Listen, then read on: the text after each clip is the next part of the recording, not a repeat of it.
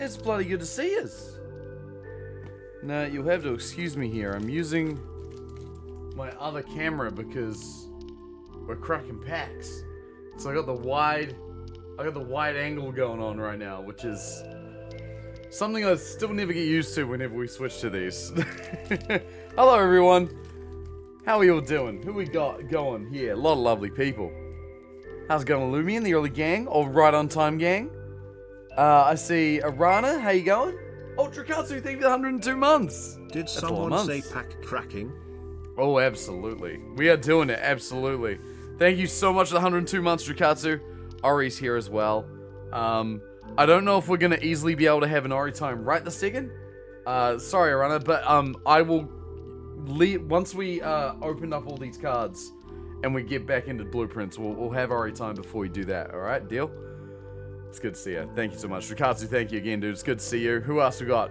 MJ's out here saying some words. I don't know what any of them are. How's it going? Cerise, good to see you. So you made a revelation about the red letters and blueprints I hadn't even thought about. Now I'm losing my mind. Yeah, it's pretty insane. I've got more to say about those red letters that I don't think I covered last stream, but there'll be time for that. Don't worry. Who else we got? Maud, how's it going? I see Kiro and Converse. How you guys doing? RJ, good to see you. Shiv, how are you? Havoc, I hope you're doing well.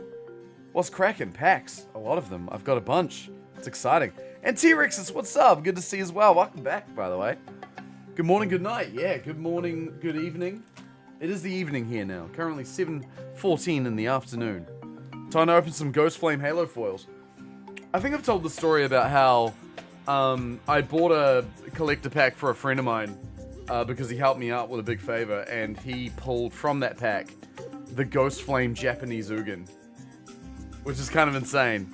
And I'm hoping that my good deed done will return its way back to me one in these packs, perhaps. We will see. Good to see you, Mob. Been watching people play the Oblivion remakes all morning. It looked interesting. I was kind of wondering about that, if it was worth sort of diving into. Google suggested it was a TikTok meme. I declined to investigate further. Alright, fair enough. Doing alright? Working on planning desk shenanigans. Fun times. Fun times. Oblivion remake is 69 Singaporean dollars. Nice. Had to wait till next week till you can afford it. Oh, damn. I'm considering sort of reaching out to contacts to see if I could possibly get a copy. Because I'm really tempted. I do love me some Oblivion. It's my personal favorite Elder Scrolls. So, it's midnight here, so probably won't be around much longer, but looking forward to more blueprints. Yeah, we'll be playing it later, in a little bit. I have a little bit of a treat first, though. So I play a bit of Magic the Gathering, as I think a lot of people do these days. And, Wizards sent me a bunch of packs for the new set that released a few weeks ago. Tarkir. I have quite a few. I believe a total of roughly 18? 18 plus the collector sample pack that I got from the precon that they also sent me, which is the Mardu precon. It's old Zergo, which I'm pretty happy about that. So, good stuff in there.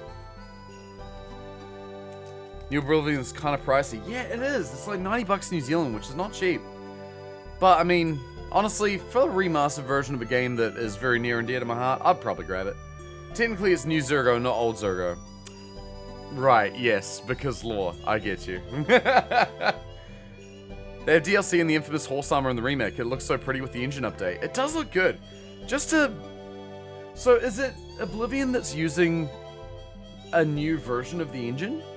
Or is it just, I guess it would have to be if it's doing, because it's got like ray tracing, all that new stuff in there. Because I'm wondering how, like, is it a remaster or a remake? They say remaster, but they didn't rewrite any code, is what I'm getting at. Which is totally fine, honestly. If the game works, it works. Mostly in the form of rearranging computers to make working on projects easier. Now that you got a BIOS chip programmer. Ooh, that's exciting. Love that. Depends on your definition. Yeah. It sounds like it was, like, and based on the look of it all, it kind of feels like it was remade in a new engine. That's what it feels like. but it says remaster. I feel like the definition of remaster and remake is so vague now. Heard it described as the core is the original engine with UE5 built around it. That sounds scary from a dev perspective. Heard people saying all the same bugs are still there. Okay. I mean, that's not a bad thing when it comes to, like, a faithful recreation of a game. That's a terrifying proposition. Yeah, that is scary. I think they tweaked gameplay, didn't redo any of the content. It's otherwise just updated graphics. I mean, that's fine by me, honestly. You should differentiate between Khan Zergo and Dragon Lord Zergo. Well, this is Khan Zergo, right? The story of Takia now? This is Khan Zergo, not... No, wait, it's... Hang on. This is third Zergo. That's the same as Dragon Lord Zergo, isn't it? It's just without the Dragon Lords. The whole Takia lore still confuses me sometimes. The graphics engine's based on Unreal, but the game logic itself is still based on Creation. That sounds terrifying. They're finally showcasing what the engine they built for Starfield can do. Oh no. That's scary. Oh dear. Well, I'm interested to give it a go at some stage. We'll see how we go on that. In the meantime, we've got a few things to do. We've got blueprints to play, but we've also got some packs to crack. I want to have a quick look through and just see some of the cards I really want, because there are a few that I'm really kind of gunning for if I can swing them.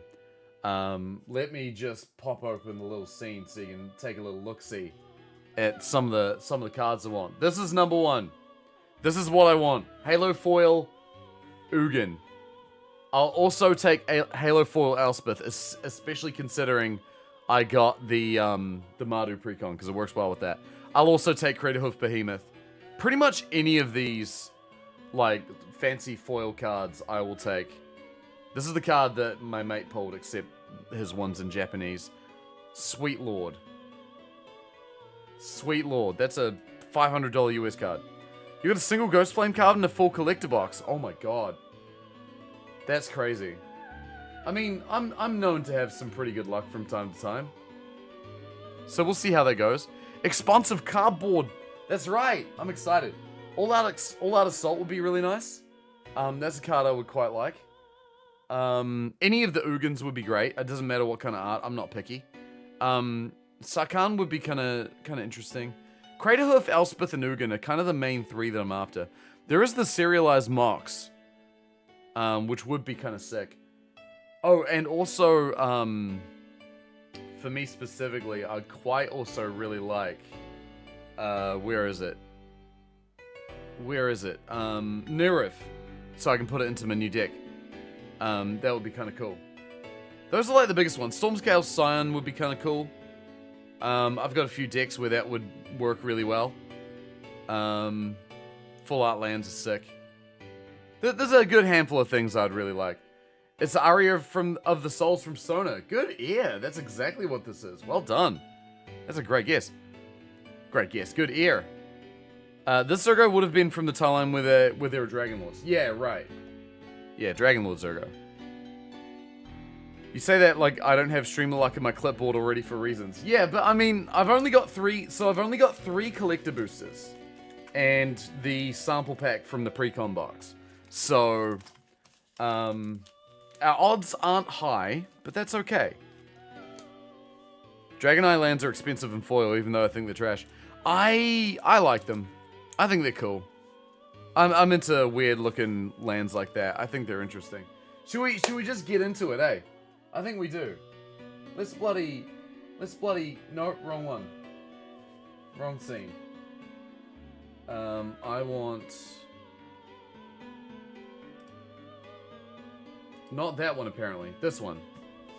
Yeah, that's better. Alright, we also got the bundle that I need to give a little crack open first. Foils are usually meh. I'm with you on that, to be honest. I'm a non-foil enjoyer. If I get secret layers and stuff, I always get the non-foil version if I can. Dragon Approaches lands are much better. Yeah, those are cool looking. Those are really cool. I am probably a bigger fan of those personally.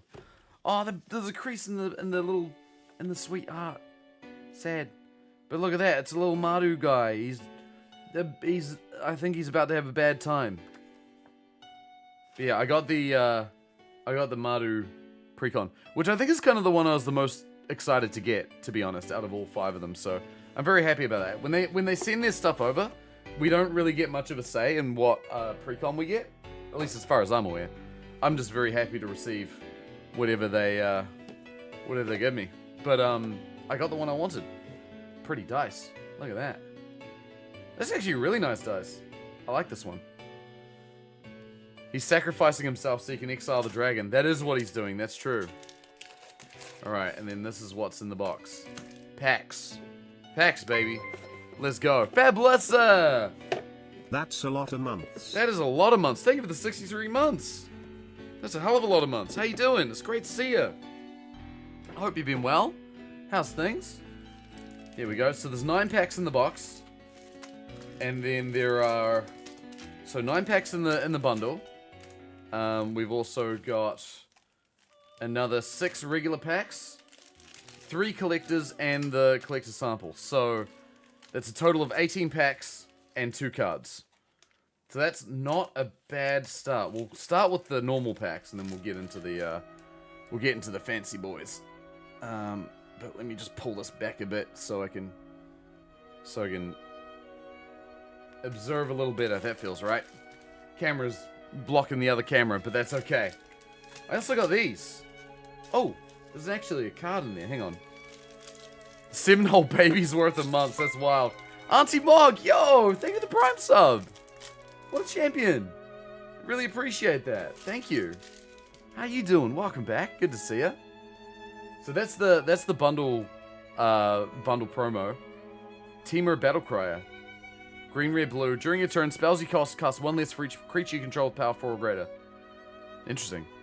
That's not a bad card. I'm actually in the middle of building a Temur deck right now. Xyrus Writhing Storm, I think his name is? Xyrus Writhing... I can't remember its name now. But it's those colors, and it's all about forcing my opponents to draw too many cards. I'm kind of wondering, because I end up making a lot of little guys. But, yeah, the snake draw cards guy. Yeah, this guy would be insane for Mirim, actually. I know Jay's building a Mirim deck right now, so... There you go. Look at these fancy lands.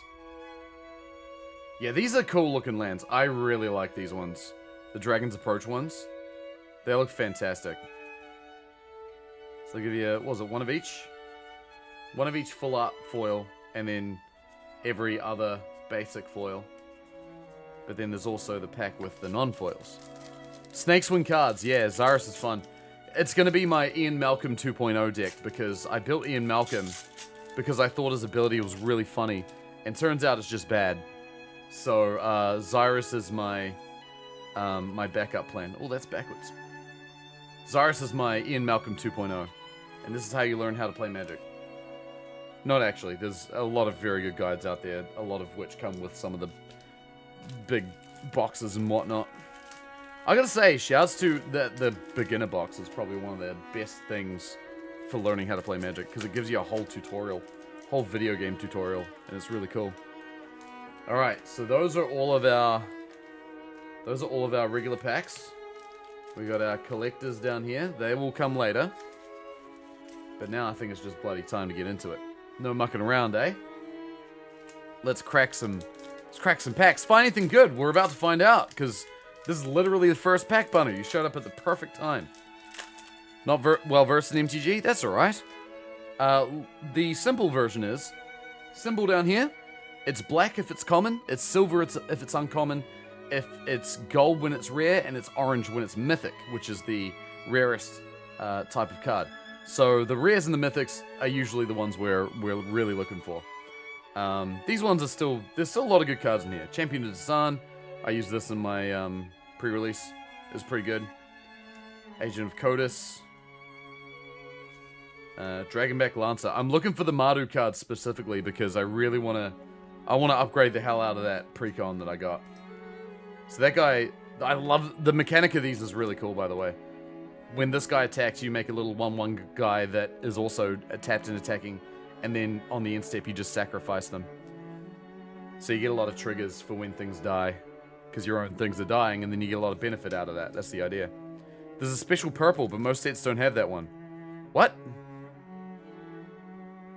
Purple? You get the occasional mythic uncommon, but that's normally a limited thing.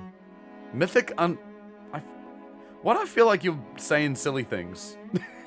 Zach, what's up? Wishing you my luck then. I opened all the Mardu rares.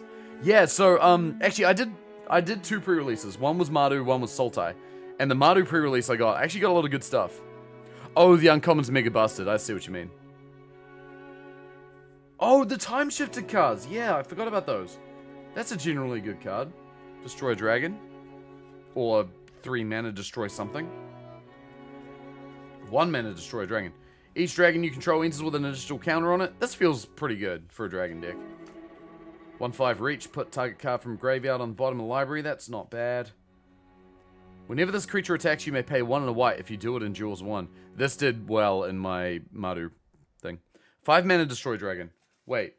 Oh, it's 2 more if it's a dragon. Sorry, I misread. I don't read cards. It's not what I'm here for.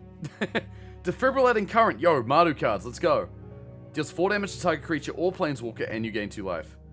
So it's either 3 in the Mardu colors or 6 colors. I'm going to put that in my Mardu pile. Dragon Brood's Relic. A 5 color... Hang on, I don't remember seeing this one. So it's 1 of the green, tap an untapped creature you control for 1 mana of any color. Pay 3 and then 1 of each color. Sacrifice this to make a 4/4 red dragon token named Reliquary Dragon that's all colors. Gains flying lifelink, and when this enters, it deals 3 damage to any target. Wild. Rude treated a pre-release? No, I just didn't do very well. Glacial Dragon Hunt. Oh, is it cards? Love this. Draw a card, then discard a card. When you discard a non-land card this way, it deals 3 damage to target creature. And then Harmonize. This would go really well in my Argent deck. It's all about drawing cards. Love that. Oh, yo! Sibzik Ceremony. This is a great card. I pulled one of these in pre-release too, but I wasn't able to use it. Creature spells you cast cost 2 less. Whenever your creature you control enters, if you cast it, destroy it immediately, and then create a 2/2 black zombie druid. That's honestly sick. I built a deck a while ago. Shide, which is mono black. Whenever a creature with 1 power or less dies, return it to the battlefield if the commander is still on the battlefield at the time. This would be perfect for that, because I can just like get a free 2/2, which is pretty sick. That's a great card. Did a draft a while ago, you got past the pack with one of those, then the next pack had 2. Sibzik Ceremonies? Whew. That's wild. Hey, full out planes. Nice. I'll put that in the lands pile. Sweet. Damn, did you pull them all? So you should have cheated. No, I don't cheat at my bloody... I don't cheat when I do pre-release. Every single pre-release I've ever been to, and I've been to a number at this point, I always go... I always only have 1 loss. I've never gone undefeated. I've never lost more than 1 game. But I've always lost 1, which is frustrating. It's always the last game of the pre-release. You're doing Jeskai that draft? Oh, rip. Oh, Pack Beast. Costs 1 less to cast for each creature you control. When it enters, draw a card. That would actually be not bad in that pre-con, potentially. Wild Ride. Target creature gets 3/0 haste to end turn. And Harmonize, which means you can pay that extra cost to play it from graveyard, but you can tap creatures to make it cheaper. It's not bad.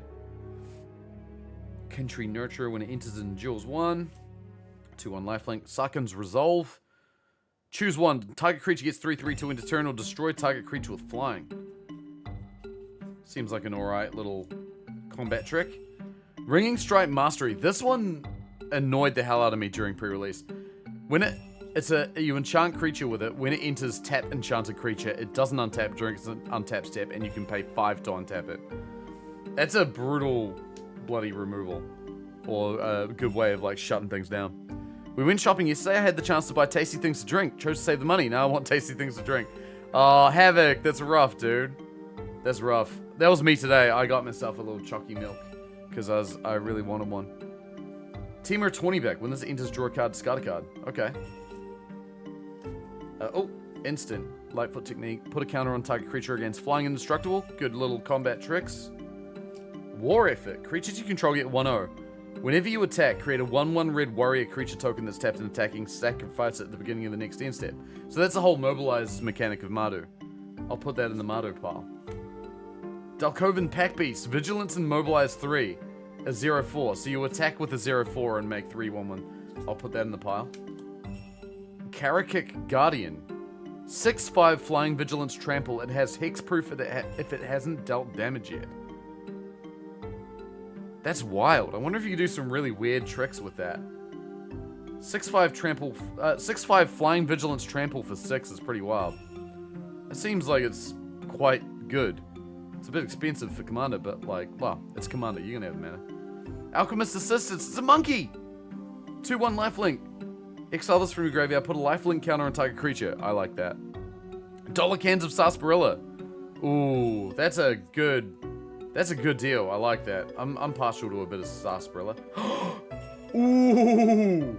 So we were talking about mythic uncommons. I believe this might be a mythic rare. This is one of the best cards in the set, just from a mechanic standpoint. It also, oh dude, that's sick. So Songcrafter Mage, 3/2 human bard with flash, which means you can play it on opponent's turns. When this creature enters, target instant or sorcery card in your graveyard gains harmonized till end of turn. Its harmonized cost is equal to its mana cost. This is insanely good. Insanely good. That's a great card. Sonic Shrieker. Mardu Dragon. When it enters, it deals 2 damage to any target, you gain 2 life. If the player's dealt damage this way, they discard a card. Feels like more of a limited card than anything, but I think it still goes in the Mardu pile. In a land and a little token. 20 is overkill, but you should have gotten like 5. I mean, hey, sometimes it's alright to stock up, you know? If you see a good deal going on. Snowmelt Stag. 2/5 Elemental Elk. With Vigilance. During your turn, this creature has base power enough toughness 5/2. Whoa! So it's a 2/5 on other people's turns, but it's a 5/2 on your turn. Pay 7, it can't be blocked. That feels very much designed for limited. I'm tapping out, but have fun with the cards in the game. Thank you, Rexus. No worries. I'll see you hopefully tomorrow night. We'll be doing nothing but blueprints tomorrow, so hopefully I'll catch you there. Very good for limited. Yeah, 100%, right? Riling Dawnbreaker. Flying Vigilance. So 5 mana, 3/4, Flying Vigilance. On combat, another target creature you control gets 1/0 to end of turn. And then 1 and a white to make a 2/2 white soldier. Feels a bit more limited, but I'm gonna chuck it in there. Chuck it in the Mardu pile. Why is this one special and has halves? Yeah, so, have you seen Adventures as a mechanic? Fablissa? So, long story short, this card has 2 halves. One half is a sorcery, or an instant, it can be sometimes. So it's like a one-off ability that you play at some stage. And when you do that, depending on what type of spell this is, this one has you shuffle this card back into the library after you play it. So basically you say, I'm going to do this ability, and then the card goes back in the deck. But you can also just play it as a creature, and this is what it does when it's a creature. It's a lot worse than Adventures. Oh, no, it absolutely is. It's an interesting mechanic. Seize Opportunity. 3 mana instant. Choose one. Exile the top 2 cards of your library. Till the end of your next turn, you may play them. Up to 2 target creatures get 2/1 to end of turn. I'll chuck it in the Mardu pile. Sandskitter Outrider. 2/1 Menache. When this enters, it endures 2. Okay. Goblin Soldier. Undergrowth Leopard. A cat! Ooh. I'm always looking out for cats to see if I can put them in my Rin and Seri deck. 2/2 Vigilance. Sack this creature. Pay 1 second. Destroy target artifact or enchantment. It's not quite strong enough for my Rin and Seri, unfortunately. But it is a cat, and cats are cool. Wingspan Stride. Enchanted creature gets +1 in flying. That's quite good. This did well in limited for me. Evolving Wilds. It's Evolving Wilds. This card's in every set. Rakshasa's Bargain. Sultai Instant. Look at the top 4 cards of your library. Put 2 of them in your hand, and the rest in your graveyard. That would be good for the right kind of deck. Unsparing Boltcaster. Wait. Yeah, okay, there wasn't a card hidden in there. Unsparing Boltcaster. When this enters, It deals 5 damage to target creature and opponent controls that was dealt damage this turn. I'll put it in the Mardu pile. I'm not sure if it's going to be super strong, but I'll give it a go. Purging Stormbrood. So this has another omen to it. Target creature gets 2/2 lifelink and hexproof till end of turn. And it's a 4/4 with flying. Ward costs pay 2 life. When it enters, removal counters from up to 1 target creature. That's so specific. That's interesting though. Ooh! Dragon Sniper. This guy's good. He's a 1 mana, 1/1, which is not very high stats, but he has Vigilance, which means he can block and attack in consecutive turns. He has Reach, which means he can attack flyers, or he can block flyers. And he's got Death Touch, so anything he deals damage to will die. This is just a good card, man. That's a great card. I love Dragon Sniper. New Way Forward. Jeskai Rare Instant. Next time a source of your choice would deal damage to you this turn, prevent that damage. When damage is prevented this way, New Way Forward deals that much damage to that source's controller, and you draw that many cards. That's wild! It's a 5 mana instant. Yo, that's really good. That goes in the good pile. Furious Forebear. Whenever a creature you control dies while this card's in your graveyard... What? Oh, you may pay 1 and a white if you do return it from graveyard to hand. Okay. And then Scar Barons. Whew. That sounds crazy and I know nothing. Yeah, it's basically like, if you're about to get dealt a ton of damage, you can be like, surprise, play this. And then all that damage will get redirected to the person dealing it to you. Which is, I will say, one of my favorite ways to take people out playing Commander. I have a friend who has a monk deck that's all about like redirecting damage. So like you're about to go at him for a big hit, and he's like, surprise, actually you're dead. Full art card in the next pack of Elspeth, which looks rad. Love that. Okay, here we go. Just on the bottom, I saw the land, which was a foil Swiftwater Cliffs, which is pretty neat. Absent Devotee, a dog! A black dog! I don't think I've seen a black dog creature. Just had to be careful it doesn't deck you.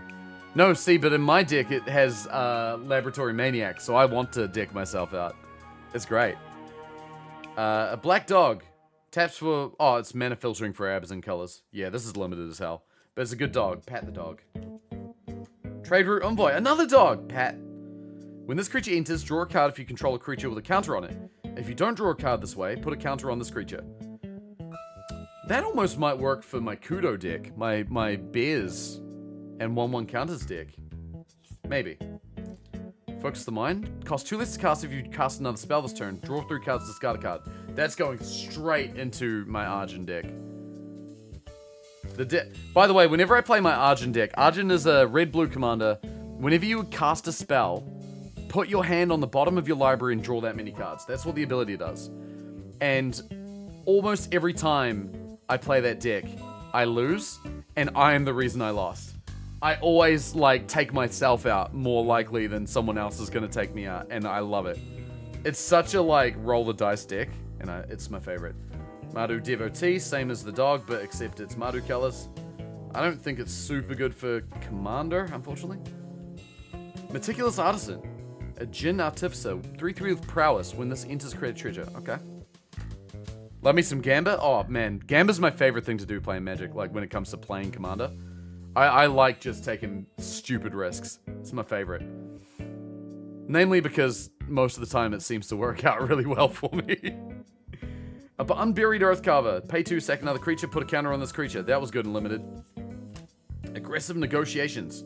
Target opponent reveals their hand, you choose a non-land card from it and exile that card. Put a counter on 1 creature you control. So basically you get rid of a card in someone else's hand and you get a counter on your own guy. It's pretty good.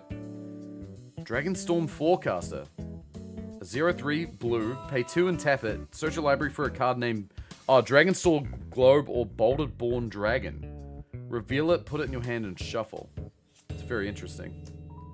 Jeskai Monument. When this enters, search your library for a basic island, mountain, or plains. Reveal it, put it in your hand, and shuffle. Pay 1 in Jeskai colors, red, blue, white. Tap, sack this artifact, create 2 1/1 white birds. That feels like a limited card. But probably good for limited. Oh, Whale of War. This is just a good card. 3 mana black instant. Choose one.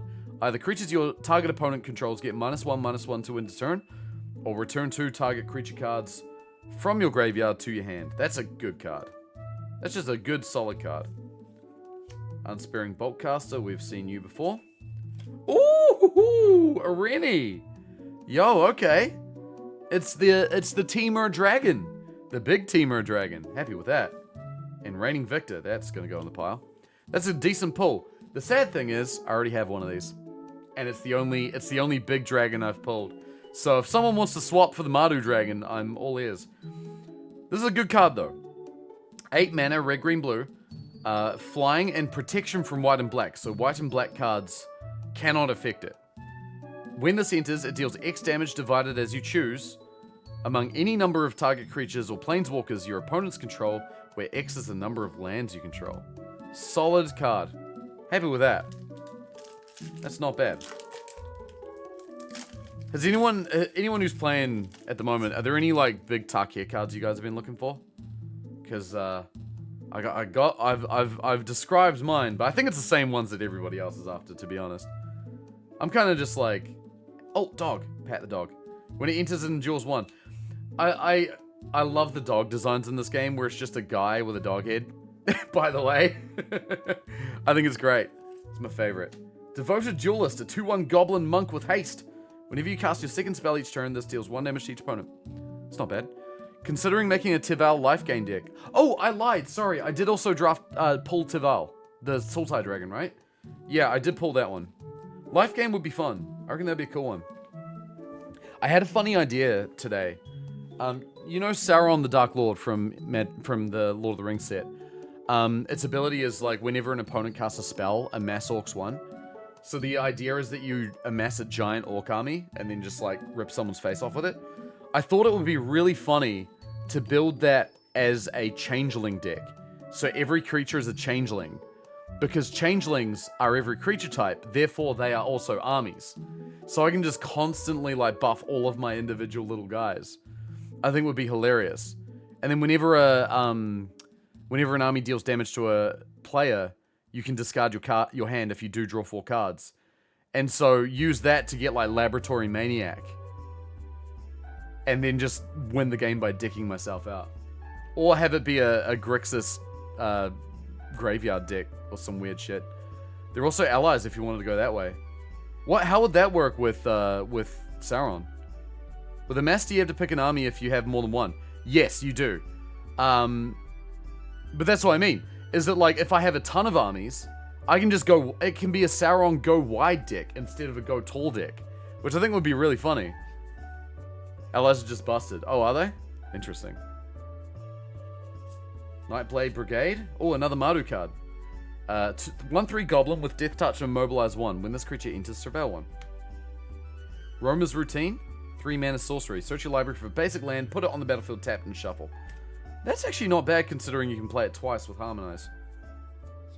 Why are allies busted? I don't know. Mutant Ninja Turtle armies. Yeah. They are all of those things. Oh, they're not teenagers though. Damn it. Teenagers in the creature type. It's sad. Dispelling Exile. As an additional cost to cast a spell, you may behold a dragon. You may choose a dragon you control or reveal a dragon card from your hand. I love the mechanic of beholding a dragon, because you can have a dragon out and be like, I'm going to play the spell. Look at my dragon. And because you looked at my dragon, I get to do something special. That's all that mechanic can do. I mean, you can reveal a card from your hand, but it's funnier just to be like, I'm going to point at this dragon. Like, it's just such a strange mechanic. Bearer of Glory. During your turn, this creature has first strike. 4 and a white. Creatures you control get 1/1 to either turn. Okay. I'll put it in the Mardu pile, but I'm not sure how hot that is. Gurmag Nightwatch. A Human Ranger, 3/3. When this enters, look at the top 3 cards of your library. You may put one of those back on top and the rest in the graveyard. That was a good card for Limited when I played Sultai. Furious Forebear, we've seen you. Sultai Monument. When this... Oh yeah, same thing as the Jeskai one, but it makes zombie druids. Attuned Hunter. Human Ranger. A 3/3 Trampler. Whenever one or more cards leave your graveyard during a turn, put a 1/1 counter on this creature. Okay. Magic++ has pointers. Ah! That's awesome. Wingblade Disciple. Whenever you cast your second spell each turn, create a 1/1 white bird creature token with flying. That might go into my Magpies deck that I'm making. It's and he has the Gale Force. It's Azorius, and it's all about stealing cool things from my opponents and giving them all garbage. Oh my lord! Right on time, Mashy! Got a cheesy pizza out on the way in here. Not happy. Aw, bro, I don't understand how you don't like cheese, man. Hope you got sick pulls. I mean, this one's not bad. We just got a Mardu Siegebreaker. I will say I have already pulled this. It was in my Mardu pre-release that I did. This is a banger card, though. So this card... So keep in mind, Mardu's ability... Red. So Mardu, for those who don't play Magic, is the combination of colors up here. Red, white, black. That's Mardu. Mardu Siegebreaker. I'll describe the card. So Human Warrior, 4/4, Death Touch and Haste. When this creature enters, exile up to one other target creature you control until this leaves the battlefield. Whenever this creature attacks, for each opponent, create a tapped token that's a copy of the exiled card attacking that opponent. At the beginning of your end step, sacrifice those tokens. So here's something crazy, and this is a combo I was able to pull off during my pre-release. So I had this card in my pre-release deck too. Reigning Victor, mobilize 1. So when it attacks, create a taps attacking 1/1 Red Warrior. Sacrifice it on the end step. When this creature enters, target creature gets 1/0 and indestructible to end a turn. So basically what I did is I had this guy out, I play this guy, and exile this guy with the Siegebreaker's ability. So whenever I attack my opponent, I create a new one of this guy, give him indestructible, so he doesn't die while he's attacking. And then, no, not Sundial of the Infinite. The other card I pulled that I don't have here is the non-commander Zergo, which says warrior tokens you control can't be sacrificed. It's a bit more. There's a bit more nuance to it than that, but that's effectively what it does. So you play this first, play this second, exile this, play Zergo, attack with the Siegebreaker, make a copy that makes him indestructible, and then you can't sacrifice the copy because it's a warrior. And so every single turn you just get more Reigning Victors. You keep making this guy invincible, and you just keep going. It was such a good combo. Dude, I popped off with it. It was awesome. It was such a great combo. Anyway, that's good fun. Jeskai Brushmaster, 2/4 double strike with prowess. That's a good card, actually. Jeskai colors. Tranquil Cove, and a warrior token. Not bad. Alright. We'll see what we've got. So Mashy, we got some good cards already. I got Areni, I got New Way Forward, Songcrafter Mage, Sipsix Ceremony, and Temur Battlecryer. And we got a lot of packs still to open. So we're only just begun. By the way, Mash, I don't know if you have Nerev, because I got the Mardu precon. I don't know if you have the non-commander Nerev, but if you do, I'll swap you for Areni, because I got 2 Arenis now. It wasn't gonna be Sundial Unlimited, but that works. Yeah, sure. Sundial in that Mardu deck might not be too bad. Although the Mardu precon, it seems to care a lot about your tokens dying. Like, you get a lot of abilities. If only you could play Sipsix Ceremony as your commander. I know, right? That'd be awesome. Sagu Pummeler, a 4/4 beast with reach. Exile it from your graveyard, put 2 counters on a reach counter on target creature. It's pretty good. Unending Whisper, draw a card. That's probably going into my Argent deck as well. Osseous Exile, as an additional cost, you may behold a dragon. Deals 5 damage to target attacking or blocking creature. If a dragon was beheld, you gain 2 life. It's pretty good. Didn't get Mardu Dragon, you got Sultai and Abzan. Yeah, I've got 1 Sultai and 2 Temur now. Oh, Shock Brigade. This is a good card. It's a 1/3 with Menace and Mobilize. Into the Mardu pile it goes. Feral Death Gorger. The Omen puts a counter on 1 target creature. Draw a card. But the card is a 3/5 flying Death Touch. When it enters, exile 2 cards from a single graveyard. That's... it's okay. Sipsig Appraiser. When this enters, look at the top 2 cards of your library. Put 1 in the hand and 1 in the graveyard. That's also okay. Heritage Reclamation. Either destroy artifact, enchantment, or exile a card from a graveyard and draw a card. That's okay. It's decent removal. Jeskai Monument, we've seen you. Whale of War, we've seen you. Disruptive Stormbrood. Destroy target creature with power 3 or less. But it's a 3/3 with flying. When it enters, destroy one target artifact or enchantment. You get a lot of removal. Spectral Denial. Is that a dog? A magic dog? The spell costs 1 less to cast for each creature you control with power 4 or greater. Counter target spell unless its controller pays X. That's not bad if you're playing like a big boys deck. Ooh. The rare Jeskai Saga. Rediscover the Way. First 2 steps, look at the top 3 cards of your library, put 1 in your hand and the rest on the bottom in any order. So Brainstorm. So it's 2 steps Brainstorm. Third step, whenever you cast a non-creature spell this turn, target creature you control gains double strike. Ooh! That's insane! That's a bit spicy. And Sinkhole Surveyor. Another rare. 2 rares in 1 pack ain't bad. A Bird Scout. 2 mana, 1/3 with flying. Whenever this creature attacks, you lose a life and then this creature endures 1. Put a counter on it or make a white spirit. I might put that... It's an Abzan card. Which is not Mardu, but I'm going to put it in the Mardu pile because it could work. Making tokens is good whenever it attacks. And I don't have to sacrifice them. That's not bad. Happy enough with that. Also, shoutouts to Spyro the Dragon. That music's sick.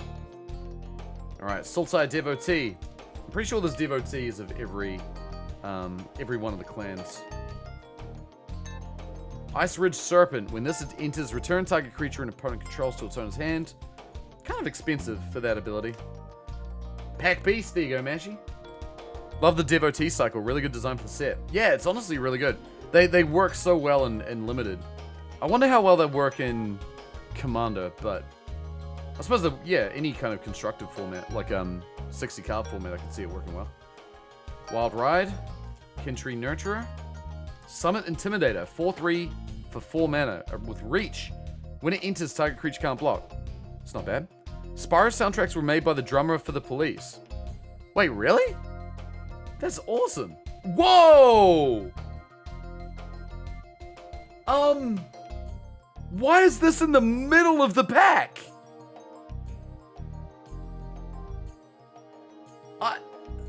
Okay.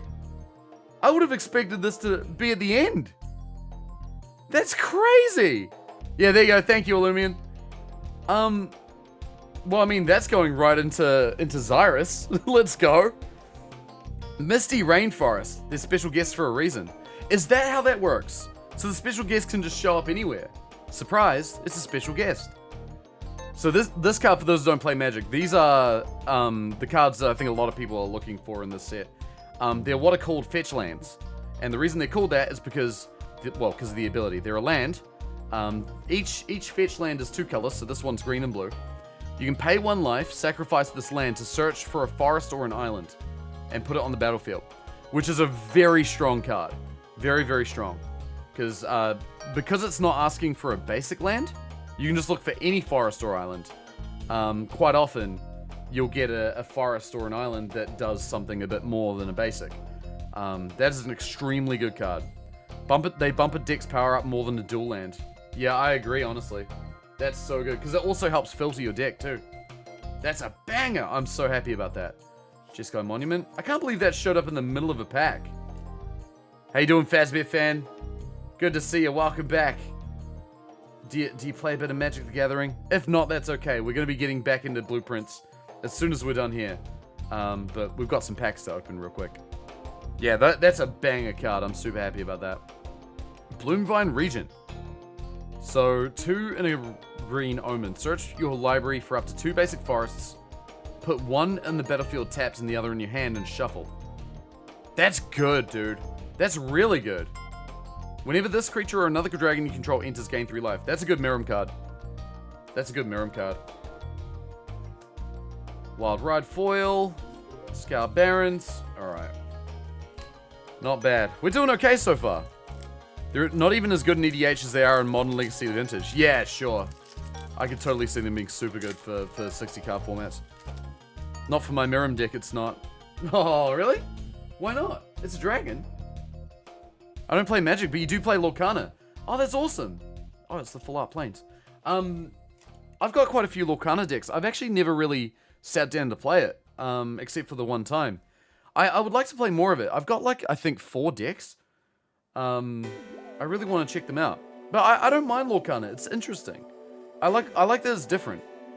I'll be honest, like, I wasn't a massive fan of the sort of lack of interaction, or at least that's how it felt like there was. It felt like you couldn't do a lot to mess with other players. But I might have a lot to learn about it. I should give it another go. My Mirim deck doesn't really have dragons other than Mirim. It's all clones instead. Oh, it's all like, what, shapeshifters and stuff like that? Like, it's a copy deck? Oh, so you're just making clones of Mirim and that's it? That's interesting. Pat the dog. There's 18 clones. That's so funny. Oh, now there's a funny idea for a deck. So, Mash, if you're still here, I was talking about how I had a funny idea for making a Sauron the Dark Lord deck, where instead of it being like a go tall deck where you have one giant army, I make it a deck full of changelings where I just go really wide instead. I wonder if you could do non-legendary copies of Sauron and somehow give them changeling or something. Too basic of a dragon. This one? Damn. What's the other dragon? Scourge of Valkaris. Are you talking about the dragon I pulled? I got Irene, the Temur dragon. 18 rings to rule them all. Exactly. Mardu Devotee. Still learning how to play it. There, Fazbear. Nice. Fair enough. Oh, this is a good card. When this creature enters or dies, put a counter on target creature you control. It's pretty simple. That's good. Embermouth Sentinel. When this enters, you may search for a basic land, reveal it, then shuffle and put it on top. If you control a dragon, put it on the battlefield tapped instead. That feels like a limited card more than anything, but still not bad. Another dog! Pat. Traveling Botanist. When this creature becomes tapped, look at the top card of your library. If it's a land, you may reveal it and put it in your hand. If you don't, you may put it in the graveyard. Okay. The Changeling is Changeling and Berserker, which is an infinite. Oh, wild. Oh, and in the Mirim deck. Gotcha. Scourge of Valkas. What does that do? Fleeting Effigy. 2/2 elemental with haste. At the beginning of your end step, return it to the owner's hand. Okay. That's fine. Marshal of the Lost. Whenever you attack, target creature gets XX to end a turn when X is the number of attacking creatures. That goes in the Mardu pile. Ooh! Maelstrom of the Spirit Dragon. A rare land. Tap for a colorless. Tap for one of any color, only to cast a dragon or an omen. Pay 4, tap, and sacrifice this land. Search for a dragon, reveal it, put it in your hand, and shuffle. That's a banger. That's a banger. That's good for any dragon deck. When dragon enters, deal X damage to any target where X is the number of dragons you control. Oh, yeah, that would be good. Dragonclaw Strike. Double the power and toughness of target creature you control until end of turn. Then it fights up to one target creature an opponent controls. Interesting. I wonder if that would work well for, what's his name? Old mate. Xyrus. Because more power is good. It means I can make someone draw more cards. You have a Lord of the Rings card and you live where the Lord of the Rings movies were shot. Yeah, that's right. And I watched those movies for the first time last year. Jeskai Devotee. So wait. Oh, he gets 1/1 on second spell. Got it. Dragon's Prey, Roma's Routine. Humbling Elder. 1/2 with Flash. When this enters, target creature an opponent controls gets -2/-0 to end of turn. That's not a bad card. That's not bad. Oh, dog. Pat. Fortress Kingguard. Boulderborn Dragon. Look at this chonker of a dragon. 3/3 Flying Vigilance. When it attacks, surveil 1. For 5 mana, though. It's pretty tough for 5 mana. Rebellious Strike. 2 mana white instant. Target creature gets 3/0 to end of turn. Draw a card. Okay. Wingblade Disciple. We've seen you. You're going to go into my Mirim deck. Synchronized Charge. Oh, this is a good one. Distribute 2 1/1 counters among 1 or 2 target creatures you control. Creatures you control with counters on them gain Vigilance and Trample until end of turn. This is going straight into my Kudo deck. I got Kudo King Among Bears. And it's a 1/1 counters deck. So basically my bears are stronger than your bears is the idea. And this is a win con, dude. That's a 2-mana win con. Just give everything trample. Our friend Mash has played against my Kudo deck and knows how much damage it can do. Especially when we were in a game together where I was dealing 100,000 damage to him every turn and he was negating it all and I ended up losing. And I still haven't forgotten about that. I do love playing against Kudo with Shrufus. Is it the one that removes counters? Yay, memories. Yeah, that was a funny ass game. Be nice to the streamer, Nightbot. Yeah, no, don't worry. Nightbot's a dick. Jeskai Shrinekeeper. Jeskai Dragon. 3/3 flying and haste. Whenever this creature deals combat damage to a player, you gain a life and draw a card. Neat. Loxodon Battle Priest. An elephant. At the beginning of combat, put a counter on another target creature you control. That could go into Kudo, but I might not be strong enough, to be honest. Awaken the Honored Dead. The Sultai Saga. Step 1, destroy target non-land permanent. The next turn, mill 3 cards. The next turn, you may discard a card. When you do, return target creature or land from your graveyard to hand. That seems okay. And then another dog, Pat. Seems a lot more in the good pile since I left. Yeah, we're getting there. This one has bigger halves. Wait, what do you mean? We got some good cards. This is probably the best card we've pulled so far. Is the Misty Rainforest. Full art as well. Which I guess all of those fetch lands I think are full art. Pretty sure. So yeah, that's a very pretty card, that one. And a very good one. Riverwalk Technique. 4-mana instant. Choose one. The owner of target non-land permanent puts it on their choice of the top or bottom of their library. Are you okay? Are you sneezing? The other card had vertical halves. Oh, you're talking about the Saga, yeah. So basically, these are enchantments that stay on the field for a number of turns. When you play them, when you first play it, you do the first step, and then on your next turn, you'll play the second step, and then on the next turn, you'll play the third step, and then the card goes away. But they're pretty cool. Interesting little mechanics. Coordinated Maneuver. 2-mana instant. Deals damage equal to the number of creatures you control to target creature or planeswalker. Or destroy target enchantment. That's not bad. Narset's Rebuke. Deals 5 damage to target creature. Add red, white, blue. If that creature would die this turn, exile it instead. That's a really good limited card. So strong. That one did work against me quite a bit. Douse with Bloodflies. Ooh. This did work for me in pre-release. A 1/2 flyer. Whenever this attacks, if you control a creature with a counter on it, each opponent loses a life. It's not bad. Probably not for Madu.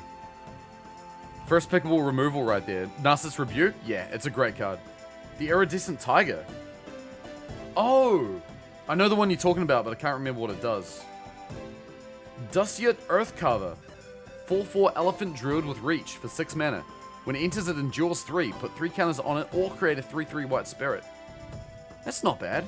It could be a 7/7 for 6 with Reach. Adds Wooburg when it enters. That's right. That's right. Oh, a Dragonstorm. We haven't found any of these yet. When this enters, draw 2 cards, discard a card.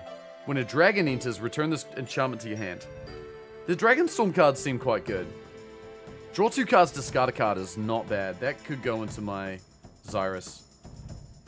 Actually, no, Xyrus is a snake, not a dragon. So maybe not.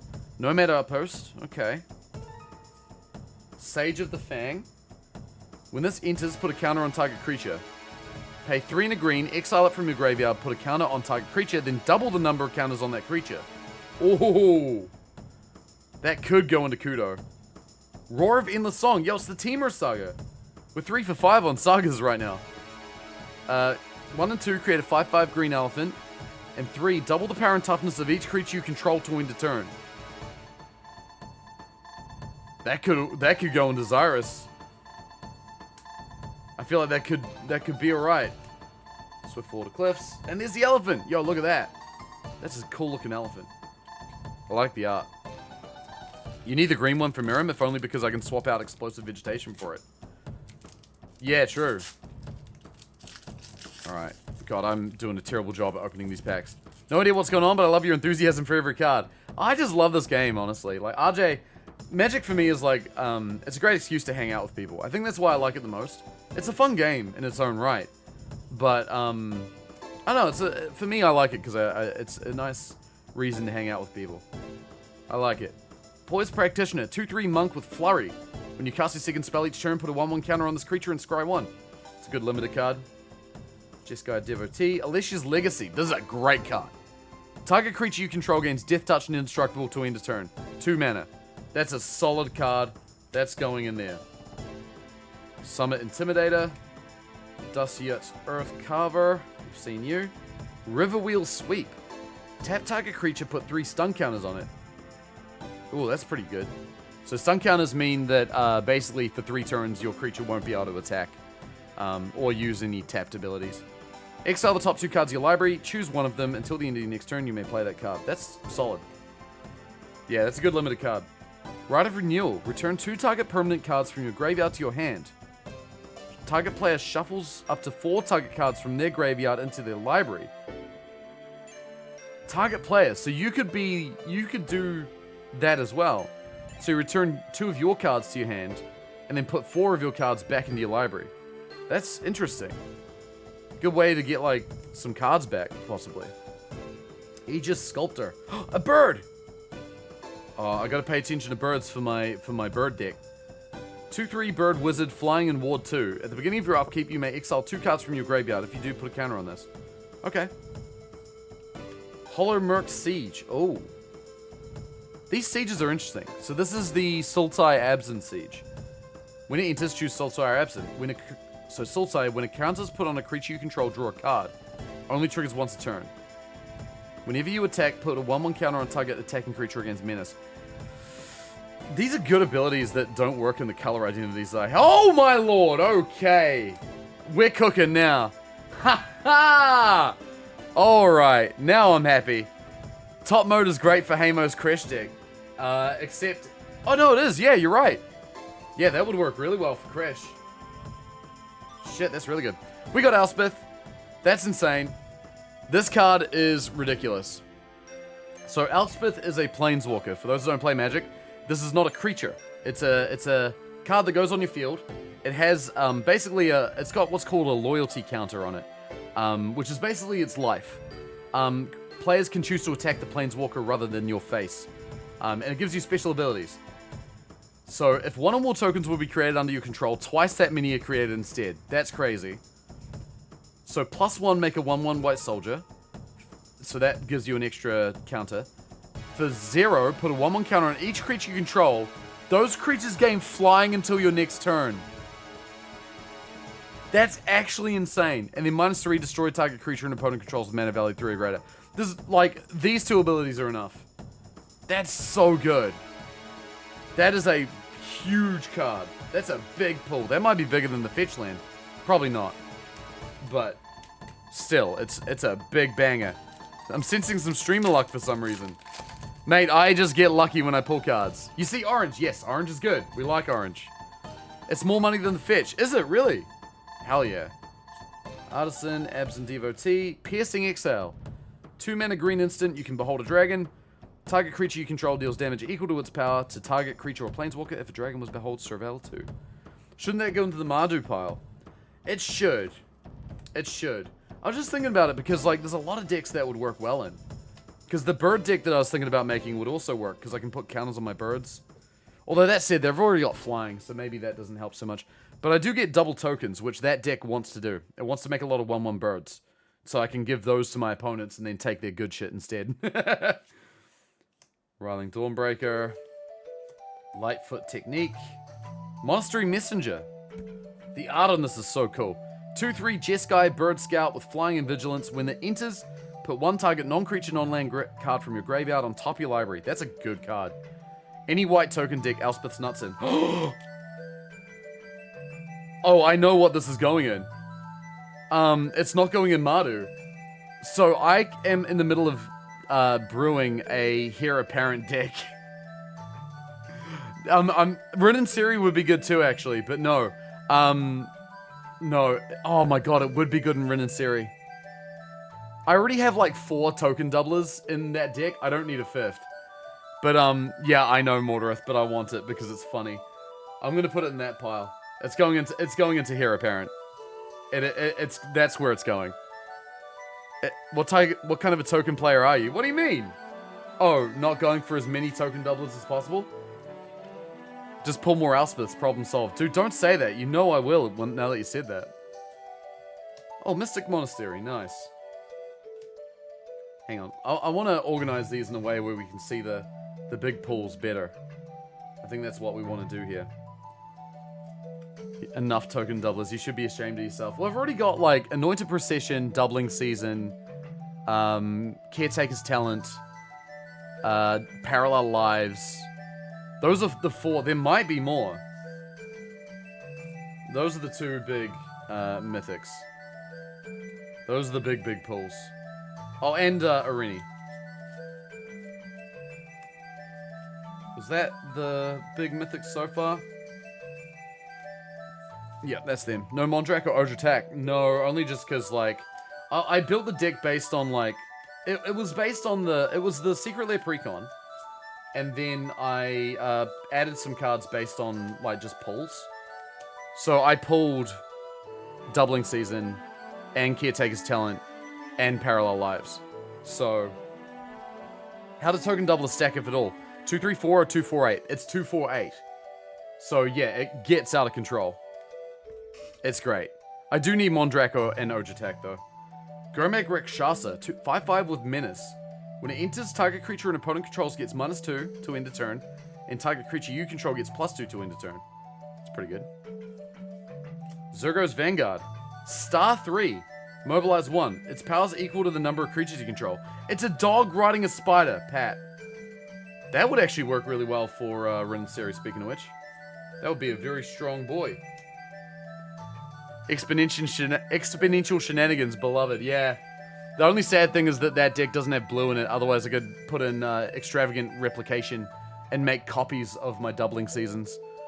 You feel like Ojatak isn't worth it? Ojatak is triple. Although Ojatak and Mondrak are creatures, though. And I have a strict rule with Rin and Seri. Every creature is a cat or a dog. So I probably won't put those in that deck for that reason. Put 3 1/1 counters on target creature you control. Flash flying, you may cast sorceries and dragons as though they have flash. It's pretty good. Mondrak is all but Ojir is only creatures. I see. I mean, for Rin and Seri, Ojir would still work because... Oh, Surak. Surak on these nuts. Ojir... I mean, I'm only making cats and dogs with Rin and Seri, so Ojir would work. It's a god, so it's a backwards dog. Oh, that's so true. That's so true. You've got it in Anna Kinnarid? Yeah, that would work really well for Anna Kinnarid. Alright, Surak. Elusive Hunter. Legendary Human Warrior.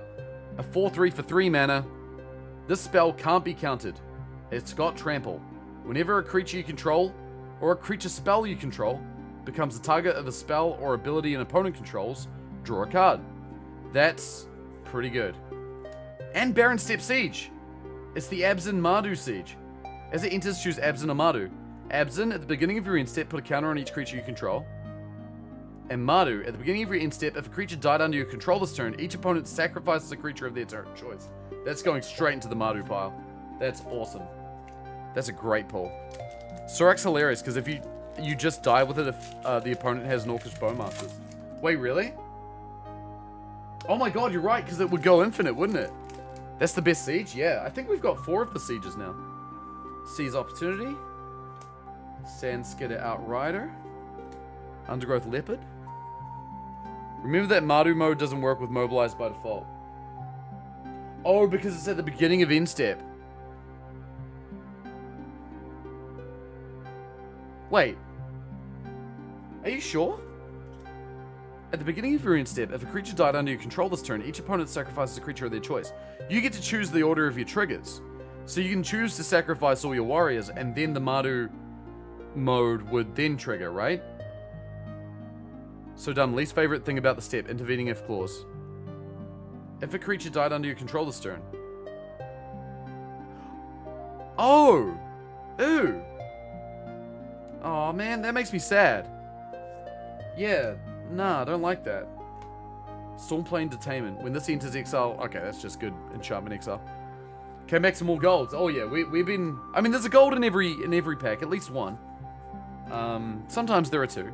Sometimes there's a gold and a mythic. Sometimes there's only a mythic. Mardu Monument. When this enters, search for a basic mountain, plains, or swamp. Put it in your hand and shuffle. Pay 5, including Mardu colors. Sack this. Create 3 warrior tokens. They gain menace and haste until end of turn. Interesting that you don't sacrifice those. I'll put that in the pile. Most of the golds aren't worth much. That is true for the most part. Creatures with power less than this creature's power can't block it.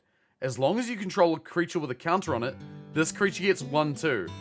That's going directly into Kudo, because that's insane. Damn. It's just unblockable if other creatures have power less than it. And in Kudo, it's going to have a lot of power. Love that. 100 Battle Veteran. Zombie Warrior. It's kind of a... This Zombie Warrior... Hear me out. This zombie. That zombie is a hear me out. As long as there are 3 or more different kinds of counters among creatures you control, this creature gets 2/4. So it'll become a 6/6. You may cast this card from your graveyard. If you do, it enters with a finality counter on it. That's a pretty interesting card. Now that Sipsig are honored, they don't look very zombie-like. I reckon they look sick. They just look cool. I'm into it. As an additional cost to cast a spell, sack a creature. Creatures you control gain indestructible to end a turn. Put a 1/1 counter on each creature you control. That is an Abzan coded card, but I'm putting it into my Mardu pile. Because I think that would work well with sacking creatures. You just sack one of your jobbers. Oh my lordy lord! Alternate art too. Akasi Revenant, a 3-mana black vampire with flying, death touch, and lifelink. And renew 2 and a black. Exile this card from your graveyard to put a flying counter, a death touch counter, and a lifelink counter on target creature only as a sorcery. That is awesome. Yo, Mash, if you're still here, you should ask Jay if she's interested in this card, because that would go well in her Astarion. And Twin Bolt. Deals 2 damage divided as you choose among 1 or 2 targets. That's a good pull. That Akasi Revenant. I'm happy with that. The build your own Nighthawk kit. Alright, let's go. What else we got? I feel like I've pulled a lot of good Temur cards. Alright, Poise Practitioner. Jeskai Devotee. Alicia's Legacy. Champion of Dasan. Agent of Kotus. Dragonback Lancer. I think we've seen all these cards so far. Stormstreak Feral. Oh, this card did well in pre-release for me. Discard a card if you do draw 2 cards for 2 mana. That's good. Flying in haste and 1 in a red this game. It's got fire breathing for 1 in a red. It's not bad. Desperate Measures. Target creature gets +1/-1 to end a turn. When it dies under your control this turn, draw 2 cards. That's a good Mardu card. You can use that on one of your 1/1 warriors to just kill it and then draw some stuff. It's a desperate measure, which is very apropos considering they finally fixed Skull Clamp. I noticed that the Mardu Precon did have Skull Clamp in there, but of course it did, right? Kintree Severance. Exile target permanent with mana value 3 or greater. That's not bad. That's not bad. Well, yeah, I know. Another great limited card. Yeah, that's good. Channel Dragonfire. Deals 2 damage to any target for 1 mana. Harmonize 5 red. Interesting. I guess that's got to be a limited card. 2 damage pinger. It doesn't feel super strong. Scavenger Regent. A rare dragon. So it's a 4-mana 4/4 with flying and a war cost discard a card. That seems okay. Each non-dragon creature gets -6/-6 to end a turn. That's the good side. That's the side that people care about. Basically just 5-volt, yeah. Oh, and is it Siege? I think I've got all 5 Sieges now. As this enchantment enters, choose Jeskai or Temur. Jeskai, whenever one or more creatures you control deal combat damage to a player, draw a card. Temur. Creatures you control get 1/0 and have trample and haste. That is going into any of the bloody, is it decks that I have? And a foil formation breaker. And Rugged Highlands. And a full art Humbling Elder. That's pretty neat looking. Alright, last regular play booster. After this, we've got the collectors. That dragon can be so annoying to play against. Yeah, apparently so, because I was using it to play against other people. And they got annoyed. Alright, Twin Bolt, we've seen you. Cruel Truths. Surveil 2, then draw 2. You lose 2 life. That's a solid card. Sagu Wildling. 1 green mana. Search your library for a basic land, reveal it, put it in your hand and shuffle. A 5 mana 3/3 with flying. When it enters, you gain 3 life. That's a limited card. Temur Devotee. Oh, Tempest Hawk! This is going in the good pile. When this creature deals combat damage to a player, you may search your library for a card named Tempest Hawk, put it in your hand, and shuffle.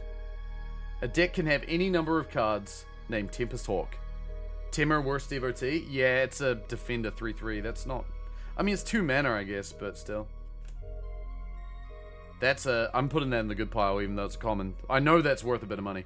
Any card that says a deck can have any number of cards named Tempest Hawk, like, any card that can have as many as you want in there, that's always a worthwhile card. Quarry Mountain Stalwart. A Boros Monk with Flurry. When you cast your second spell, this creature deals 2 damage to each opponent, you gain 2 life. That seems okay.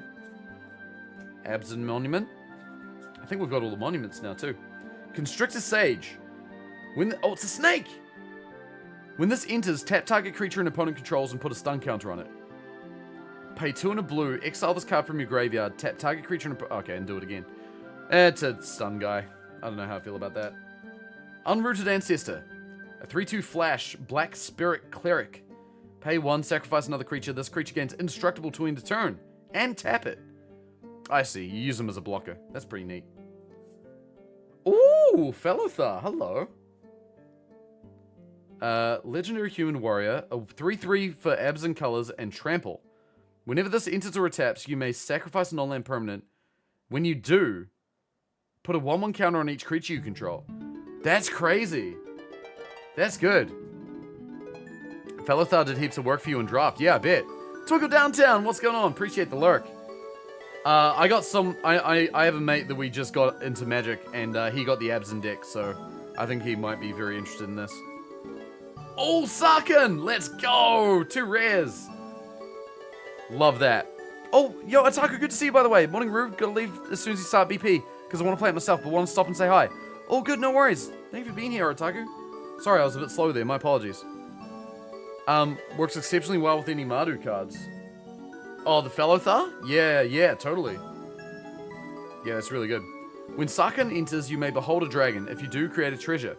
Whenever a dragon you control enters, put a 1/1 counter on Sarkhan. Till end of turn, he becomes a dragon in addition to his other types and gains flying. That is a great card. I reckon that's good. I wonder if that's like worth a little bit. Not that I play these cards for money. I'm just curious about that because, you know, cards that are useful tend to be worth a little more. It's not worth much at all? Sad.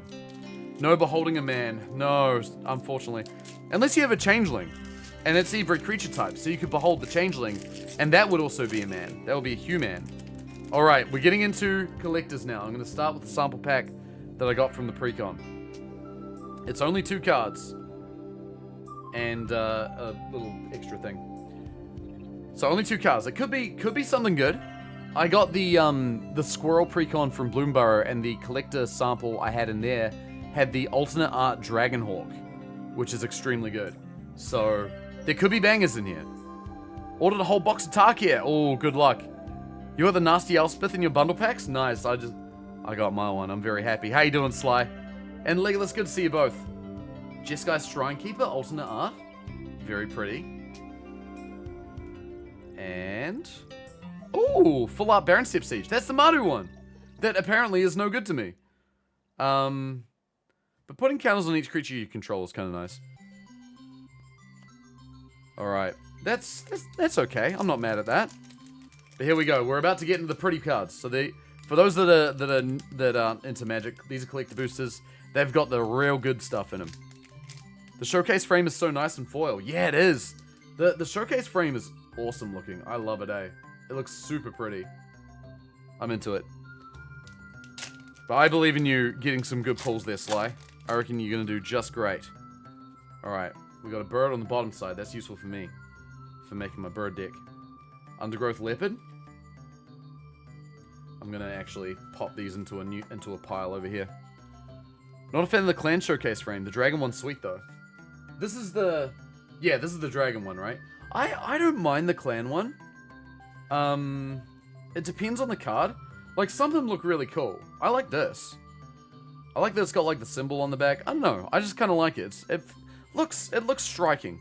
I love a standout design, and this feels like it stands out. Alright. Let's see what we got. Undergrowth leopard. So these cards also have more rares and mythics in them for those that are new to Magic. There's some cards that works well with, others not so much. Yeah, it's a bit of a gamble. Champion of the Sun. Also, every card, or almost every card in these packs are foil as well. Not all of them, but most. Stand Step Citadel. Sultai Monument. Dragon Sniper, great card. Okay, Riling Dawnbreaker, alternate art, dragon frame, pretty nice. Boulderborn Dragon, alternate frame. Okay, here we go. Dragon's Approach land. That's good land. So here are the good cards. Everything after the land is a banger. Hopefully. Another Sarkhan! Let's go. We got 2 Sarkhans now. Your mum lets you have 2 Sarkhans? Floral Evoker. A snake! A snake druid. Whenever a land you control enters, put a counter on this creature. Pay a green, discard a creature card. Return target land from your graveyard to the battlefield tapped. Ooh. I've got the red-green Omnith deck, which is all about landfall. So about putting lands out. And it's a graveyard landfall deck. And so it's all about putting stuff in graveyard. So this is perfect for that. I'm very happy. That's going in the nice pile. So is Sarkhan. A changeling's also a chicken. Yeah, that's right. A changeling is also a coward. Oh, full art Felithar. I've got 2 of them now. See, I kind of like the design of these cards. I reckon this one works alright. Fancy Felithar. Happy with that. Yo, Slimy, what's up? How's it going? We're just cracking some packs. Would you like to see some of the fancy stuff I got so far? Elspeth, Simic Fetchland, Arini are the big ones. And then we just got Felithar, Sarkhan, Floral Evoker. I think we've got every siege now. I got a Tempest Hawk, another Felithar, Kasi Revenant, Timur Battlecryer, Sibsig Ceremony, Songcrafter Mage. We got some cool cards. Maelstrom of the Spirit Dragon. We're doing alright. We just got to the collective booster pack, so you showed up at like the perfect time. I'm missing the Jeskai Mardu siege. I actually have 2 of them now. One of them is in the...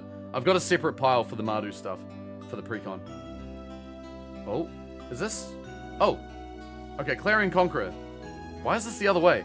3/3 flying. Oh my god! Activated abilities of artifacts, creatures, and planeswalkers can't be activated. Oh no. Oh, it's double-sided. Oh, it's a baby side, and then an adult side. I didn't know that was I knew that these existed, but like, I hadn't actually seen them. That's really cool. Man, it's a good Stacks piece, that's right. So, for those who don't play Magic, Stacks is a certain type of deck. Stacks is short for, what is it? The $5,000, I can't remember what it actually stands for. But basically it's about it involves playing a bunch of cards that stop your opponent from doing things. It is a very upsetting deck archetype to play against. And this card is one of those cards. So activated abilities of artifacts, creatures, and planeswalkers can't be activated. That's crazy. I have half a mind to put this into my Azorius Flyers deck that I'm currently drafting. That goes in the very nice pile. Right there. You need one of those. I got one of those, baby. Oh, Dragonback Assault! Alternate art. So this is a mythic. When this enters, it deals 3 damage to each creature and planeswalker. And whenever a land I control enters, create a 4/4 red dragon creature token with flying. God damn! That's a good card. That is a good card. Dragonback Assault is awesome. Very happy. Another good teamer card. Term stacks come from the iconic card that defines the archetype, Smokestack. Is that what it comes from? Yo, Alafer, good to see you, by the way. How's it going? I want the new Zergo so I can make a Mardu Greenskins Unga Bunga deck. Greenskins? You're gonna have to explain that one for me. Alright, tokens on the bottom. Alright. Here we go. Orcs and Goblins. Oh, nice, nice. Oh, I see what you're doing. Yeah, fair enough. That's a cool idea. I like that. Yeah, there's plenty of potential for Mardu Goblins. And probably Mardu Orcs. Alright, Lightfoot Technique. Molten Exile. You may cast it as though it had flash if you behold a dragon as an additional cost. Deals 4 damage to a creature or planeswalker. Not bad. It's traditional way to play stacks. Are you making your opponent sacrifice all their stuff forever? Yeah, that's pretty brutal. That's pretty brutal. I think I'm not big on doing like full stacks, but I like the addition of like a little pinch of stacks. I think can be kind of fun to have to learn how to play around. A little pinch of stacks as a treat. Arini's Rebuff. Return target creature with its owner's hand. 2 mana, but harmonized with 5 and a blue. It's not bad. I like the puzzle aspect of breaking out stacks. Exactly, I do too. Every turn you put a sook counter on their artifact and they sack for each sook counter. That's right. Yes, that's right. God, that's like a super old card, right? Yeah, I totally forgot about it. Venerated Stormstinger. Mobilize 1. When this creature or another creature you control dies, each opponent loses a life, you gain a life. That's going straight into the Mardu pile. That's awesome for Mardu. Love that. It's optional to put the sook counter too, so you can keep it at manageable levels. I see. Armament Dragon. When this enters, distribute 3 counters among 1, 2, or 3 creatures you control. That's not bad. That's pretty good. Encroaching Dragonstorm, Dragon Art. Look at that! It's so pretty. I love the Dragon Arts. They're rad. I'm not like a big dragon player, but the arts on these might make me reconsider. When this enters, search for 2 basic lands, put them on the battlefield tapped and shuffle. When a dragon enters, return it to your hand. I played against a guy at pre-release that used this, and he used it to pull all of his basic lands, which was insane. Urza's Saga hasn't had a standard printing since then. Oh, crazy. Full Art Saga Wildling, another dragon. Not bad. You order the triggers so that you sack before you put on a sook counter. Crazy. Oh, yo, more Dragons Approach lands. I'm happy with those. Dragons Approach lands are cool. Braid's Cabal minions legal in EDH again. I saw that. That's crazy. That's going to be interesting. The set's so fun. Glad we're over the Magic but with a blank hat on set. Though I did love Bloomburrow.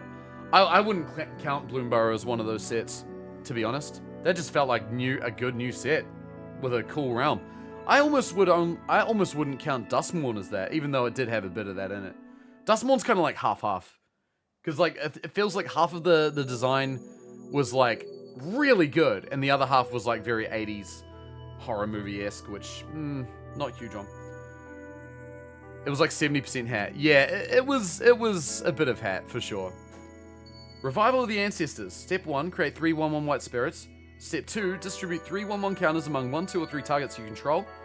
3, creatures you control gain trample and lifelink. That's a bloody win con at the end of the day. That's not bad.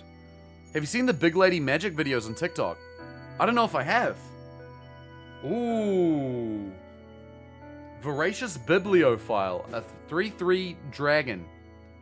With flying and vigilance, whenever you cast a spell with 1 or more targets, draw that many cards. That's interesting. There are some cards, there are some decks that would be like perfect for. MTG but with Jordan Retro 1s? Oh my god. Stillness in Motion. I have the same art and the same card. It's a 2 mana blue enchantment. On your upkeep, mill 3. Then if your library has no cards in it, exile this enchantment and put 5 cards from your graveyard on top of your library in any order. I love this. I love this card. I do like the black art cards. Yeah, they're sick, right? Underrated, but really good. There's some cards this would be perfect for. I'm thinking of like anything with Laboratory Maniac. This would be really good for. I love Laboratory Maniac. It's one of my favorite cards. I hope that Age of Eternity is done well. So do I. Tigum, I have this card in this art as well. I got 2 Tigums now. That's so funny. I love this because Tigum is... This guy is awesome. I love this guy. This guy is awesome. Milo! 58 years. Thank you, the 58 Boo, years. I massively appreciate it. Thank you so much. How you doing? It's good to see you. Tigum's so good even though he's a piece of shit. Do you mean mechanically or as a character? Hi Holly.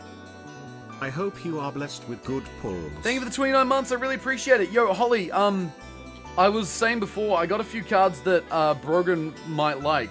Some really good some really good Abzan cards, especially this guy.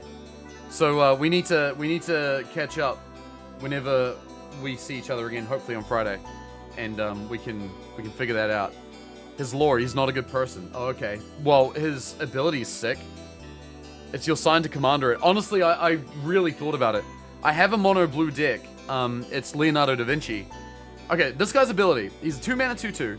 Whenever you cast your second spell each turn, copy it, and then exile the spell you cast with 4 time counters on it. If it doesn't have suspend, it gains suspend. So for those who don't play Magic, what that means. So you play your first spell, then you play your second spell. This guy's ability triggers. You will copy that second spell, so you'll be able to play it again, basically. So you do that spell twice, and then you exile the spell you cast with 4 time counters on it. Wait, no, you don't play the spell twice, do you? On that turn, you play it once, but the original one you cast gets exiled instead of being cast, and it gets 4 time counters on it, which basically means that you, on your upkeep, when it has suspend, you remove a time counter from it, and then when it has no time counters left, you can cast it. So you basically get to cast it again 4 turns later, which is really cool. Like, I love cards like that. Like, this tricky shit is my favorite. As those who have played Magic against me know, I love tricky shit. The copy happens that turn, then the original happens in 4 turns. Gotcha.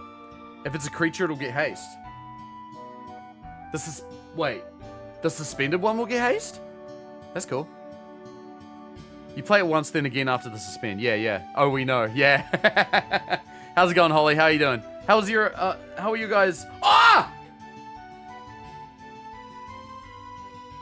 Oh!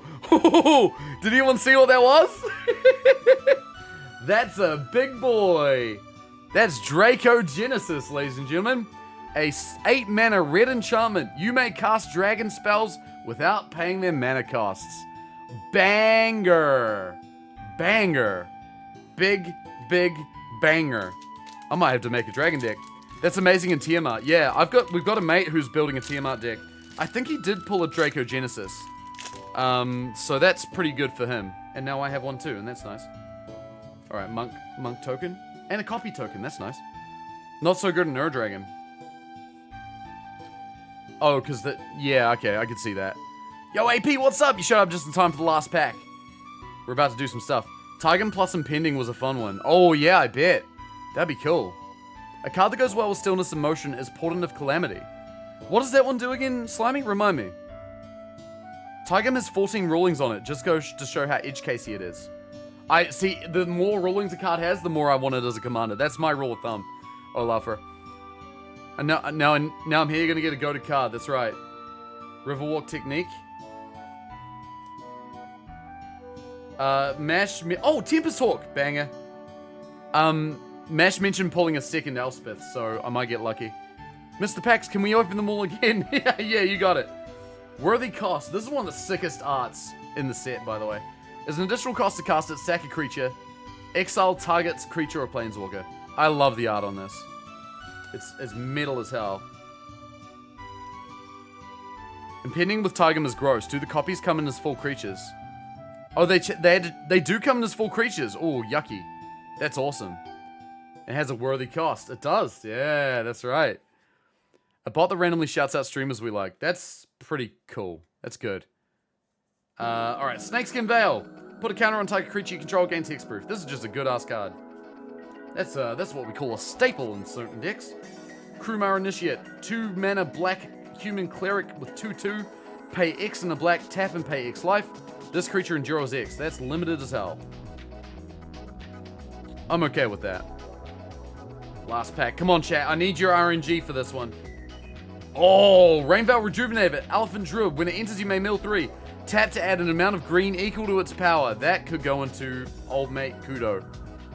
I know nearly nothing about Magic, but I remember when watching my friends play, I was absolutely overjoyed by how silly the builds could be. Felt like everyone was playing a completely different game and they're all winning. Honestly, it gets very much like that. I love it for that too. Kishless Skimmer. Oh, is this a Simic bird? Oh, the PTSD triggers. They're already happening. 2/2 with flying. When a card leaves your graveyard during a turn, draw a card. This ability triggers once per turn. Sadly, not as powered as the other Simic bird. But that's okay. Durgar Island Dragon. Pretty looking card. A 4/4 flying board 2. Tap up to 1 target creature, draw a card.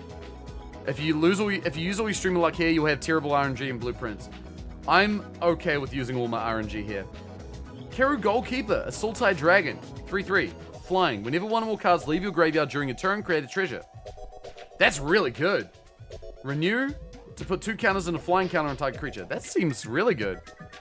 10 gift subs say the last card you pull says Magic the Gathering on it. I'll hold you to that. Portent of Calamity, X and a blue. Reveal the top X cards of your library. For each card type, you may exile a card of that type from among them. Put the rest in your graveyard. You may cast a spell among the exiled cards without paying its mana cost. If you exile 4 or more this way, then put the rest of the exiled cards in your hand. Wait, how would that work with Suspend, though? So let's say my second spell for turn with Taigen is Portent of Calamity, where X equals 5, let's say. Do the original spell's ability, copy... Oh, sorry, Stillness of Motion. Sorry. Oh, yeah, that's really good. Damn, yeah, that's incredibly good. Oh, yeah, solid. Okay, Swamp, nice. Dragon's Approach Art, too. That's crazy. So do you do that in response to the trigger? Is it a, yeah, you don't want X spells to spend. That's right. Yeah, X would be 0. The copy would have, yeah, the suspend copy would be 0. Yeah, no, I misunderstood. We're combining it with Stillness of Motion, not Taigen. Ambling Stormshell, a turtle! A rare turtle. A 5/9 with Ward 2 for 5 mana. When this creature attacks, put 3 stun counters on it and draw 3 cards. Whenever you cast a turtle spell, untap this creature. That's cool. I would love to build a turtle deck. I reckon it would be really fun. I reckon that'd be a fun time. Turtle title card, exactly. Yo, it's the Commander Fellothar. I'm getting so many Fellothars. I feel like this is a sign. Each creature you control assigns combat damage equal to its toughness rather than its power.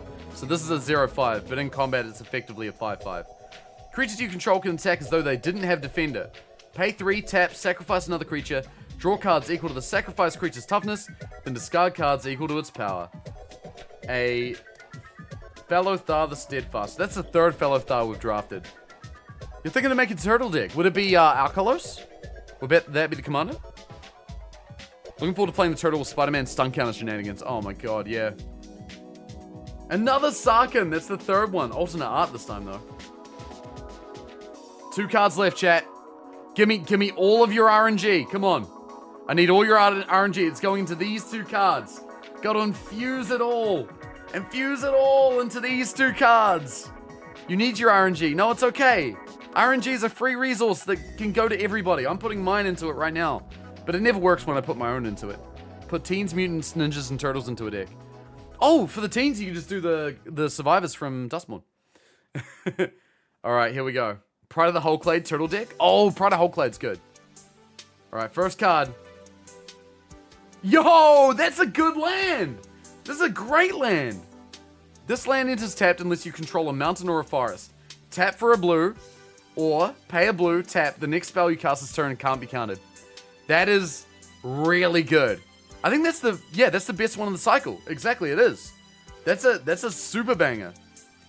That is fantastic. Best one outside limited. Woo! Alternate art foil Tevil. I'm happy with that. That's a good final pull. So Tevil's a 5 mana 6/6 with flying and lifelink. Spells you cast have delve, which basically means that when you play a spell, you can exile cards from your graveyard, and every card you exile takes 1 off of the mana cost. And whenever you cast a spell, you lose life equal to its mana value. That's not bad. I was considering building this, so getting the pretty version feels like a bit more of a reason to do that. How long do you think it's before someone alters a Tevel into Teagle, Arbiter of Chicken? That's really funny. I love that. Alright. Overall, I'm pretty happy with these pulls. We did alright. These are all the mythics. So, we got Tevel, Mistrise Village. That's a good card. Felothar. Tempest Hawk's not a rare. Draco Genesis is probably the biggest pull of the packs. Tigum, Dragonback Assault, Arini, Misty Rainforest, and Elspeth. And then we got some good rares too. We got 2 Tempest Hawks, which I'm pretty happy about. They're not rares, but they're just good ass cards. Good for my flyers. Blackout cards are really cool. I like them, eh? I like them. I think people have got differing opinions on them, and I get that. I think I like them. At least the ones I've pulled look pretty cool. We got a few Sarkans. We got 1, we got 2, we got 3 Sarkans, which is quite a few. We got the Turtle, Stillness in Motion, Voracious Bibliophile, Revival of Ancestors, Clarion Conqueror, the baby and the adult version. I think I might put that into the really nice pile. I feel like that's going to be worth a little bit. Draco Genesis is like $20 trade-in credit. Oh man, I'll be able to buy like a third of a game at GameStop. We got Felothar, Floral Evoker, Baron Step Siege, another Felothar, Scavenger Regent, Kasi Revenant, Surak, Team of Battle Crier is the card that came with the bundle. Sipsik Ceremony, Songcrafter Mage, great card. New Way Forward, Rediscover the Way, Gloomvine Regent, Maelstrom of the Spirit Dragon, Awaken the Honored Dead, Roar of Endless Song, and Hollow Merc Siege. And then we got a handful of good Mardu cards that will be very useful in my precon that I got. So, pretty happy overall. Oh, Sinkhole Surveyor, that's a good one. That was probably... Oh, and Mardu Siegebreaker. That's another great one for that precon too. So yeah, overall, pretty happy. I think we did alright. Prince know what I'm talking about. Good haul. Thank you very much. Now that was a decent haul. I'm happy. Rip no Jeskai Mardu Siege for you. Is that the one I was missing? It's Fantastic and Mardu? What does it do? Because we learned that the Abzan Mardu one is actually like counterproductive for our sake. I spam streamed like 4 times, so pretty good. Yeah, I'm very happy. Thank you for all the RNG you've blessed me with, everybody. Very much appreciate it. It's the one that gives extra attack triggers. Oh, I see. Yeah, that is quite good. And we got a bunch of really pretty lands for our troubles as well.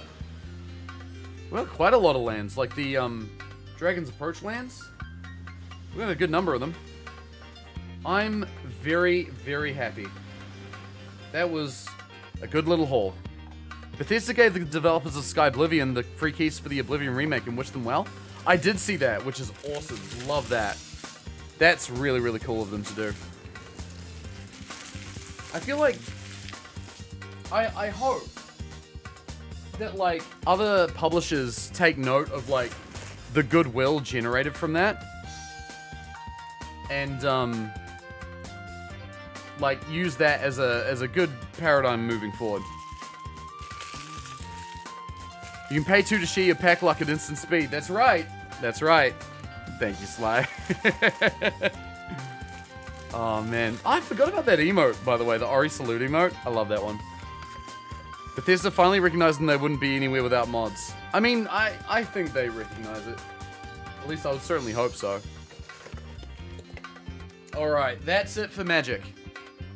All in all, pretty good. Pretty good. Gonna pop these away. And now it's time to rearrange my cameras a little bit. Because I gotta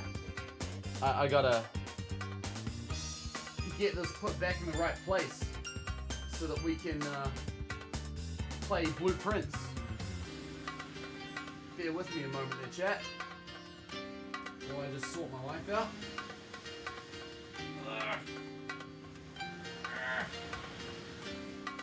This camera is all over the place. It's okay though. Here I am, upside down. Don't worry about it, it's fine. Put this over here. Try not to tangle cables up, though that might be a little bit of a big ask right now. That's a cool mat, thank you. It's my mat that I got from GGA. There we go. That's not bad. Uh-oh. Did I break it? I didn't. Hello. Put that up a little bit. Put that just so. Okay, I think we're good. I was gonna swap some bloody things around. Bear with me just a moment. I'm just gonna bring this back up really quickly, just so I can do a little bit of OBS source shenaniganry, and then we'll be good to go. Thanks for hanging out with me while we played around with those packs. That's better. And we're back. All right, is this the Australian camera? That's funny. Seems people are really tired of most big publishers these days, so that was a wise move. I think, yeah, it was a wise move for sure. It was definitely a move of goodwill on their part. Are you so snuggly? Yeah, she is. She's having a little slip. Having a nice time. Can't be catching more Blueprint spoilers from you. Gotta sleep. All good, Zagman? Take care. Have a lovely night.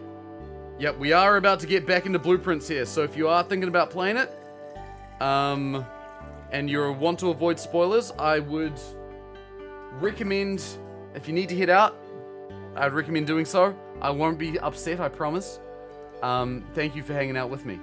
I really appreciate it. You should buy and play Nubby's Number Factory. It's on sale for $4. I think I saw some clips of somebody playing that on stream a little while ago. Not in my stream, another stream. One more stream of luck for the OK of the road. Okay, bye. Thank you, Illumian. I appreciate it. Oh boy. Don't run out of steps. Enjoy Blueprints. I will. I will.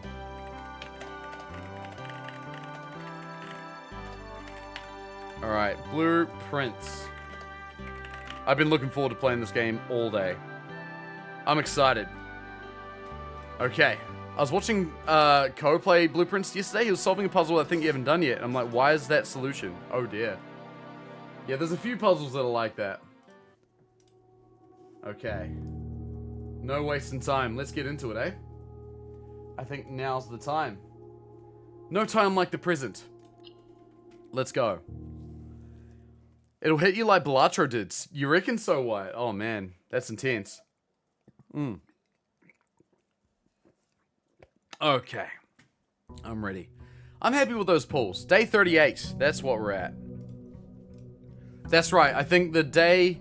That's right. The last day we had, I almost gave up really early because I closed off all of my pathways before rank 4. But then I realized I could go back round, go to the foundation, and go forth from there. So that turned out okay. It's addicting. Numbers really go up, and it has a charming art style. You can't really beat that for $4. It'd be a good game to chill with on stream. Interesting. Good to know. Good to know. All right, let's talk about what we discovered last time. So we made it all the way back to room 46. We discovered a sanctum key, and then this riddle. This riddle talks about doors that are in the inner sanctum underneath the house. And we've now opened 2 of these doors, but we need to find the other 6 keys. So that's something we're going to need to do. And once we do that, there's another puzzle in room 46 that we need to solve. But we can only do that once we open the 8 doors, is my understanding. Did you do the power sledgehammer thing that you wanted to do last stream? No, I didn't. I haven't had the chance to get the power sledge yet, so that's another thing on our list of things to do. But I did go into one of the sigil rooms, one of the rooms in the inner sanctum, and we solved a puzzle to create the sigil of Orinda Ares, which is one of the kingdoms, namely the kingdom that was taken over by Fen Ares, and we discovered a little area with a nice portrait. The chimney sweep god looking over the railway tracks. Railway tracks are what Orinda Aries is known for, apparently. That is the town of Reddington, on the edge of town there, which is the main city of Orinda Aries, or at least it was. We also learned about this letter that was sent from Herbert to Anne Babbage, I think, the manager of the house, but I believe it was meant for me to find.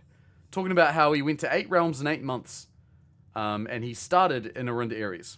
So this was the first realm that he visited, which will be the first place that he went to. I believe it's down here somewhere in that puzzle. So that's something we discovered. There's also mentioning a Blackbridge Hotel and Spa. Don't know if that means anything or not. That's also the stamp for Orinda Aries as well.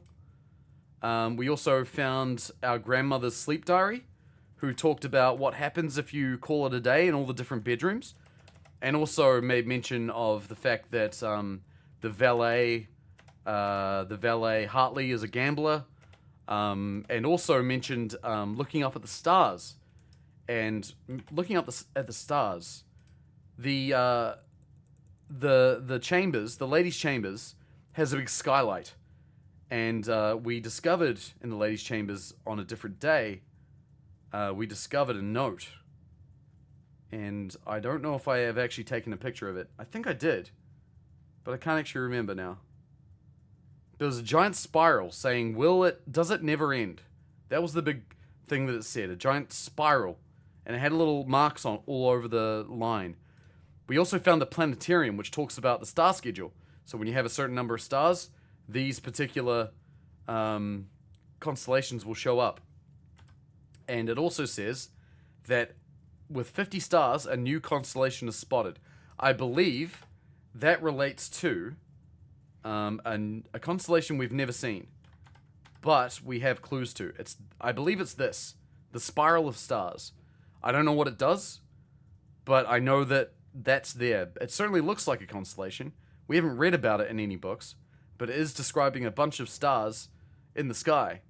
Although, based on the structure of them, it looks like they go around the planets, so I have a suspicion that maybe we won't see all of them, maybe? I don't know. It might be a dead end or a red herring. But that is a suspicion I have, so we want to try and get to 50 stars. Another thing that we found is this black letter. The secret room is not as secure as you thought. Secret room referring to room 46. We have your letters. 8 letters, 8 payments, 100 gold. Instructions to follow. Now the 8 letters are referring to, I'm pretty sure, the 8 red letters that we've found in all of the safes that we've discovered. We haven't found 8 yet, but we know that there are 8 of these red letters. Someone took them and blackmailed my great uncle Herbert for money.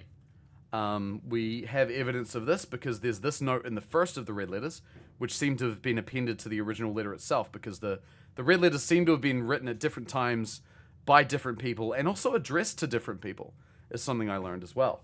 I thought they were all addressed to my great uncle, but they're not. Some of them are addressed to others. But this note was with the first one. We're not blind to the irony of blackmailing you for a blackmail letter. The first letter describes somebody else blackmailing my uncle. Or at least one of the Sinclairs. And that someone else co-opted this blackmail letter by adding their own note and talking about their own blackmail. So there's multiple levels of blackmail going on right now.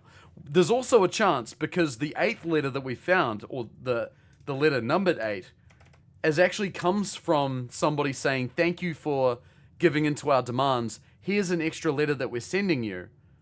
Which kind of implies that the original person blackmailed my uncle for 7 red letters and then sent an 8th.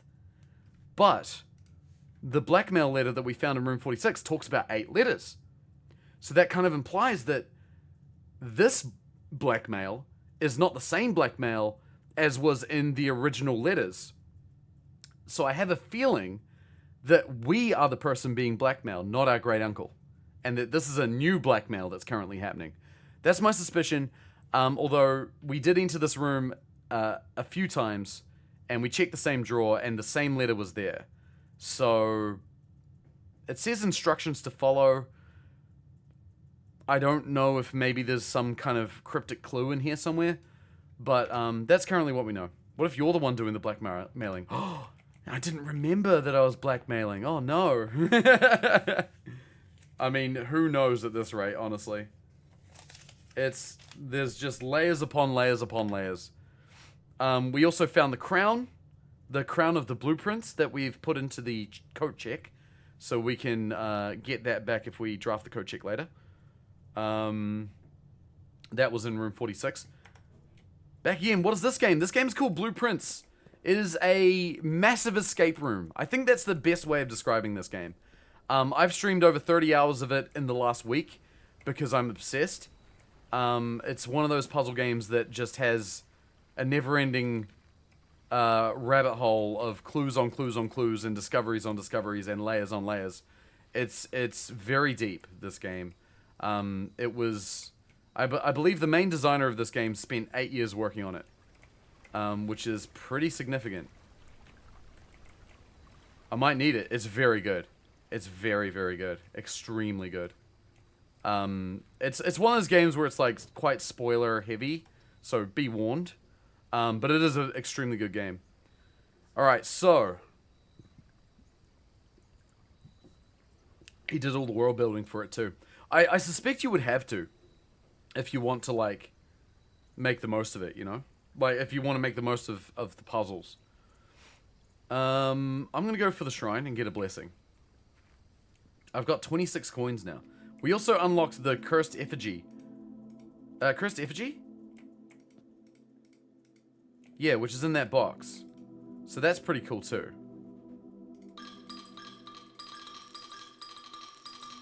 So we got 26. I'm just gonna throw all my coins in there. The Blessing of the General. After you draft a red room, if you have at least 5 different ranks containing red rooms, gain 5 gems. Nice. Awesome. So we're all about red rooms now. Don't like that. Red rooms are scary. We get a lot of gems out of it though. How many blessings have you gotten so far? Not many. We've got the General Blessing. I've had that twice now. I've also had the Gardener's Blessing twice. So... yeah, I don't know. I feel like I might have, like, kind of lucked on a few things. Conference room. I'm gonna draft that right now. Because having a place where items can gather is very nice if we're spreading things around. Commissary, storeroom, parlor. More like rad rooms. That's right. Let's draft this one. We're drafting our rooms before we move through them. Bet there's a book that outlines all the blessings. Oh, I'm sure there is. I'm so sure there is. Alright, wind up key. Okay, so what do we got? So this is the parlor puzzle. The gems are in the black box. Only one box displays a true statement. The gems are in the white box. Let's say this is true. If this is true, this is the only one that's true. That would mean the gems are not in the white box, and the gems are not in the black box. Therefore, the gems are in the blue box. Take your time with this. No, I'm going to rush it. Let's say this is false, and there are 2 boxes that contain a true statement. If that's the case, then both of these are true, saying the gems are in the white and the black box, and we know that that can't be the case. Therefore, the gems are in the blue box. I refuse to take my time with these puzzles. I will do them fast, and I will do them right. It's like that triangle. You can have, you want something made. Would you like it made fast? Would you like it made well? Or would you like it made cheap? I can do all 3. Because I'm a gamer. I bet you've never failed at the parlor puzzle. Thank you for noticing. I've never failed, ever once. And anyone who tells you otherwise is spreading psyop rumors and should not be trusted.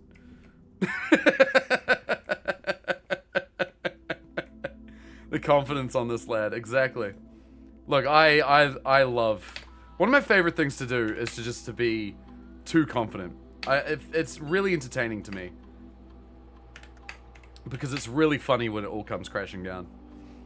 When you pointed out the black blackmail note referred to 8 red letters when the OG blackmailer sent the 8th letter. Yeah, see, that's what I mean. I kind of, like, I'm very much wondering if there are layers on layers on layers.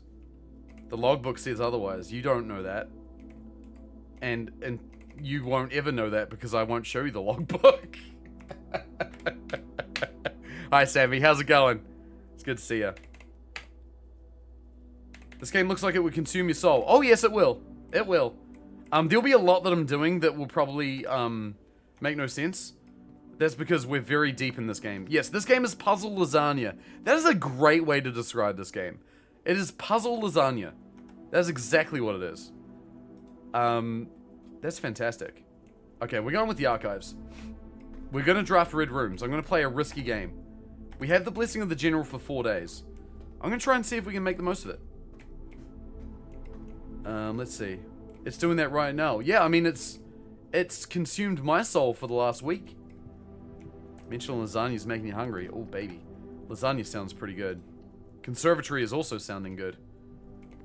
We don't have a shovel. Not yet. We can dig up spots with the shovel. Alright, floor plan conservation. Now we can change the rarity of some of these rooms. I'm going to make the boiler room common. We want the boiler room. Boiler room is a really important piece of several puzzles that we need to solve. So we're going to go for that. I'm going to make the kitchen slightly less common.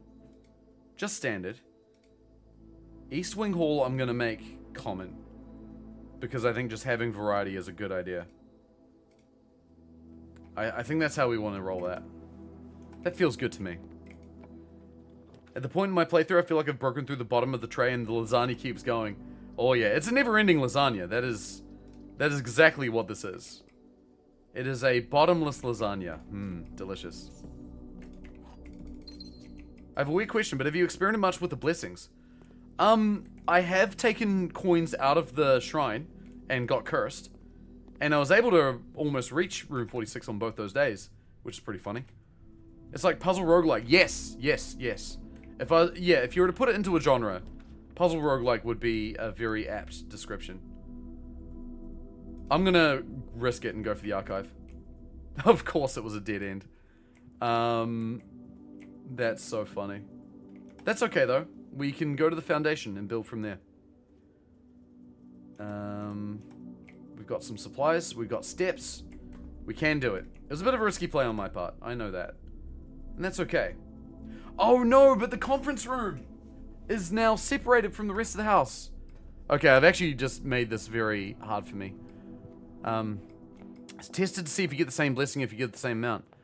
I've not played with that, no.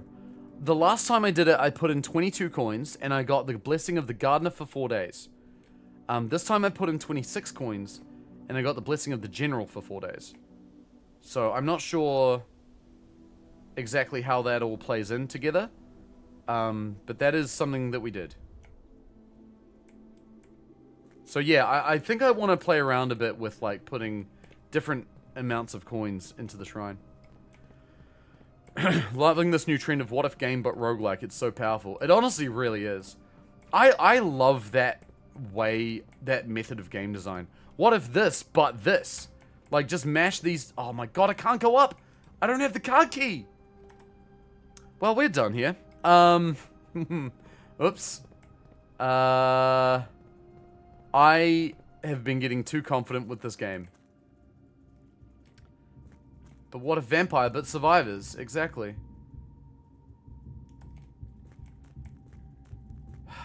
Well, I think there's literally nothing we can do here. This game feels like a really good board game, and I mean that in a good way. Dude, have you played Betrayal at House on the Hill, Olafur? Because, like, the way this map is laid out, that's it. I would put all of my savings on this being inspired by Betrayal at House on the Hill. Like, just so much of it, like, all of this looks like Betrayal. I love it. Well, I've fucked this day up. Remember, chat, sometimes it's okay to have an off day. Sometimes it's okay. Need to get back to Vampire Survivors. They released a new free Saga DLC, and I need to complete because it looks very fun. It looks fun. It does look fun. It is fun. I saw our friend Nico Hart's been learning how to speedrun it, which is pretty cool. Thought it had Betrayal vibes. Yeah. Snug Little Cottage. Yeah, that we really got too carried away on that run. I really recommend Halls of Torment to anyone who likes Vampire Survivors. Oh, yeah? Interesting. Yo, Brodio, what's up? I just played through a Shelter Room run where Archive was my 4th red room. Oh, Aquarium sucks as a red room. Yes, it does. Now, there's a thought. What happens if you enter the red room?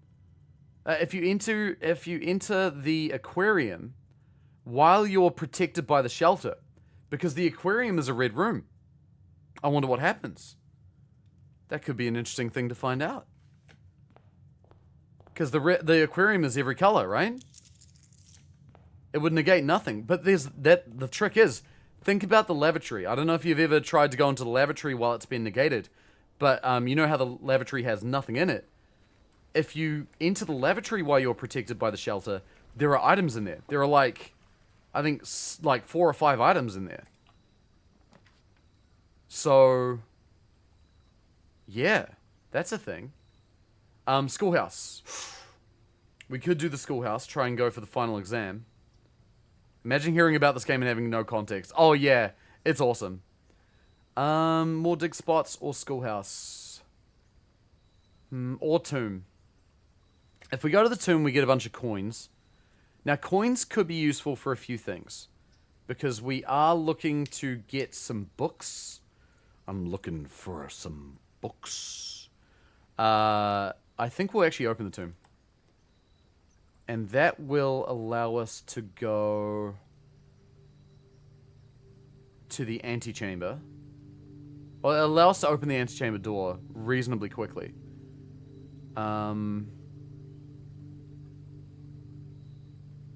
That's about it. I think I won't go into the tomb yet, but we will keep it open. Brain explodes hearing words? Yeah. Red rooms trigger shelter when you pull them. Lavatory was my second red room. Yes. Yeah, when you pull them. So, I just wonder what the aquarium would do. This is my first 10 minutes of experience with the game and I'm baffled, but I'm also already sold. Oh, mate, Milo, it is a, like I said, it's a rabbit hole. This game is a rabbit hole, and it's wonderful. I feel very confident that this game will be my game of the year, and I'm calling it now in April. I really do believe it, because this game is just like the level of craftsmanship put into this is just phenomenal. And I'm not just talking about like the art style or anything like that. Just like so much of this game is so deliberate in the way it's made, and there's just always clues to guide you along and keep you intrigued and keep you interested, keep you engaged. It's so expertly made. Going to watch the VOD because I have no idea what's happening. I will say, if this is a game you are planning on playing yourself, I would possibly recommend playing it yourself without spoilers. I mean, what you've seen here may not matter too much because you don't have context, but it is definitely a game worth playing spoiler-free if you are planning on playing it. If you would rather watch the VOD, please feel free. But I would recommend giving the game a go. I think the game is definitely worth playing. Oh, we got the conference room. That's perfect with the tomb, because now all of our dead ends will put coins in this room instead of down the road. That's very cool and good. I won't go into the chapel yet. As soon as you solve one puzzle, 5 more pop up in its place. Yup. That's exactly how it goes. I went to the parlor for the coins, but I feel like I'm also risking... No, I won't. I'll go to the breakfast nook. The dev said that he made sure that all you need to solve puzzles are in the game and have multiple ways for you to learn how to solve them. Yeah, that's another thing that I really like about this game, is that you can discover a puzzle and you can solve it in multiple ways. It's so cool the way that it handles all that stuff. Let me go for the corridor here. Music room will be good, but I'm just a little nervous about closing myself off too much. Yeah, this game is spectacular. It's just a good-ass puzzle game. Now, this is another mystery we need to solve. I need to light these candles. So we need the means to do that first, and we don't have that just yet. Observatory. We need that. But the hallway is a bit more versatile. Keeping our doorway options open is very key. Haha, get it?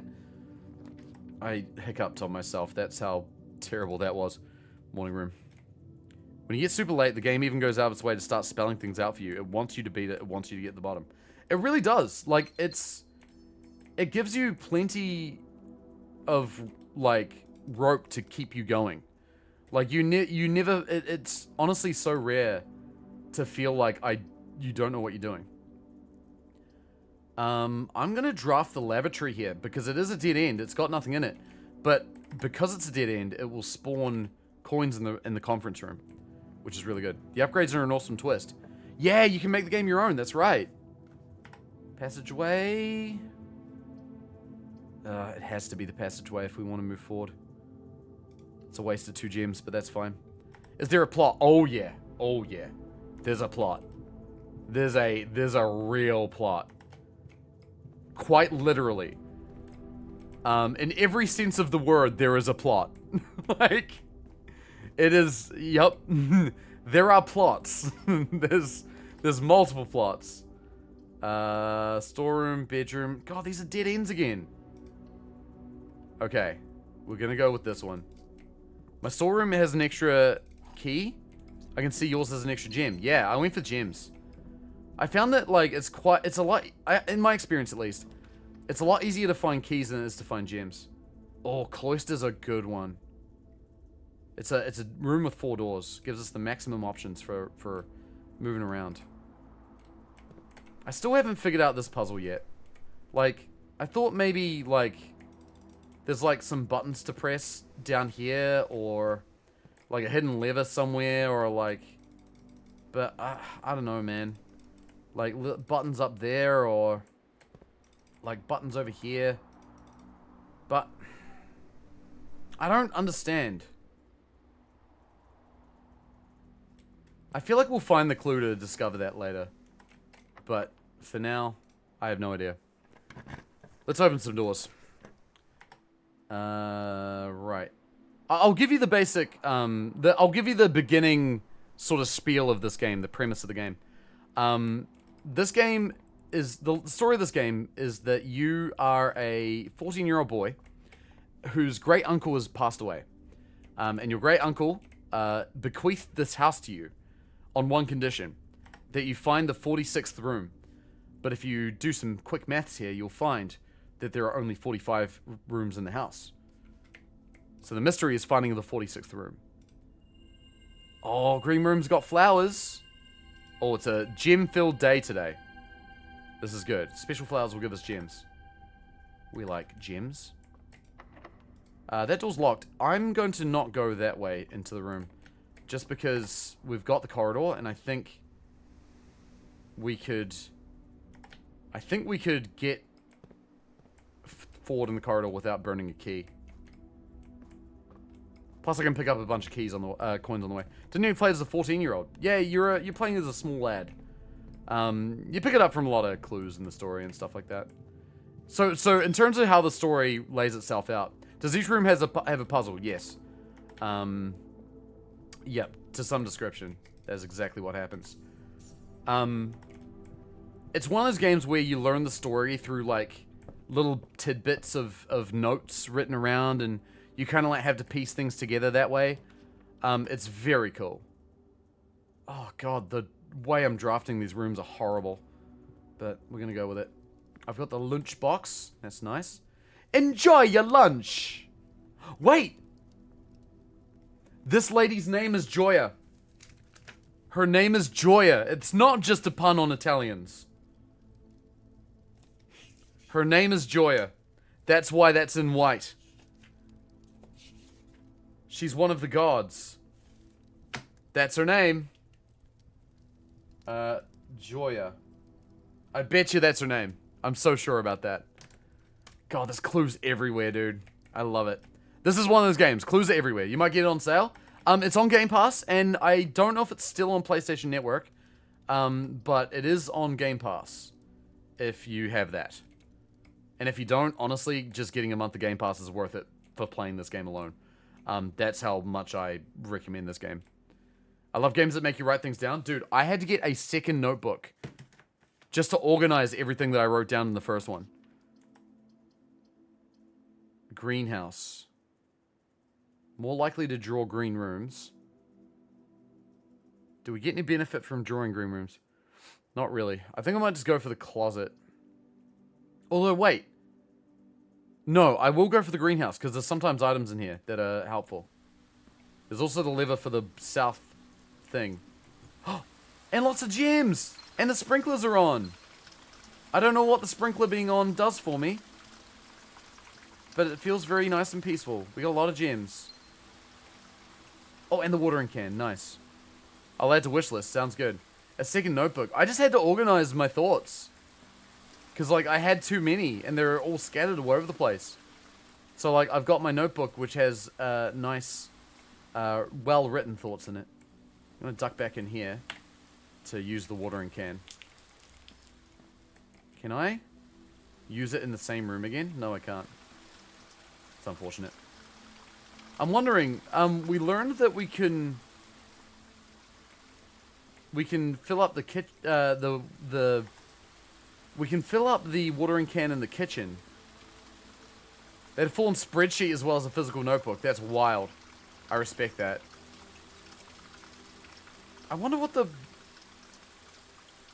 sprinklers being on in here does for me. Because it doesn't really... I don't really see any standout benefits to this. I also get the feeling that the greenhouse could be powered by the boiler room, but that feels like a bit of a reach. Using Steam Notes, a notepad, MS Paint, and loose paper. All the notes. Yep. Lots of notes everywhere. It's great. Alright, we'll go back through the... Oh, that reminds me. Another room we need to find today is the library, because we discovered 2 new books. And I'm going to need to check them both out. But there's one in particular I really want to check out. But we will come to that later. When we find it. And we will find it. Okay, so I can go back down to the underground this way. Don't know if I need to do that right now, though. Not in there. This seems wildly inefficient. I just watch my streamer play it, and he keeps all the notes. I don't do any of the work. Yeah, that's the spirit. That's funny. Alright, let's crack some doors open. Just like we cracked those packs. Courtyard, parlor, spare green room. Courtyard, I think, is worth it. Courtyard never lets us down. There's the sledgehammer. Spectacular. Sledgehammer is a great item. He doesn't even know the cloister puzzle. I haven't found a thing that tells me about the cloister puzzle. I haven't discovered what it does yet. Obviously there's a puzzle there, but that's about all I know. Excuse me. Now, the Blessing of the General benefits us having red rooms. It gives us a lot of gems. I kind of don't know if I need them, though. I'm going to go for a store. I'm going for gold. They quite often have 2 doors. Kitchen, showroom, gift shop. Man, going this deep, I think gift shop's what we want just for being able to move around. Cloister puzzle brings back Final Fantasy X memories. Oh my god. That cloister music, it's drilled into my brain. Ooh, solarium. Ooh, patio. Ooh, East Wing Hall. These are all really good rooms. I think for the sake of discovering more rooms, I'm going to go with the East Wing Hall. And let's just see if I can buy anything interesting here. The only thing I can buy now is the Swimbird plushie. I need 110 coins. And I can't get blue tents.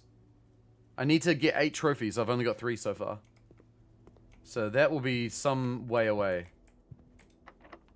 The plushie's good. Yeah, it unlocks a new game mode. Which is pretty wild.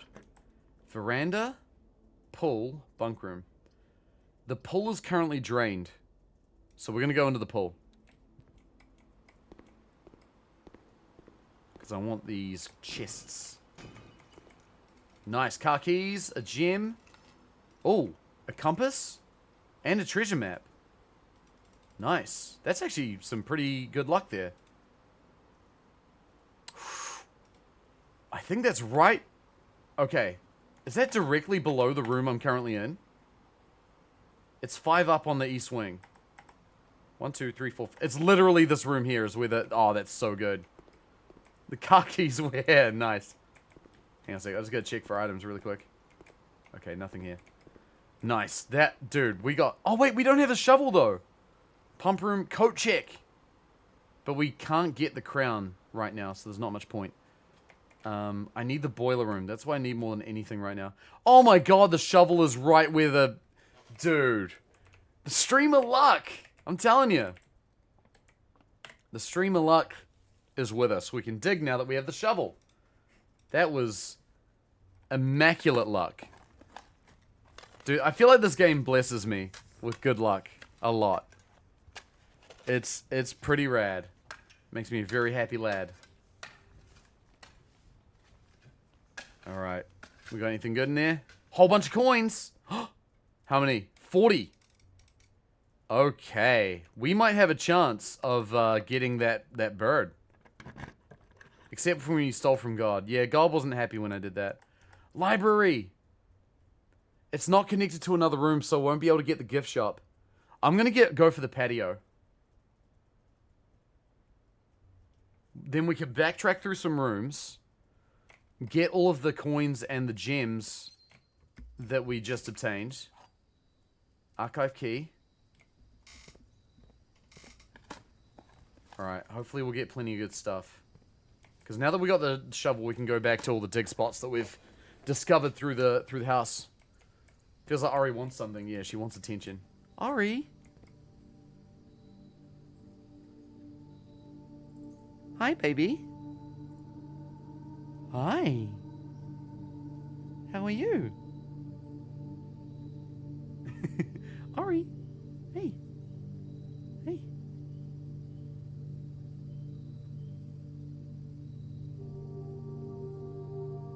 No. Oh, Ari time. That's right. There was Ari. I said there was going to be some Ari time after we cracked packs, didn't I? Sorry about that. Let's have some Ari time now. Hi there, my precious girl. She's like, why are you entertaining these peasants? Yeah. Well, no, I mean, she doesn't know who I'm talking to, so... She's like, who are you talking to? Why are you saying nonsense? She's so cute. Yeah, she is. Middle Spider, yo, welcome back. How's it going? So good to see you. Dog.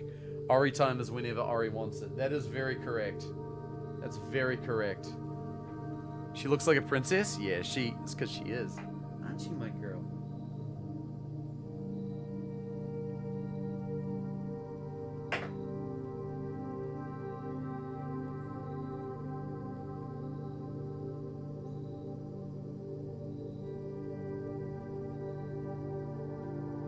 She's very accepting of cuddles. It's the best. Too bad there aren't any cats and blueprints, only dogs. There are dogs? In her eyes, you can sit staring at the light square, making funny noises to yourself for hours. I know, right? Baby. Ari. You a good girl?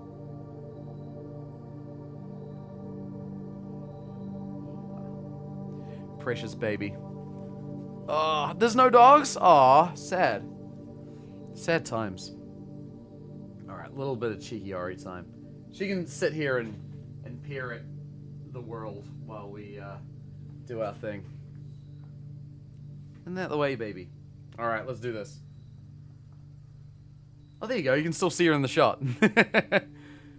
Alright. I don't assume what animals will understand. I feel like Ari understands everything. She's a bit like that. She's a very clever girl. Alright, let's see. So now we got to backtrack all the way back. Unless we can still go through the gift shop. Or here. I get the feeling these doors are going to be locked, though. Oh, it's not. Greater chance of finding items in green rooms. Pantry or bunk. I'm going to go veranda. No, it's a Red Bull fridge. What a nice bit of kit. Yeah. I'm quite happy with it. Alright, I'm going to go for Mantle of the Night. Because I really want the armory. Because I want the torch. The torch is going to give me something good. Only way we can know what they understand is to ask them. I feel like there's a gap in language. I feel like I communicate with Ari pretty well sometimes. You know, if she wants something, like I'm able to talk to her and be like, hey, what are you looking for? Where are you going? Conservatory. Library. I'm gonna go with the library, because we need to put an order in for a new book. Okay. Now, we need a new clue by Marion Marigold, aka my mum. This is the third book she wrote. We've seen 2 books, but we learned that she wrote a third book after she disappeared. Or at least it was released after she disappeared. We're going to read it. We're going to get some answers. Because I need to know what happened to my mum. That's the main thread of where I'm looking at the moment. Ari understands. Animals know as much as we do, but they just have more of it properly figured out. I feel like that's so true. Alright, that's locked. Alright, let's get going. Yeah, the Red Bull fridge is nice. It's quite handy to have out there. Just like go and grab a wee drink out of there when I feel like it. Nice little luxury I'm very grateful for. Did you get to look at the good copy of that book that was beaten up? No, I didn't have money for all of those books. So I've opted... I opted for the 2 books that I bought, which was, I had enough money for the new clue and for one of the drafting books. So I grabbed those 2. The beaten up book is something I do want to get as well. Luckily, it's cheaper than the others. It's your house, why you gotta pay money? I know, right? Oh, we can go north from here too. Realm and something. The gallery! Oh, no. Oh, I have to draft the gallery if I want to move forward. This game is taunting me. Oh, thank God I don't have to do it again. Thank God for that. I was about to be so upset for a minute. Gallery's good though. Gallery can get in the goddamn bin. It's the one room in this house that I hate. Those puzzles took me so long. Anyone who was here in chat that day knows how much I was beating my head against the wall. Free stuff. Oh, because we've already solved it. I was kind of wondering if it would be the room that, like, we could just... we wouldn't have to worry about again because... we did everything. I had a mental breakdown almost. I don't know if I'd go that far, but... I certainly felt like I was going insane. That one room absolutely kicked my ass. Now, I want to go to the commissary, actually, while I'm here. Which day is it? I want to see the VOD. It was on Sunday's stream. Sundays? Or Mondays? No, it would have been Mondays. So, 2 days ago. I went the wrong way. You have a page of notes that's just the gallery gibberish? Oh, man. That fucking thing just kicked my ass. I'm gonna buy gems. I'm spending a bit of money to do it, but I think I need them for insurance. The worst case, you have to just put the answers you already know in. I mean, well, the thing is, the worst case would be that it gives us new puzzles. That's the worst case. But luckily, it did not do that, so that's good. We're gonna go to the dining room, because we can get ourselves a little delicious din-dins. What's for dinner? It's chicken! It's always chicken, every day. I swear to God. Like the Billy Room and Parlor. Yeah, if I had to do like 40 of those, oh my lord. That would be hell. Now there's an item here somewhere. Oh, a key! Nice! Keys are good. Alright, I'm gonna go to the greenhouse real quick, just because there are a lot of dig spots in here that we can dig up. I'm hoping it's worth coming out this way. Oh no, I got 2 coins. It was definitely not worth coming out this way. Never mind. I don't have the broken lever, do I? No, I don't. Okay. That's fine. I get the feeling we're probably not getting to room 46 today, which is okay, honestly. I think I'm less worried about getting there again and more worried about, like, uncovering new rooms. That's not chicken, that's a quail. Are they not the same thing?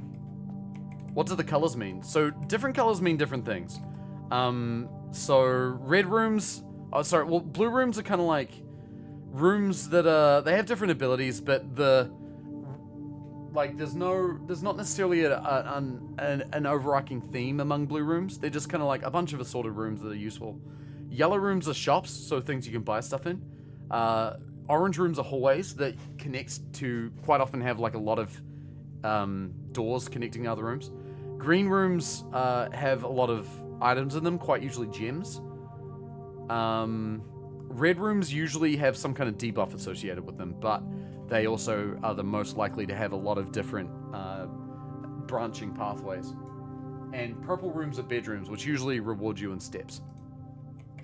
They give you more steps. If you see the top left corner, I've got a certain number of steps to get through the house.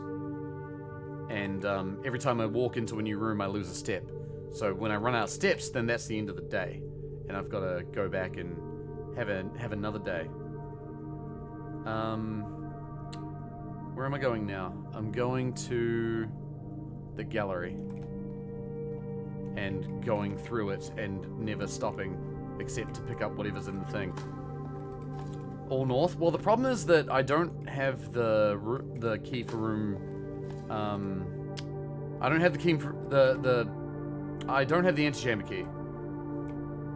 Sorry, I haven't opened the other doors in the antechamber. That's what I mean to say. So I don't necessarily need to go north now. I kind of just want to explore more rooms. I'm really hoping that I find the boiler room. So we always get these gems. And coins. And the room 8 key. Interesting. So we can go back to the room 8 key. Is there a reason we want to do that? Oh, to the gallery. Gotcha. Great Hall. Oh, that'll allow us to open the door to room 46. So that's not a bad thing. Sauna Aquarium. We're going to go with the Great Hall. Now, we have the metal detector, which can kind of help us. Because I want to ideally find a key that will get me to the next room. Nice. But I also want items. So I'm going to open this too. I think there are items in here. Either keys or coins. Or both. And a gem. Nice. Are there other items in another room?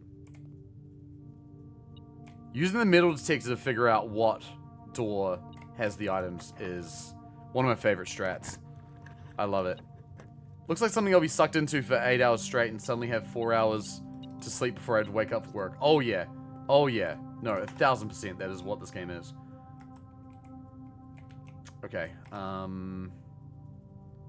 Now I need to find the lever as well that opens to room 46. While we're here. Okay, so that goes to the gift shop. That's good. That allows us to go up to the library, which I think I'd like to do next. In fact, I'm going to do that now, just because I might find the bookshop. And bookshop we need to have on high priority, because we need to unlock the books we haven't got yet. And we've got the money. I found the book that inspired this game is on the Internet Archive. The goal of the book, ironically, might also be about getting to a room 46. Oh, that's cool. That's really cool. Alright, let's draft a room. Servants' quarters, a key for each bedroom in the house. Drawing room. That will get us to room 46 if we use the Great Hall. The level was in the corner, you were just looking at the key. Oh, seriously? Okay, well, shit. That's fine. I'm not super worried about getting there yet. For now, I think I just want to explore more house. Now, we did discover... Oh, that's right. While we're here. Is there anything else we can learn in room 46? I don't think there's much else we can learn right now. There is more to learn there, but, like, not without discovering more puzzles. Grab that. Does it end when you get to 46, or do you keep going? We do keep going, which is nice. So I know that room 8 has a pathway that goes to the right. So I'm going to actually open the room 8 key. Because that door is there. Is there a benefit to us doing this again? I don't know if there is. Whoa. I started moving forward on my own. This room's weird? Oh yeah, there's a lot of weird stuff going on. There's a lot of weird stuff going on.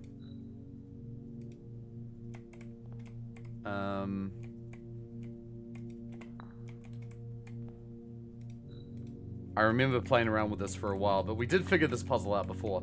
I'm just seeing if we get another reward for completing it a second time.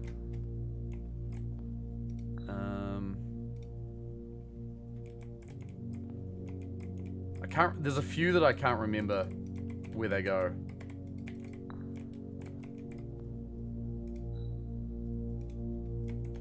Didn't even need hints for it.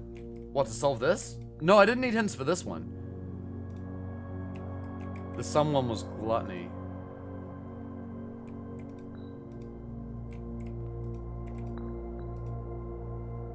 Wait. Put that there. And this one was... I thought this one was gluttony. And then... I thought this one was... wrath? Oh, they might have been swapped around.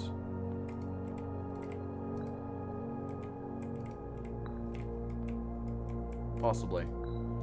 You said you had 3 trophies, so it's this one, the getting your inheritance, and which other? The other one was, oh, what was the other one? Nope. Chiefs. Oh, Full House. Getting all the rooms. Bunny was avarice. That's right. Yeah, you're correct. Yeah, and this one was... That's wrath. The bunny is avarice. Still in the Simbins. We've already solved this one. But, I'm just seeing if there's a reward for getting it a second time. Oh! Okay! We get another allowance increase. So we can grind allowance. That's convenient. That's quite convenient. Chamber of Mirrors. I'll go for it, why not? Farm roommate, yeah. Farm roommate, get inheritance. Oh, wrong door. That's the door. No, wait, that's not the wrong door. That's the door of the antechamber. So if I go that way, then I can... Okay. I can open that door then. Cool, cool. We'll figure that out in a minute. So now that that's done, I need to go back to the Great Hall. I've only got 1 key left, which is a bit of a concern. At the very least, we did get to the library, which is one thing that we did for progress, which is nice. Ideally, I want to try and find...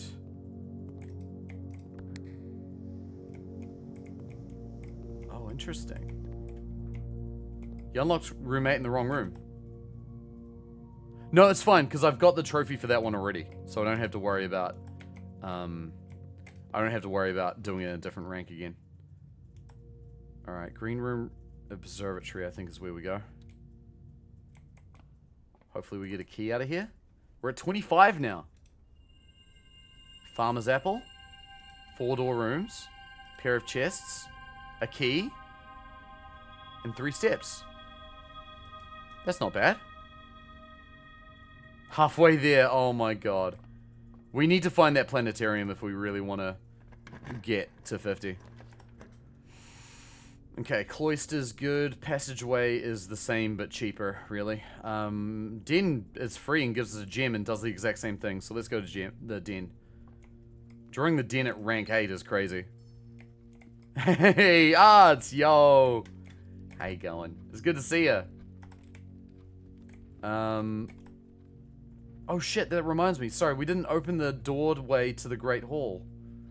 Not that that's immediately important. Locks us off from the mirror room. Shit, you're right about that. Whoops. Green gems don't cost things. Whenever I enter this, I gain 2 steps. I think the patio is what I want because I can go south from there. Oh, there's an apple. There's a battery pack. If we get the broken lever, we will be able to make the power sledge. As long as we also draft the workshop. Salt that apple. Yeah, you ever had a salted apple? It's pretty delicious. Veranda, aquarium, pantry. Veranda.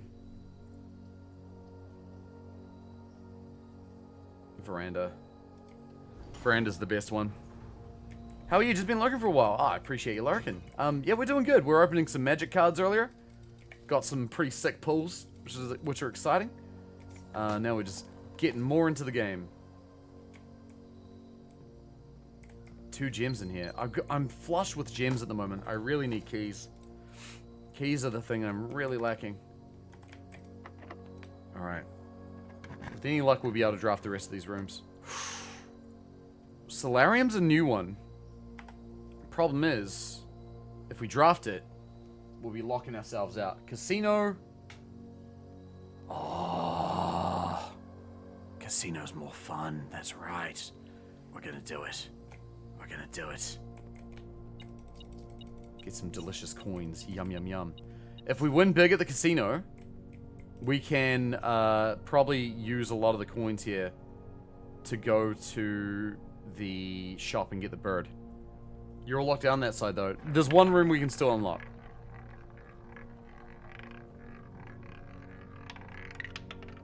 Boo! I've no idea about magic, but the cards look cool. Yeah, they're very cool. I love me some magic. Do I just play pokies? I shouldn't be doing this. There is no way. Dude, I don't trust pokies. I don't. I don't like roulette. I don't like games of pure chance.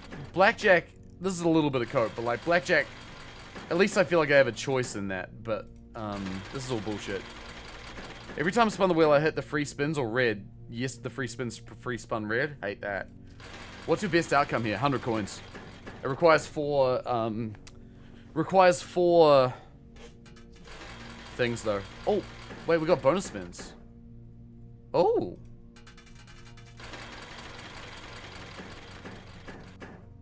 Okay. You can push a button on the bottom to alter one reel at a time. Oh, that's interesting.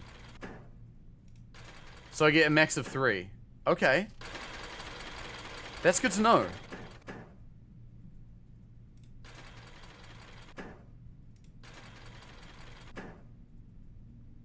Okay, now we can play the game a little bit.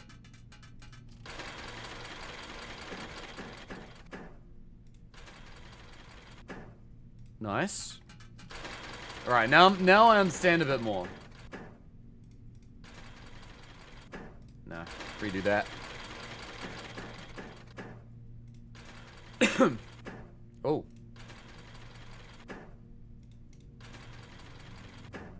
Hey. If we can get to 110, then we'll go get the bird. 110 is all I'm really worried about. Can I have dinner? All good. No worries. Sounds like a plan.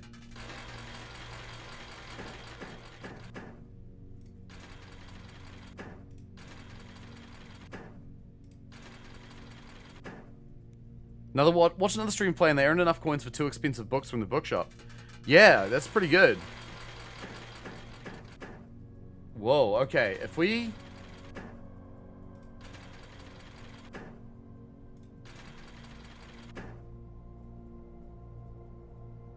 Oh, the net is 3 coins for each snake. That's cute. This feels like a bad idea.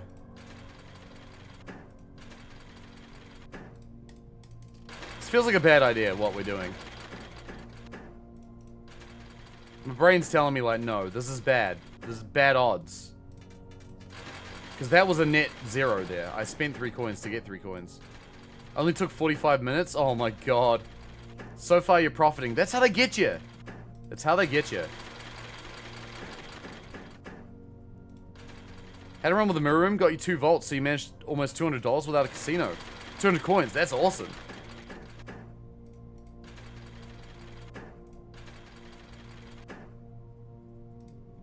Okay. I'll take that.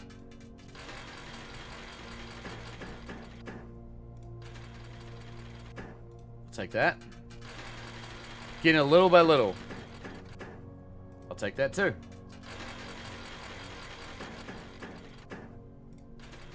Out of order one's much easier to get money from because you have more bonus spins. Yeah, that makes sense. I need the broken handle for that though. So that's not likely to be happening. Hey, what day we spent 300 coins? Damn. Ooh, I'll take that. Okay, we're at 100. I just want 110. That's all I want. No.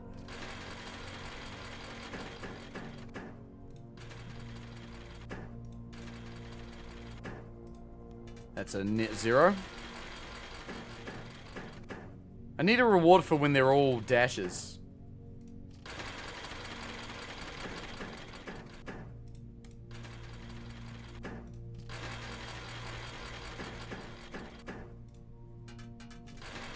I gotta stop this. This is bad. I feel like I'm encouraging bad habits here. The problem is I know that I'm really close to getting that 110. And so it's just like, eh.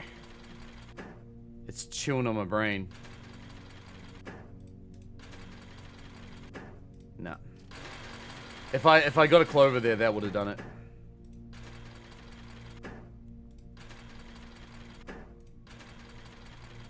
Yeah, no shot. You're losing, so it's negative reinforcement? Yeah. It's not to be trusted. You drafted 3 times already. The library tells me you spent the most time in that room. Bought out all the stores, though. Damn. Okay. I think one more and that's it.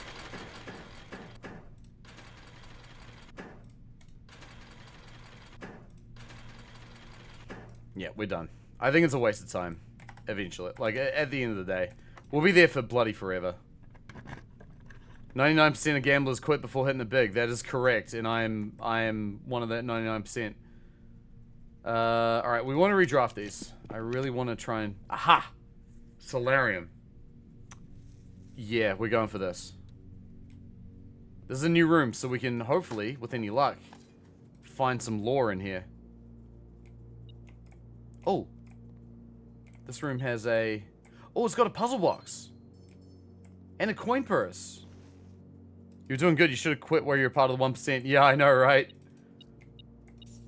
That's okay.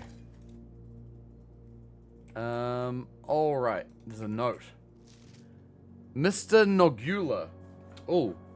And wanted me to remind you once again that it is expected of you to keep the grass in the cloister cut and the trees trimmed. Mr. Nogula, I think, is the new groundskeeper. If I remember right.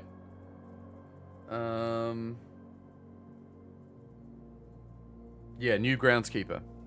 So this is the one that replaced the one that got fired. I have a feeling you may have forgotten how to open the cloister wall again. So to save you some stern words, I decided to draw you a little diagram to help you out. Who knows, maybe this time it will stick. We're gonna learn the cloister! Sympathetically, Bridget. While face to face with the angel, press the base of the 2 pillars on either side of you. It is pressing the buttons. I just pressed every button except the one that I was meant to fucking press to unlock the puzzle! I pressed all of those! You didn't press the second pillar. Wait, did I press the first one? Are you fucking kidding me? Oh my god, I am rather miffed, chat. You pressed the first one. I had no idea I even did that. That's wild. Oh my god. Fucking unbelievable.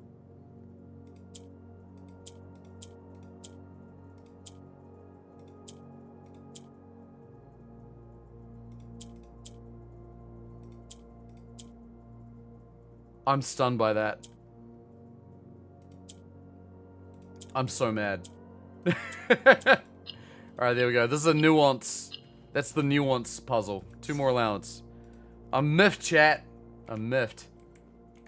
It's okay. We now know that secret. So hopefully we'll discover some things. We got 23 steps. We still got the room north of the den to open.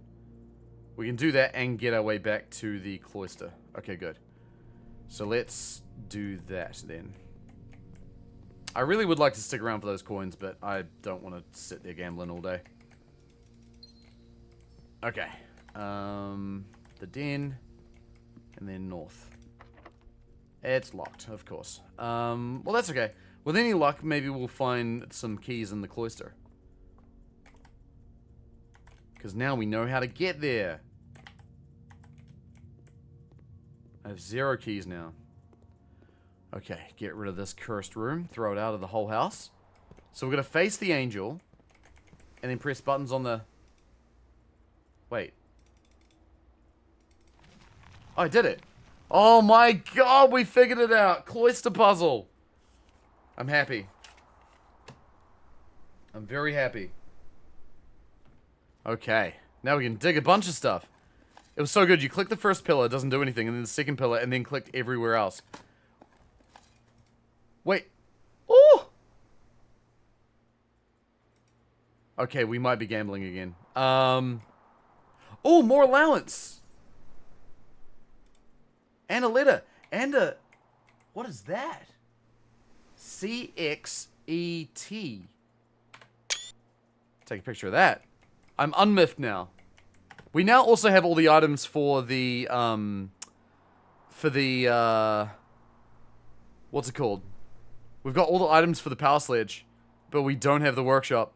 So we are not drafting it. We are not getting it today. Mr. Nogula, if you're reading this, it seems the day has finally come and the cloister is at long last getting some much overdue maintenance. I have left you a literal token of appreciation to serve as positive reinforcement, which should grant you a bit of extra spending money each day while working on the estate. We've learned from our dealings with your predecessor that it's much cheaper in the long run to be generous, Mrs. Babbage. Crazy. That's funny. Cool. So I wonder what that is. CXET. Fascinating. Well, we finally solved that mystery. Thank God for that.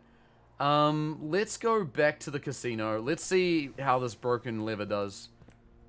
Mrs. Babbage learned a lesson many bosses have not. Good for her. So true. Pay people more. That's the lesson to be learned here.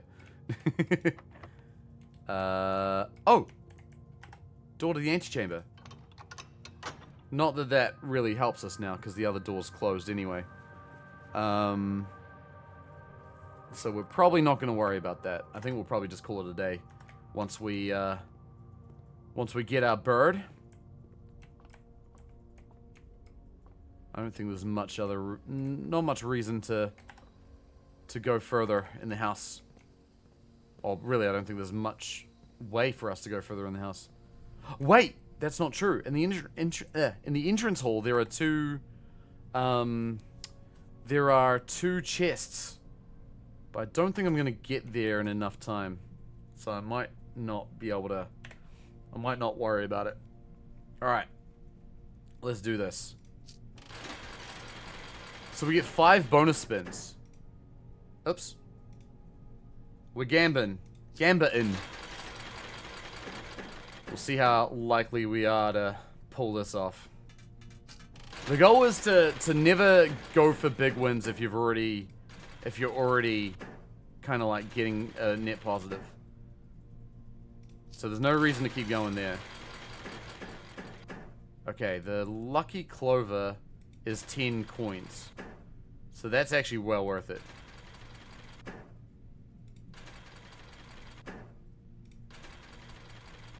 No, I should have stopped. I should have stopped. I should have listened to my own advice I literally just said. Alright. This will get us 6 coins if we get it right. Nah, not worth. Oops. Wait, can I just, like, hit a button? A random... I gotta click the lever. Clicking the lever is very close to, like, leaving the area as well.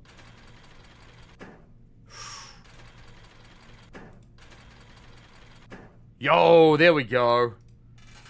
Alright. That's something.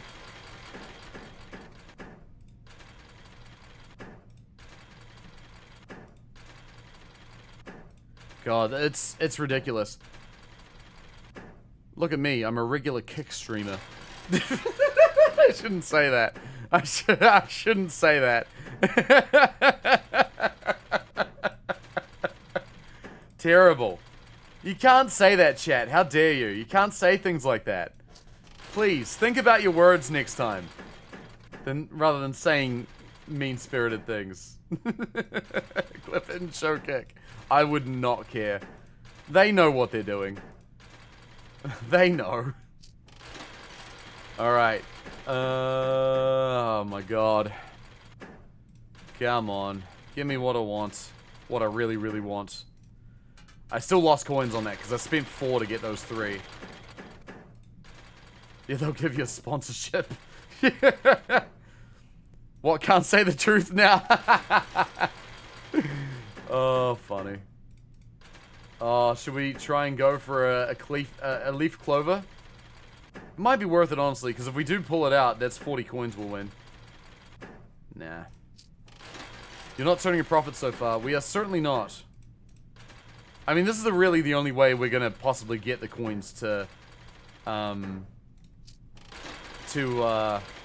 get that bird. So it's our one shot. It's not like we have a job. So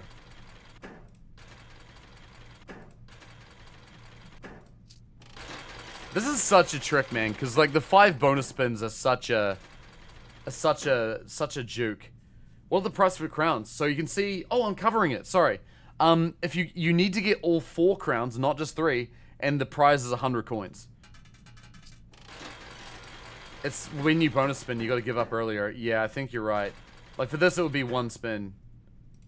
But no. If you have a net, it would be a bad idea to spin for snakes instead. That's true. It would be. Because I think snakes are relatively common. God.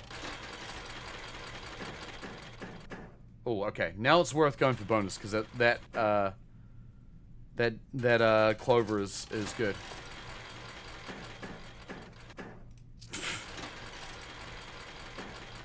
Okay, another clover. That's good. That'll get us back. We won't overcommit. Stick with what we got. I think really, like, we don't need to go for individual spins. Unless we get, like, a pair of something. Or like this. 20 coins! That's better. Clover vs. Snake is 1 coin for 10. Yeah, exactly. So, like, that's worth it. Take it back. Dude, I don't like the gambling. I'll go 1 bonus spin there. Yeah, nice. Okay, come on now. Gomble! I just want to get what I want and then go. How you doing, Bletron? It's good to see ya. Hey, that's not bad. I'll take 5. I think if you get 2 single coins, it's not worth it. Oh, boy. I mean, for the meme, let's see if we can get the clover. Because that'll be 80 coins right there. Boo. It was worth it. Blueprint's a casino game now. For the next few minutes. Only because I'm trying to get 110 coins so I can unlock the little bird plushie. No. Minutes. Don't say it like that. I mean, I did give up on this, and then I got the broken lever, so I was like, well, I may as well go for the machine that gives me more odds. Well, more odds is a subjective term. More spins is more accurate.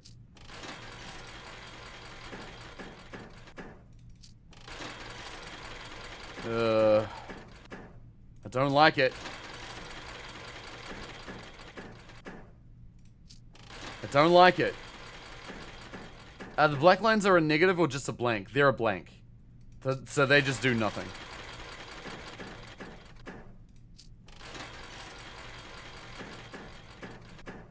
Okay. It's really what you have left in the day. Win the plushie and it's a day well spent. I would say so, right? Because that plushie, it'll unlock a new game mode for us, which is pretty cool. I really want the game mode.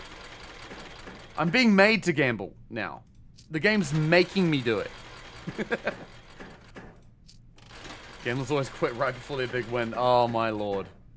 Okay, we got 2 X's. Let's go for the clover.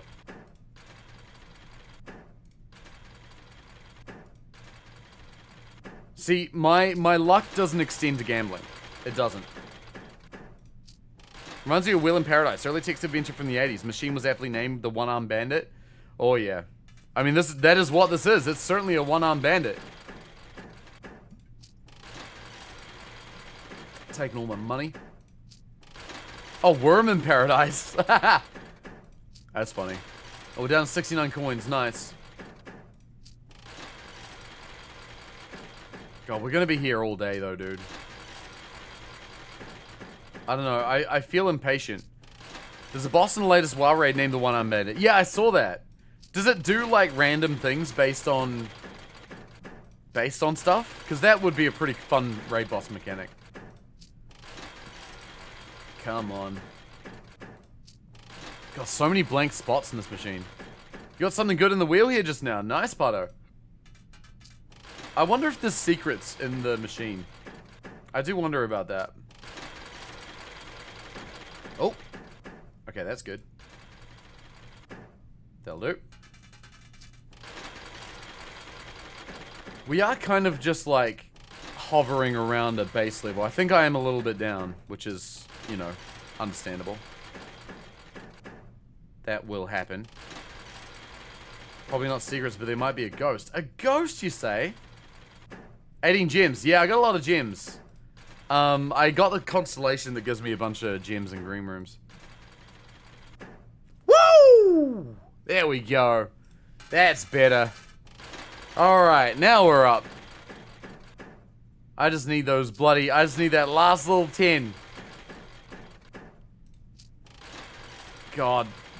Don't gamble, kids. Don't do it. I'm only doing it because it's literally the only way I get money in this game at this point. And I really desperately want that plushie. Oh! Oh, so close. That's alright. Okay, I'll take the 10. It's hovering right above that 100. You gamble money, not kids. That's funny. Well done. Yeah, so the bonus spins, you shouldn't be using them every time. It's just when you get close to your objective. Need 110, yes. That's how much the plushie costs. If you had more steps, you could go to the conference room and pick up some stacks. How many steps do I have?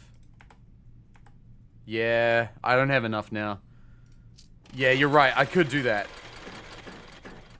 If you lose, you're still up money. Havoc! Oh, okay. That's not bad. That'll do. Now, there might not be a bad time to look for a net, but no, I'm not going to do it. I think, like, the only time we should go for bonus spins is when we're really close to getting something good. You can make that joke? I know you can. Just a couple clovers, yeah. Or a clover and a 2 times would do it. Ugh. The thing I don't like about the UI here is, yeah, it makes me accidentally quit quite a bit. Come on. If I got a snake now, that would be 20... No, it would be 6. Not worth it. Nah, not worth it there. Oh my god! It's just the initial rolls I get are really terrible. Okay, that's not bad. We can spin that away. Oh, get out! Okay, that's net 0. I spent 3 coins.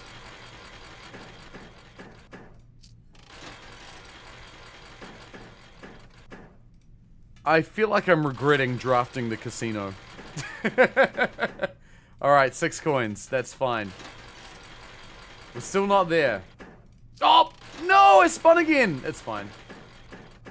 Oh, okay. I'll take that. We are close. But close doesn't mean anything when it comes to pokies. Near zero, but each respin was 1 goal for 3 wins. Yeah, it would have... I should have respawned there, but I just got a bit too carried away. Come on.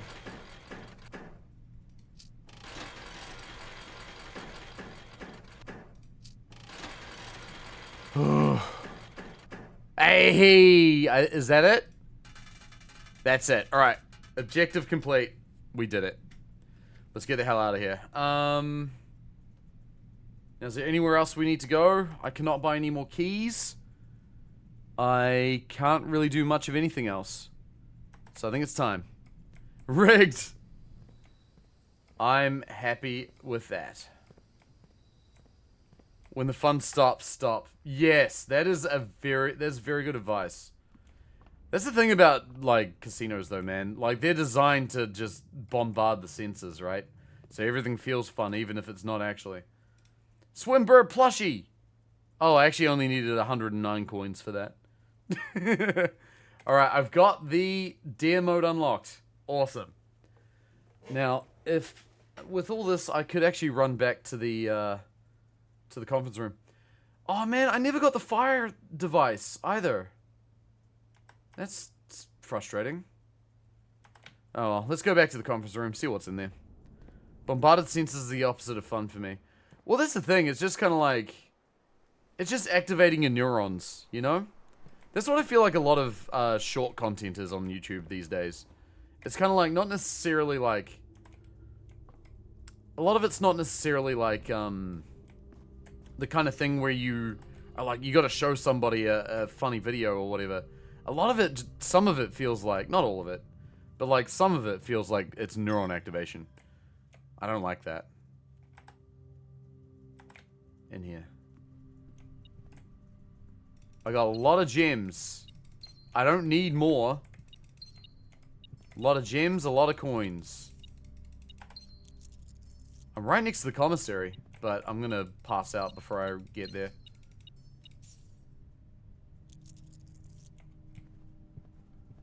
Alright. You don't expect your money back when you go watch a movie. Yeah. Plan your gambling money. It's entertainment money, and the entertainment is the gaming. Leaving with money is not the intended outcome. That is how I have done it in the past when I have gone.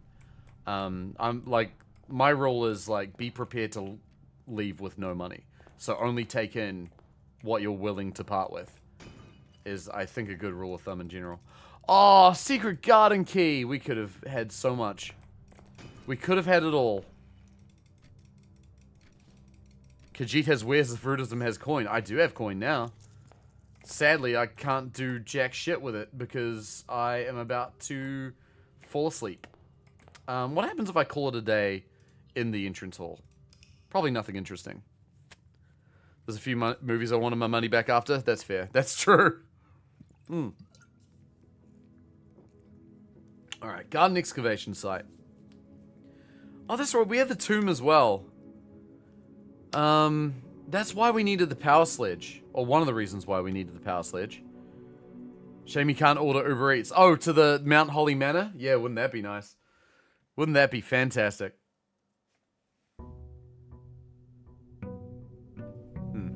Day 40. Wow. We're really in it now, aren't we? Alright, but the good thing is we got extra allowance, so now we're up to 32. We got a lot of allowance now. We're rich. We have 2 more days of the Blessing of the General. Now, I believe while that blessing is in place, we can't get a new one, so there's no real point in drawing the shrine right now. Although, there is the cursed box that requires a key. The box does tell me that, Oh, shelter protects you from 3 red rooms. Or 2 special items. I'm gonna go shelter this time. Just because we're gonna be drafting a lot of red rooms. So I think that's what we want.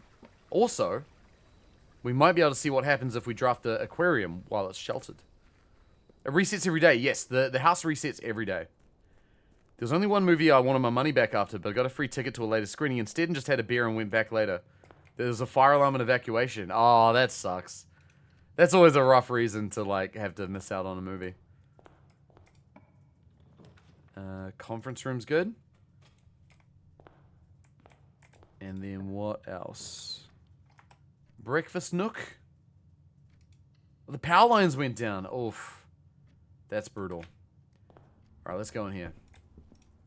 Back in eggs. Time for me to get into bed. All good, dude. No worries there, Wyatt. Appreciate you dropping by today. You're on 60 days and haven't finished the chess puzzle, and I'm only on 19 inheritance. You'll get there, mate. There's always time. There's always time. I'm going to go to the green room. Chances are the room at the other end of this hall is going to be unlocked anyway. There's a chance for an item in here. Sadly, we did not find it. Morning room security is what we want.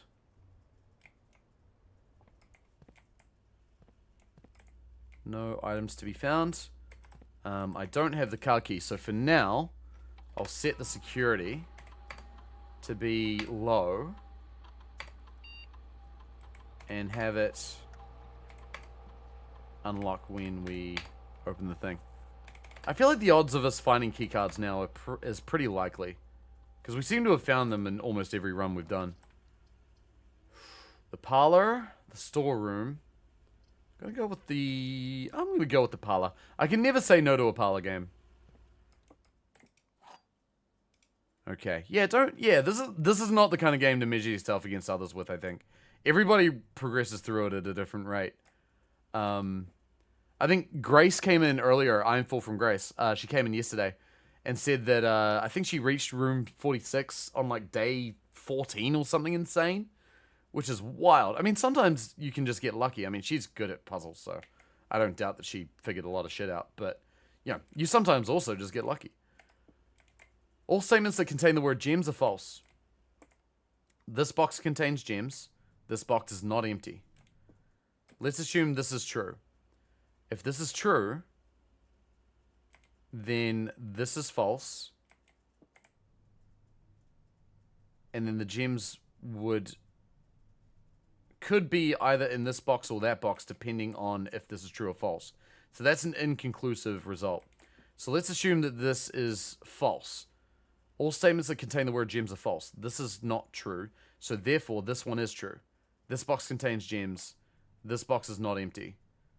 Still inconclusive. Let's assume this is true. If this is true, this is false. And this, by definition, is true. If this box is false, it's either in either of those. Black box contains the words gems in it. Good point. Did not consider that. So wait, okay. Assuming... So if this were true, then it would be both true and false. So this has to be false.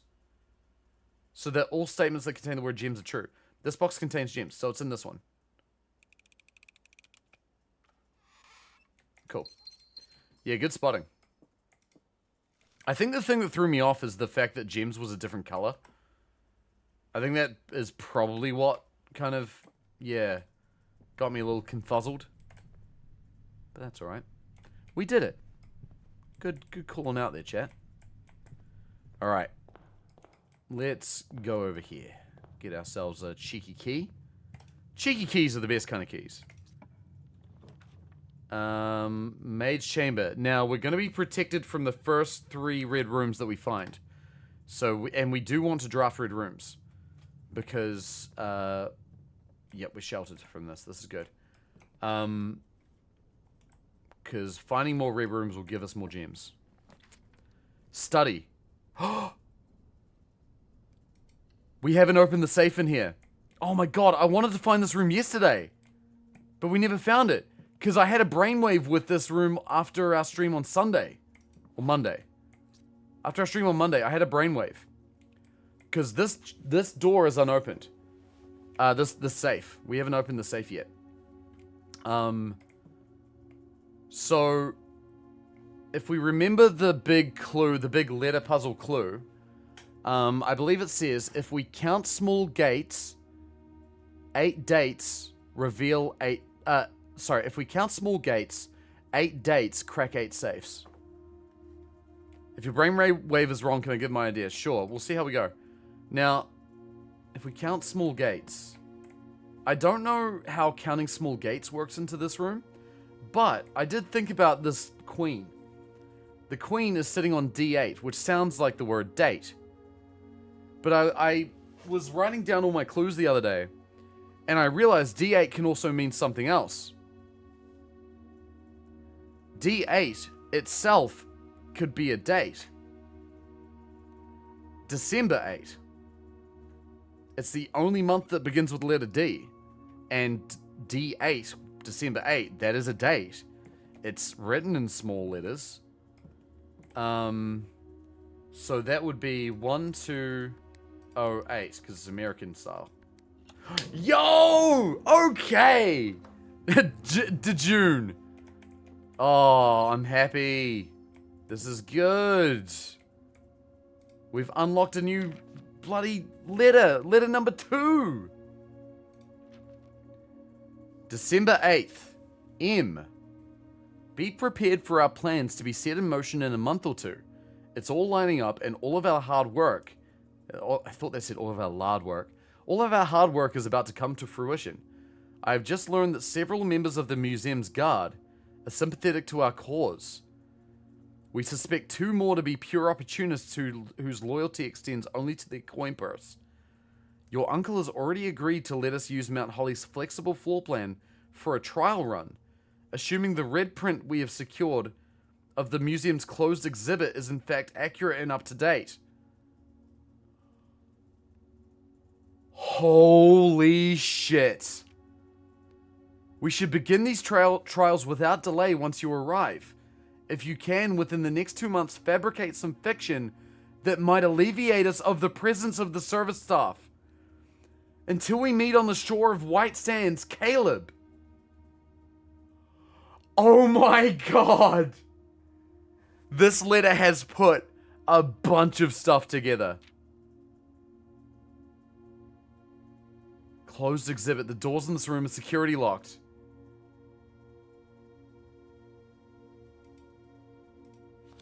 Okay, we have a new floor. Okay, alright. How do I get into this? Where do I begin? Oh my god. Okay, so my suspicion is that M is short for Mary or Marion, who was our mother. So I believe this letter could have been written to our mother. Written by Caleb. Now Caleb, we know who Caleb is. Caleb's last name is Manning. Caleb Manning. Caleb Manning is another author. So our mum is an author, keep in mind. Caleb Manning is another author who was also employed by the same publisher as my mum. And then both Caleb and mum left that publisher. Caleb Manning is the author of The History of Arindia, the book that tells the story of Arinda Aries before they were taken over by Fenris. They wrote the original book and had to make the second edition, the redacted edition.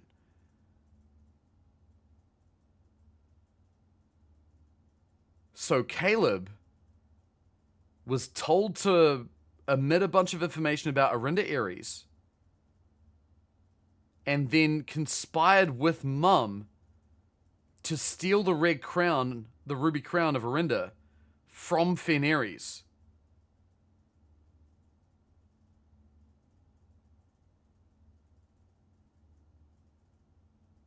And Mum helped with the theft. That lines up with another red letter that we read from Courtney, who says that she suspected that Mum's story about how she disappeared was actually fabricated. Because the story is that she disappeared. Oh my god. I don't want to quit the game. So Mum left to conspire with this Caleb and others to steal the crown from the Royal Museum. Can I post my idea of the law? Sure, go for it. If it's just an idea, I think that's okay. Oh my god. And Mary's uncle, who was Herbert, agreed to help. What's the gold thing he needs to let it? It's a little plinth for the gem that was in there to sit on. The cause involves stealing the crown. Now the crown is blue.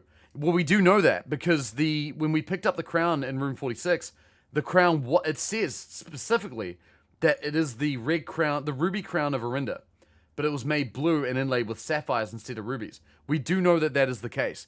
So they successfully stole the crown, and the crown was sitting waiting for me in room 46. It's now blue. Is there cause an uprising to bring back someone from the original royalty? See, now I was about to get to that because this letter goes further, because we've read other documentation about how when Fen Ares conquered Orinda Ares, the Orindian royalty fled south in exile to Araja, which is another country. Now, Araja is where my grandma comes from. She is from Araja, and it was reported some 40 years or something after the Arindans' exile that there was a child born to the Arindan exiles. And the name of the person that was born, in Araja, kids are named, they take their mother's names rather than their father's. And the name of that person was Giari Caitlin, or Caitlin Giari. There is a statue, there is a bust in the foyer that has a name in it. There are 6 busts in the foyer. One of the busts, the name is Giari Yena. And the lady that the bust is attached to looks suspiciously like Lady Clara Epson, who is my grandmother and the former lady of this house. And so if that is the case, then we are the royalty. We are the Arindan royalty. Holy shit! That's crazy! That's crazy! And that would also tie into why Mum is so determined to, like, go do all this stuff, because she, by nature, is also Arindan royalty. And that might explain why the Sinclairs were willing to help. Holy shit. That's huge. That is huge. Dude, I'm stunned by that. And Caleb Manning helped. Whew. So we literally are a blueprints. Yeah, we are the blueprints. Until we meet on the shore of White Sands. So I guess they're planning on doing this whole thing and then escaping somewhere else, which is another thing that's been alluded to in another one of the letters. The shore of White Sands. Now, White Sands kind of implies like a hot climate, right? I mean, maybe I'm making a bit of a reach there. But we know that one of the other lands is hot in climate. And that's Vera, which are the islands east of where we are. Or maybe west, depending on what you're thinking about. Caleb did get arrested by the Red Guard, though. That did happen. So this was December 8th that this happened. When did Caleb get arrested? I don't think I have those notes here. We're going to have to do some more drafting and find some more stuff out. But when we find the archives again, we're going to need to have another read. Do you remember the visions from the fortune teller? I've written them down. Let me flick through. There were quite a few things. I don't know if I remember all of them. But just bear with me a moment while I... Oh, shit. Bear with me a moment while we flick through. Now, we only have one red door left, and one in the Mechanarium. One red door? One safe, do you mean? Yes. As far as I'm aware, there's one safe left.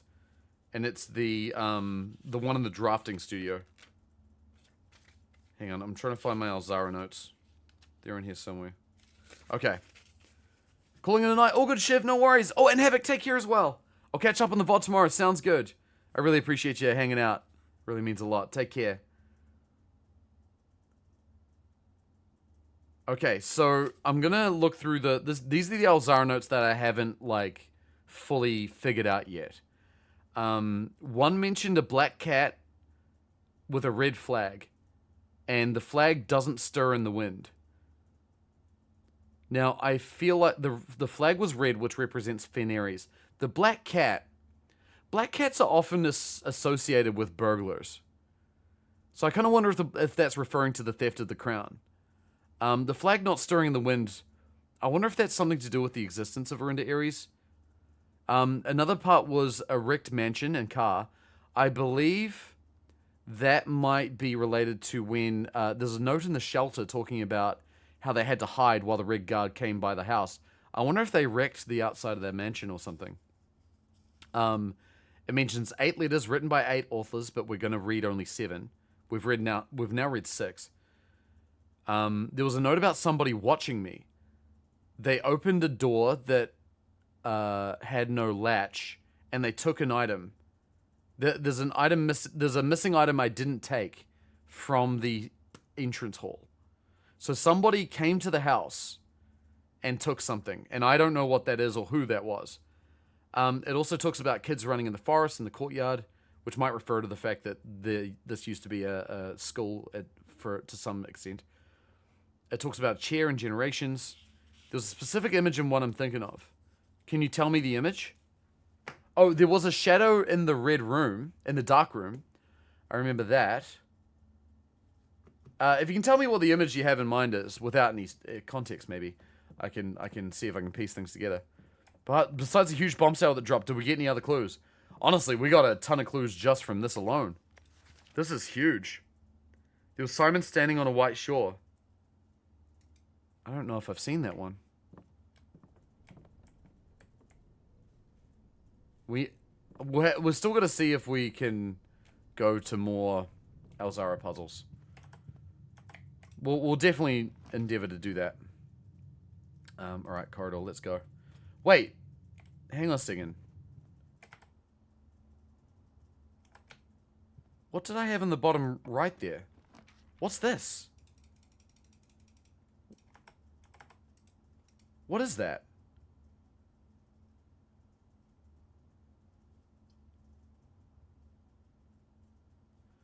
What are those books? I don't understand. It was in that same vision. Really? White sand. I guess that, yeah, that could have some connotation to that.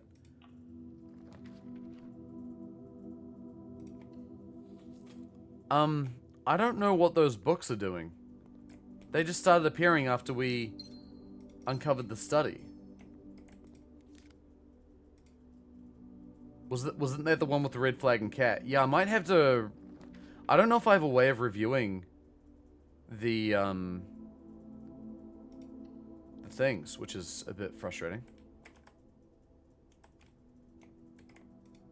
What is this? Whoa! If you unlock a door with the prism key in a green room, hallway, bedroom, red room, or shop, you will draw floor plans of that same color. Crazy. I haven't seen that before. That's cool. That's really neat. I'm gonna come back. Books might be telling you it's a study roll with higher rarity roll. Oh, while drafting you may spend gems to redraw full plans. Yeah, that's what it is. Sorry. I haven't used that ability, so I kind of was drawing a blank there for a bit. I'm gonna redraw. Yeah, so that shows you how many you've got. Very clever. Pantry. At this point, we've found anything in the game. Ha! Good one. Hi, Flux. How's it going? I feel like I want to go back and revisit old notes. Bridget, please pick up some more fruit before Friday, as we've just been informed that we may have an extra guest exploring the house next week. Why is this in a different font? That's weird. Brigitte must be a maid, perhaps? I feel like we're still only starting. Honestly, it really does feel like that. It's unbelievable. The depth of this game. We just had big revelations, though. That's exciting. It's not a note that needs revisiting. Yeah, no, it doesn't. I don't know. I'm just feeling like, oh god, now I feel like I need to reassess everything I know after seeing all that shit. What big revelations? We learned that my mum might have orchestrated a heist of the Royal Museum to steal the crown, and now I have it. Because I might be royalty. Did we find out the Red Prince is actually Todd Howard? Yes, that's right. The Red Prince is Todd Howard. Need to revisit the red notes I've seen. I think so, yeah. Because the red notes are tying into a lot of other story so far. I think I'm gonna wait until I get the final one before I really try to dissect all that. Because there's one left for us to read, I think. I'm surprised you're not Oblivioning. Game's $90, man. I'm looking into getting a copy of the game.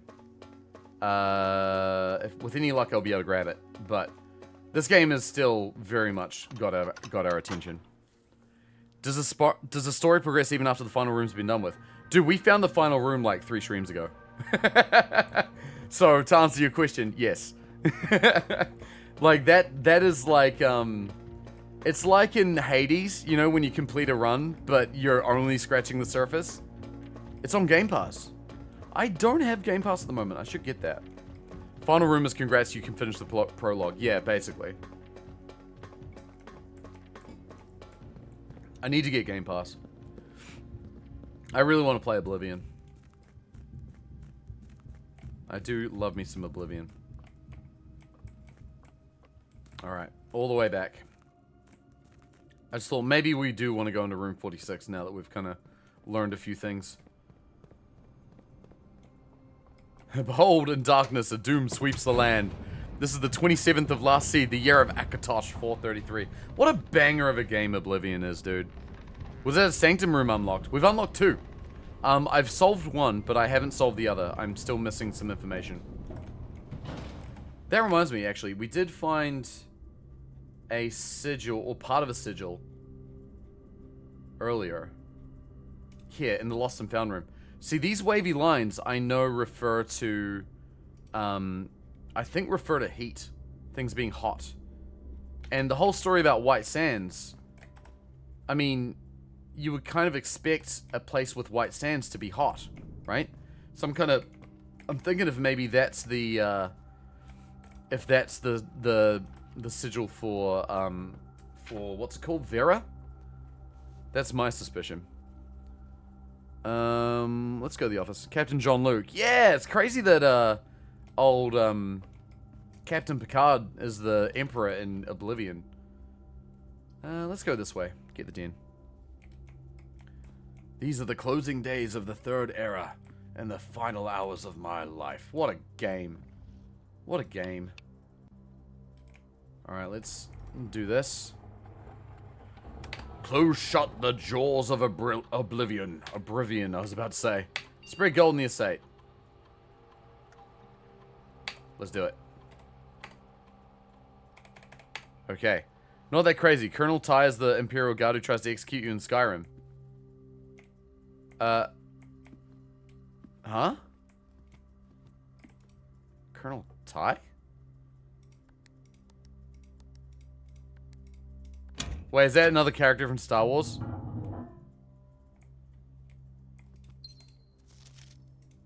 Skyrim's a game made by Bethesda Softworks. I know this. Conservatory. Yeah, go on.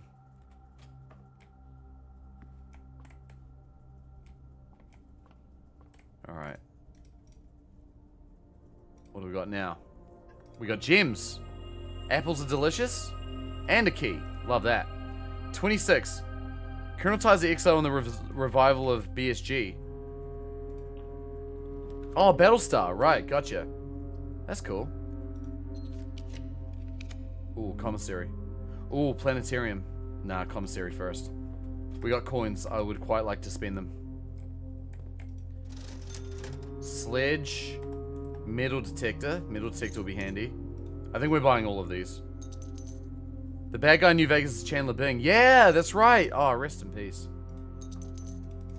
That's right. Everything's a 1 coin cheaper now. Speaking of Star Wars, the new season of Andor dropped. Oh, really? I haven't watched the first season. I need to. I heard it's really good. Oh, coins. Okay, so we got a special key. We got a prison key now. That'll let us open a hallway from this room, but I don't want that. I want to open ideally a red room, I think. Oh, laboratory. Let's go to the lab and do an experiment. I mean, I'd rather have wintergreen, but we're gonna do it anyway. Now, I really want the boiler room attached to this room. That would be perfect. Experiment setup. While drafting, if you draw a drawing room floor plan, whenever you draft a shop, each time you unlock or bypass a security door. I'll say whenever I draft a shop room, gain a key. Because I don't have the key card yet. So I think this is probably going to be the easiest way. Alright. Very good. Now, with any luck, we'll find a boiler room or something connected to the boiler room. Key doesn't fit. Oh, because it's a blue room. It won't work for this. That's fine. Boiler room. No. Redraw. Okay, archives is good for us. Library, not so much right now. Archives. I really want the boiler room. And now that we're in the archives, we can revise some of the notes we read about... we can revise some of the notes about the theft. Wait a minute. Oh, that's right. This is the... That's right! Okay, so this is a story about how... So this story talks about how Fenris beat Arinda Ares, which happened over 100 years ago. And then about 40 years after that, the exiled prince of Arinda gave birth to a daughter, Caitlin Giari, who shares the same name as Yenna Giari, who was in the bust in the foyer in the hallway. And that is, I think, my grandmother.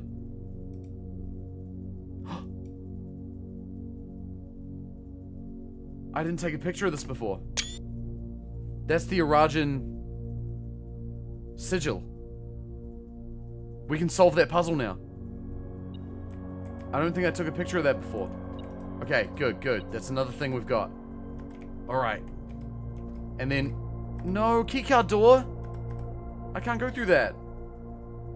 Shit. Alright, fine. Okay. So... These notes are important. So this happens about 100 years after the war.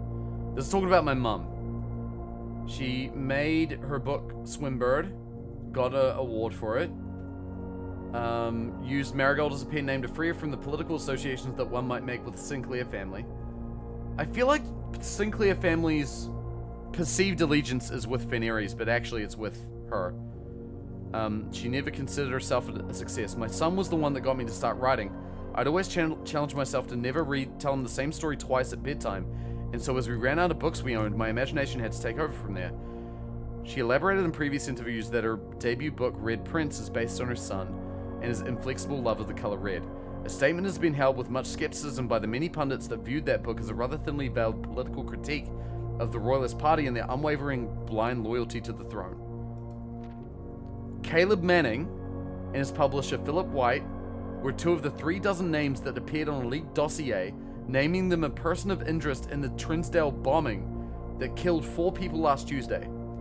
Although no group has come forth to officially take responsibility, it's widely believed by authorities to be the work of the insurgent group RLCF, who also call themselves the Children of Blackwater. Ruffington Press was quick to dismiss the rumors on a statement released on Friday, maintaining that the popular author and Mr. White were simply victims of an unfortunate happenstance, whatever that means. This would not be the first time that the publishing house has defended a rogue employee. 3 years ago, an associate editor with the company was arrested for criminal conspiracy, although the charges were later dropped. Local author and popular personality Marian Marigold, my mum, has announced a split with her long-term publishing partner Ruffington Press, citing personal reasons. Came after the arrest last week of fellow author and colleague Caleb Manning. So her confidant in the theft got arrested, and she left the work that she worked at immediately after. Manning and White at a press function was seen at the corner, a suspicious bag waved down a local man. This is the third to major last year. It's anticipated charged by the Crown. Manning was the last. The trial begins on Tuesday. Expect to wrap up to something with grand treason. No traces discovered of Sinker Harris, but search continues. Mary Matthew Jones, the author and illustrator whose fanciful stories are written under the pen name Marian Marigold, was last seen by a close friend around 3:45 Friday, getting into a carriage after a late luncheon date at the 100 Bells Tea Room in Trinsdale. Mrs. Jones never arrived home and the carriage driver cannot be located. Family and local authorities are very concerned but have not deemed the case foul play. It's now a character incident at this point and we're seeking information. And then 7 months later, the crown was stolen from the closed exhibit.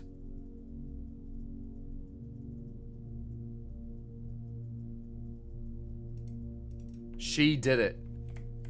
She did it. My mum stole the crown. There's no other explanation. Who was the third writer that left the publisher? It wasn't... I don't know who that was. That one was not explicitly named. So I'm not sure. Maybe the Muppets stole the crown and your mum's covering for them. Oh, the Muppets, true. Never thought about that. This is revisiting things we've seen, no updates. Yeah, no updates. We're just, Boiler room! Oh man, the likelihood of getting that powered all the way over there is not likely. I'm gonna redraw that. I want to get the boiler room later. Dining room's a better bet for right now. Okay. Grab that for some extra steps. We'll draft some more rooms. Cloister, break room. Break room's perfect. That'll give us the key card. And a new puzzle.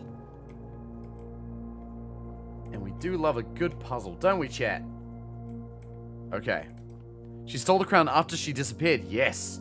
She disappeared and then conspired to steal the crown. Well, I guess she technically conspired before she disappeared, but she was part of that whole process. 100%. Had to have been. Yeah, there's no other explanation. Alright. Silver key's good. So nice seeing all the upgrades people have got. I also went for the break room. Break room is so strong. Love the break room. Must have missed the earlier visit to the archive. Oh yeah, we've been there a few times now. I've found that I've been going back there just to like revise things that we have already discovered. Because I feel like reading old notes, but with new information, has been quite enlightening. Quite enlightening.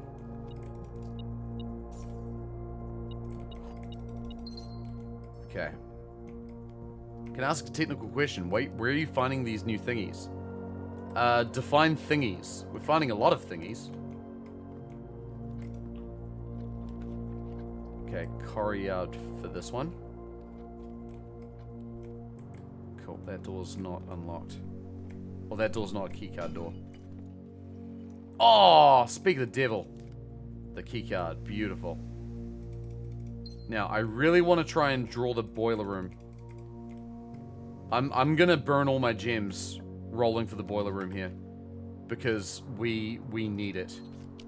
Because if we get the boiler room here, we will have unlocked we can power the lab. And I think that's going to be incredibly worth it. At the very least, I'll take something like the passageway. Okay, that'll do. Because then that gives us more options to be able to power the lab. New information was in the red note. Yes, we opened the red note in the, we opened the red note in the... Sorry, 1 second.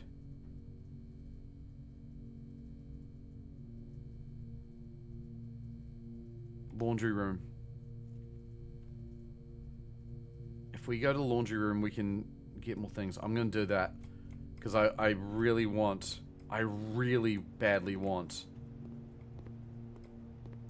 the boiler room. And if we can power 2 rooms at once with the boiler room, that's really good. Using this door. Can you prism the key, the power thing? No, I can't, unfortunately. It's the one color room that I can't use that for. Come on. Yes! Finally! Oh my god, we're about to uncover some things, chat. We're about to do it. Oh. Sorry, Fabulous. I got really excited. Why are we boiling? So the boiler room, if you see here, it's this big mechanism in the middle, and then ducts go out to other rooms. If we can connect... Oops. If we can connect the ducts among rooms to other rooms, we can then, like, superpower those things. So... Okay. Awesome. And the best part is that by putting it down there, we are powering both the laundry room and the lab. That is fucking spectacular. Awesome. Oh, I'm so happy. Alright, let's draft some rooms before we press forward. I think the weight room...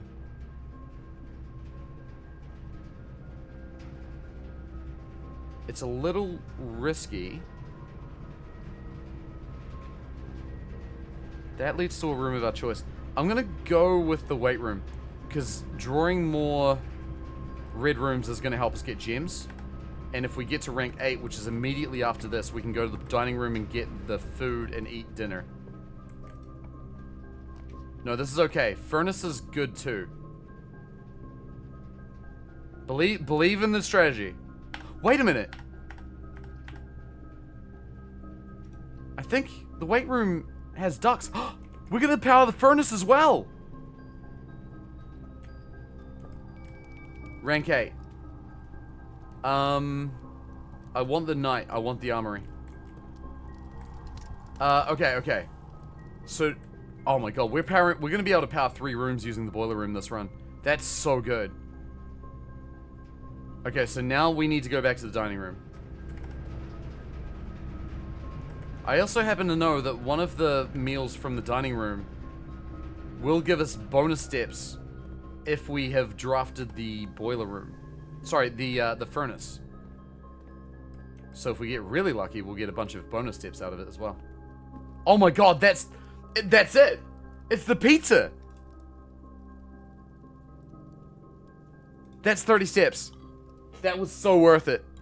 That was so worth it. Simon, eat your fucking crust, you dickhead. Alright. That was unbelievably lucky. That was shockingly lucky. I cannot believe we got so lucky.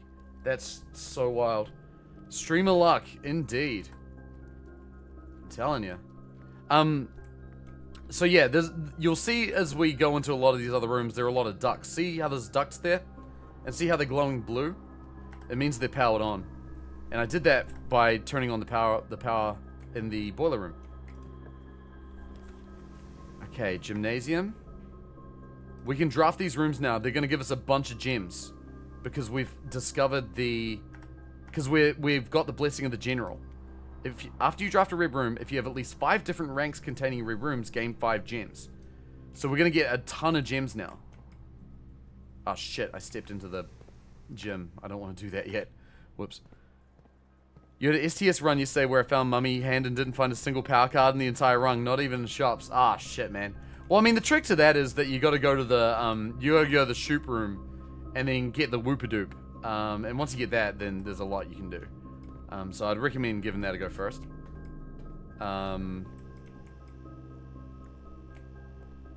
This machine's now powered.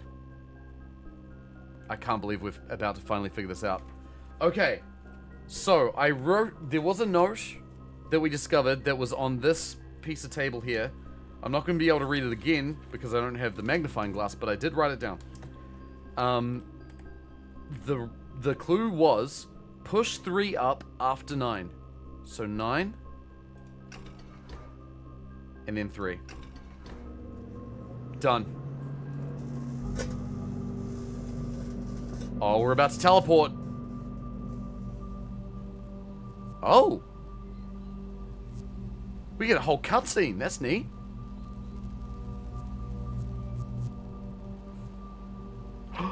Another door!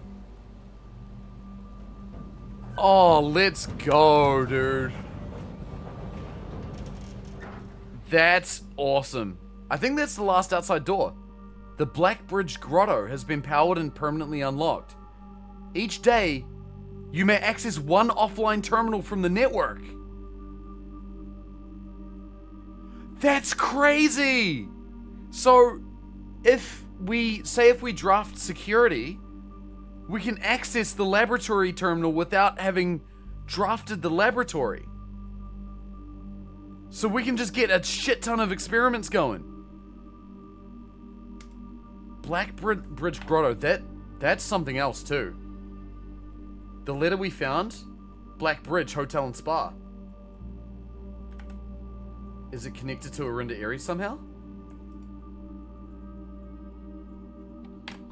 Okay, so now that we've done that, we can access another terminal. Does that work lowercase? It does. If you find the lab, you can connect to the shelter and unlock all the doors.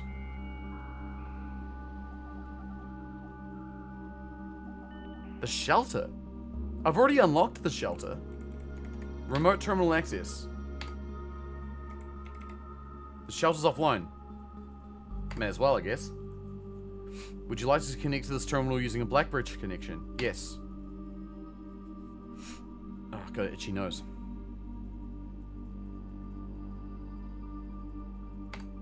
Alright, we got the bomb shelter. Radiation monitor. Take measurement. 3.4 microsieverts. So, these readings are often spiked by the experiments conducted in Mount Holly's laboratory. So does that mean that if we successfully complete an experiment, then we will unlock the doors? Oh man, we're discovering things now. This is good. This is good. This is progress. That's the wrong way. Okay, this is good. This is good. So we're in the laboratory. We just discovered that whole puzzle, which is awesome.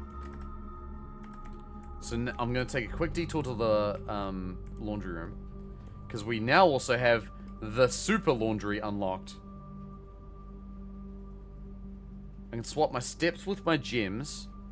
I can swap my allowance with my stars.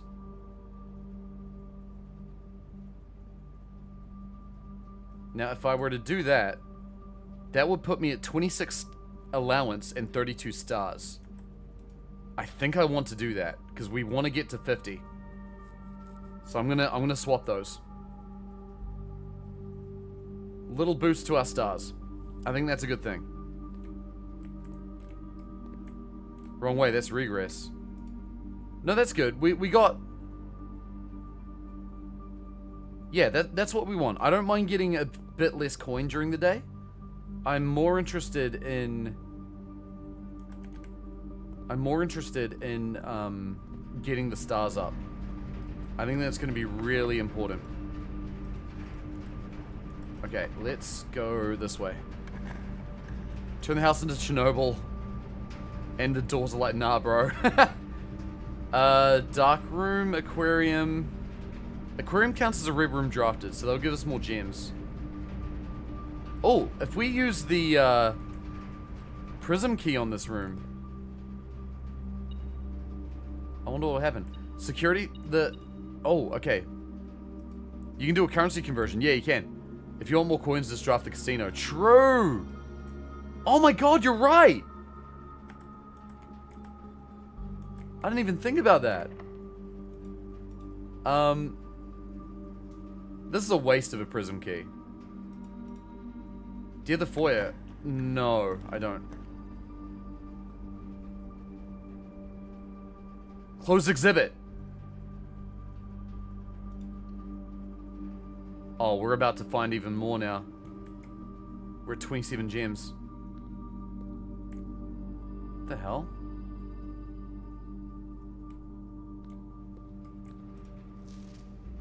Dearest children, the pieces are in place and all rigid cogs have been greased. However, if our ambitious plans are to succeed, we must strike this Tuesday. The routine changing of the guard personnel on the first of each month means the opportunity we have created for ourselves will likely never be so opportune. If we wait even one additional week, the window will be closed.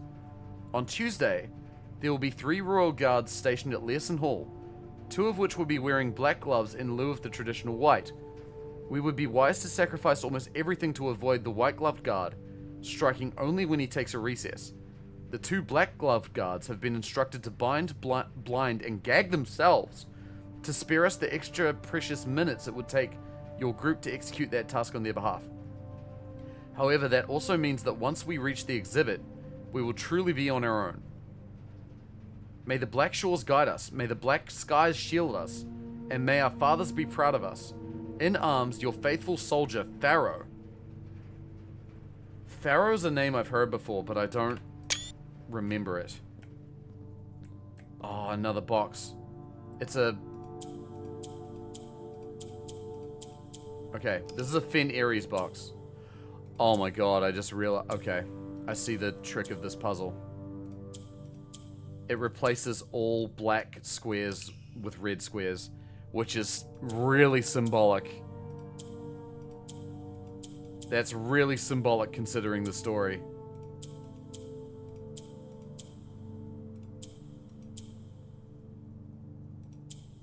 Okay. So we can make black squares there.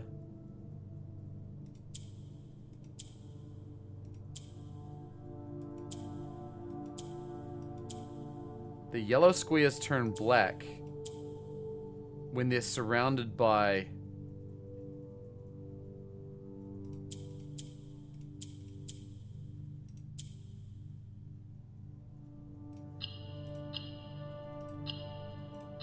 two of the same color. That's interesting. They're all fake. Yeah, Little Steel. This is black and not white. Well, this is the other side. I'm very confused by this. The note obviously is what we need here. But I'm just a bit, like, unsure.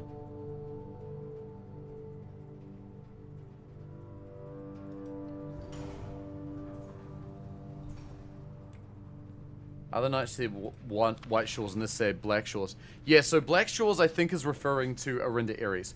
So different kingdoms in this world have different colors associated with them. And Arinda Ares, which is what these people, where these people are from. So the short version of the story is that the country that we're in and the country that these thieves are from got taken over by another country. There was a war about 100 years ago. The other people won. They took over and they did a bunch of revisionist history to, like, basically try and omit the existence of the old country from the history books. These guys are trying to, like, work that back, long story short. The color of the sort of the country that won is red. The color of the country that lost is black. So they're using black as a symbolic thing for their country. On Tuesday. What day is it now? I don't even know. Day 1 was November 7th. 30 days in November. So that would make day 23 the 29th, if you include 7th. 7, 8, 9 is day 3. So day 29 is 23. 24 is 30. 1st of December is 31st. Sorry, sorry. Wait. 29 The 29th is day 23. 24 is 30. 25 is the 1st of December. And we're currently up to the 16th of December. I know that the 7th was a Friday. And we want Tuesday. So if day 1 is Friday, then 2, 3, 4, 5. Day 5 is Tuesday. It's currently day 40. So if day 5 is Tuesday, so is day 12, day 19, day 26, day... Today's Tuesday. Must strike this Tuesday. That's today. But it says the routine changing of the guard personnel on the 1st of each month means the opportunity we've created for ourselves will likely never be so opportune. On Tuesday, there will be 3 guards stationed at Leeson Hall, 2 of which will be wearing black gloves. These guys aren't wearing any gloves. Instead of the traditional white. We'd be wise to sacrifice almost everything to avoid the white glove guard, striking only when he takes a recess. The 2 black glove guards have been instructed to bind, blind, and gag themselves.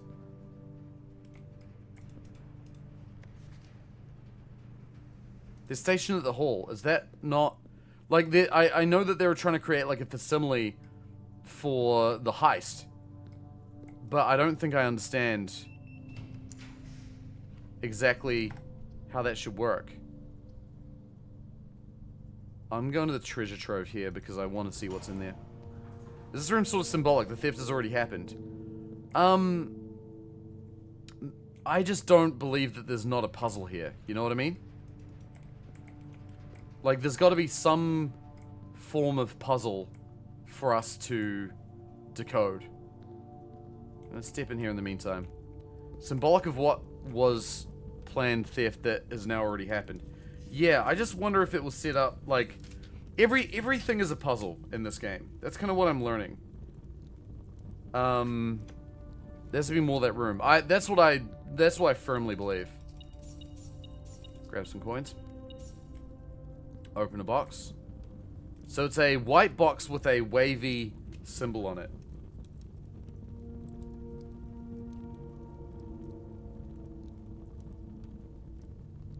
The color of the box and the symbol on top is important. Maybe you gotta unlock another room for us, maybe. A red note. The previous box in this room contained a true statement.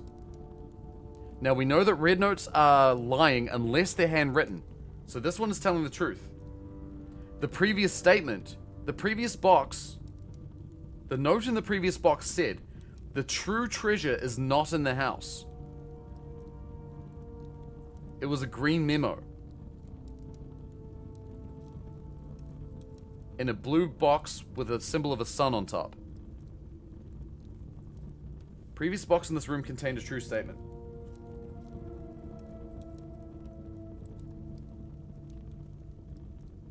The true treasure is not in the house. That is what that means. I'm gonna use a prism key on this door. Doesn't work on black rooms, damn it. Worth a shot. Casino, dark room, lav. Dark room will let us retrace. Must be somewhere underneath. I mean, it could be underneath, it could be around. Could be in a lot of places. Now, we have not opened the door to room 46. So I'm inclined to think that maybe we don't bother with this and we drop into the casino. Nah, I'm gonna open the dark room. Yeah, Ari's here. What if the true treasure was the friends we made along the way? I honestly wonder if it's gonna end up being one of those stories. Alright, let's open this thing that we now know we can open. Can't dig these spots up yet, but just want to see if there's anything else extra here. There is not. That's okay. Okay, so this also mentioned 1st of the month. Currently it's the 16th of December. So maybe we have to wait until the 1st before we can discover anything new there. Let's go to the weight room. All the potential friends we sent away on November 6th. Yeah, true, that's right. Yeah, they all had to move out.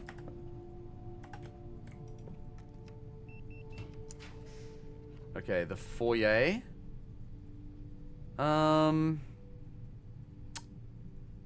Hallway doors are always unlocked. That's not a bad idea. But I kind of want to redraw, I think. Okay, casino's not bad. Lost and Found also might be kind of interesting. I'm gonna go Lost and Found.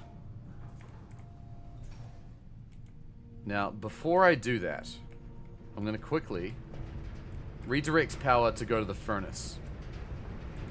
Because we will be able to go into the powered furnace, which will give us a free key. But the first won't be a Tuesday. When's the next first that's a Tuesday? Maybe don't look that up. It could be a while. Yeah, I don't know. It's weird. I wonder about it. I've lost the silver key. Okay, that's fine. Upgrade disc. Watering can. It's honestly not that handy, if I'm being honest. But it's fine. Ooh, we're gonna redraw that. The library. Let's go. We're gonna read a new book. Oh, we're unlocking all of the things. Before we read the book, let's just see what's through here. Best to use the disc before stepping back through. Oh shit, you're right. My bad. My bad, gamers. Trophy room, attic, wine cellar. No. I want more rooms. Gift shop. We don't need the gift shop anymore. At least right now. Drawing room's good. Gonna go with that. Okay, let's read a new book. A New Clue by Marion Marigold. Notice how the book is in purple. I wonder if there's significance there. I'm the only person who has... This book was graciously gifted by Simon P. Jones. Oh, right. Because I had to buy it for the, for the house. I'm the only one that checked it out. That makes sense. Sundial Publishing. Ooh, I wonder if that's connected to the sundial in the apple orchard. All he needed was to find a new clue. If he found a new clue, he'd know what to do. If he knew what to do, he'd likely tell you. For you are looking at a new clue too. Oh my god. Am I looking at a new clue? This is exciting. This is awesome. I need a magnifying glass, I think. He had retraced his sketches and studied the files. Reviewed all his cases and gone through the piles of the evidence present and precedents evident, and retraced his steps as it stretched on for miles. Corner cases, parlor, patio, nook, office, library, pantry. Those are all rooms that have corners. Dead cases, lavatory, closet, attic. Can't read the rest, but they're all dead-end rooms. We need the magnifying glass for this. Didn't the silhouette in one of the visions have a trilby? It did, yes. I have a suspicion that the man in the trilby might be us. Or it could be the detective. There was a detective. What was their name? Bon Margle? I wonder if it could be them.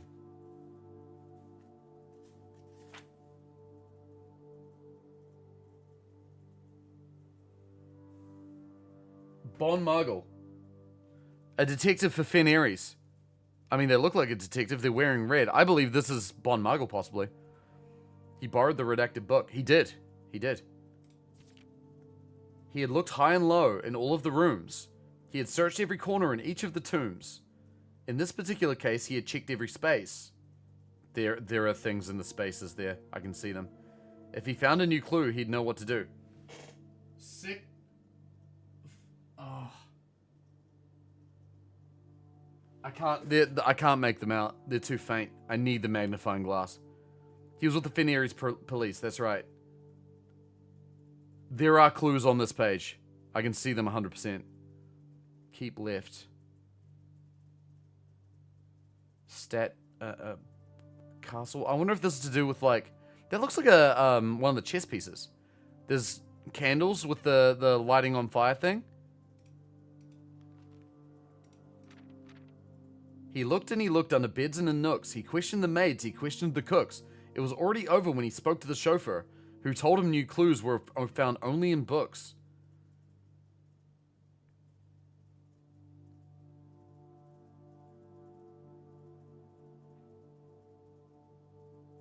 The clues you've already solved. I think some of these we have already solved, but not all of them. So tome after tome that the library loaned, and the books that he had, that he already owned, were searched from their covers all the way through. If he found a new clue, he'd know what to do. Look at these, like, arrows. There are, like, arrows in all of these notes. Maybe not all of them, but in some of them, definitely. Like, this one here, keep left. To Tanner Fork, it points left. And then this one, there's an arrow pointing right. 2 clocks that are frozen at 1:30. Those are the clocks that we found in room 46. And then there are more books.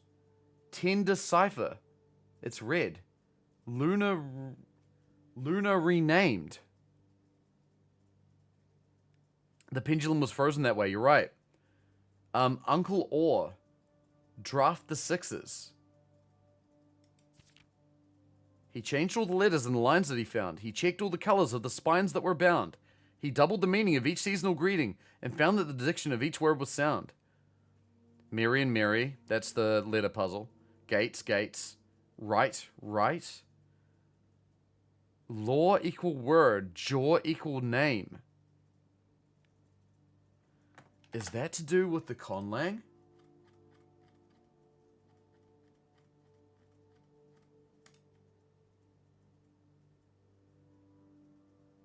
Uljora. Lorja.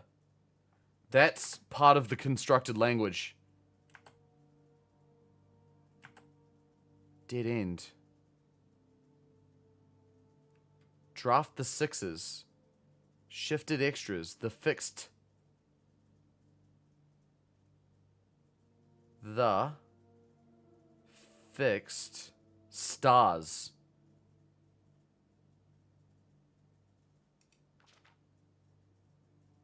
He stayed up all night and studied the maps. He laid out the floor plans and measured the gaps.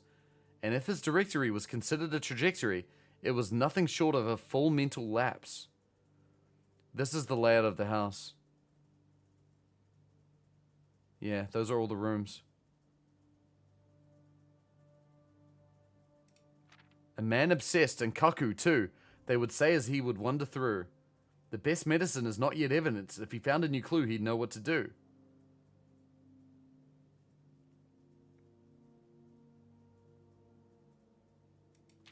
And having read this book so many times, having scoured over each of its cryptic lines, have you exhausted your search? Have you seen all the signs? There's already a bunch of clues right here.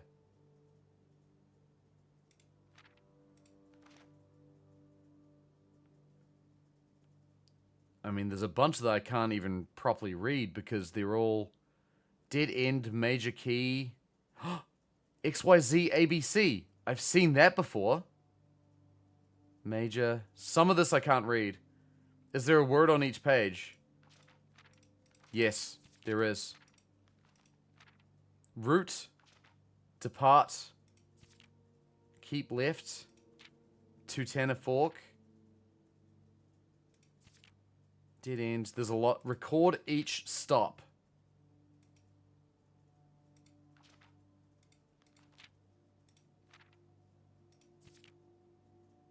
Interesting.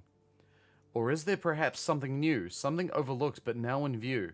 Have you finally found it? Could it really be true? If it's a new clue, you know what to do. The suspect is minor. The suspect is minor. The suspect is major. The suspect is a key. On the way. Oh my god. I need the magnifying glass, dude. I need it. Route 8 lift. Yeah, so Route 8. Depart. Left. Keep left. To Tanner Fork. Tanner Fork.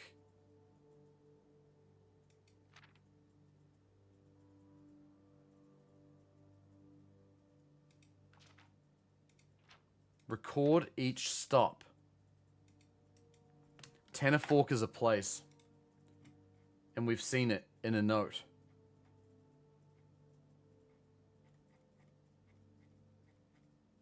Where did we see it? Here. Tanner Fork. It's right there.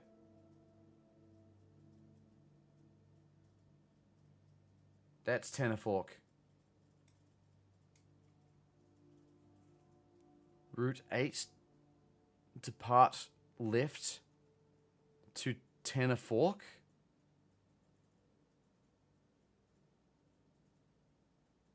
Oh my god. There's so much to pay attention to here. Hang on. I don't have the magnifying glass right now, so what I'll do at the very least is just take screens of all these pictures.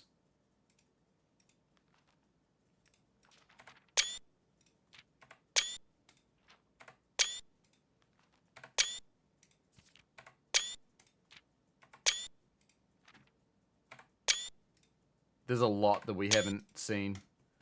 There's a lot that we can't see right now. That's so frustrating. I just need the magnifying glass. If I find that, then we can really start to crack this open. Okay. Greenhouse, tunnel, chamber. No, redraw them. Veranda, locksmith, West Wing Hall. Redraw them again. I need something that will give me a magnifying glass. The closet might.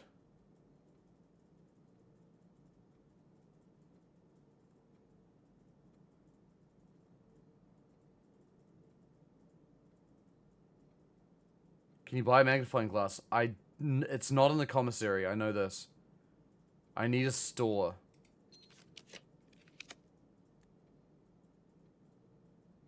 The armory will let me get the torch. Walk-in closet is likely to have some stuff in it. Armory won't have a magnifying glass. Prison key won't work because this will be a dead end because it drafts it into the wall.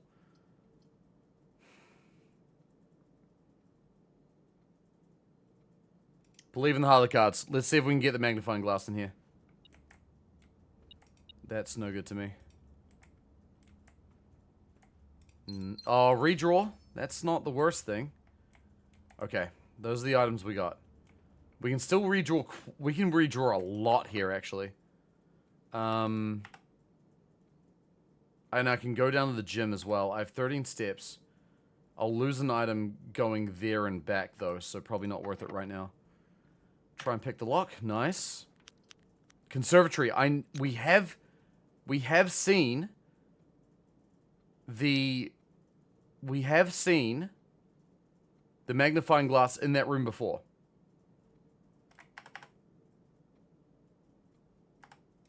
I'm gonna believe in it.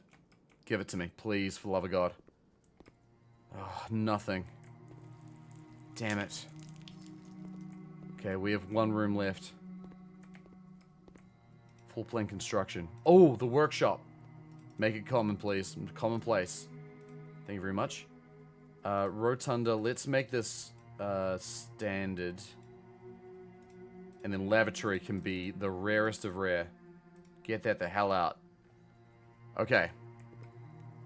Alright, come on. Oh, the drafting studio! That's where the final safe is. I have to. And also we're gonna draft a new room. I have to. No magnifying glass. Oh, that's so frustrating. I believe this is the final safe. I reckon we also need the magnifying glass to find that too. Okay, we can add a new thing. The kennel! Home to several of Sinclair's hunting companions. It can be assumed that these friendly hounds have been anxious to meet their new master. There's dogs! There were dogs! Each time you dig in a room, unlock all doors. That's so good. Dogs. I don't even need to see what the other ones are. We need dogs.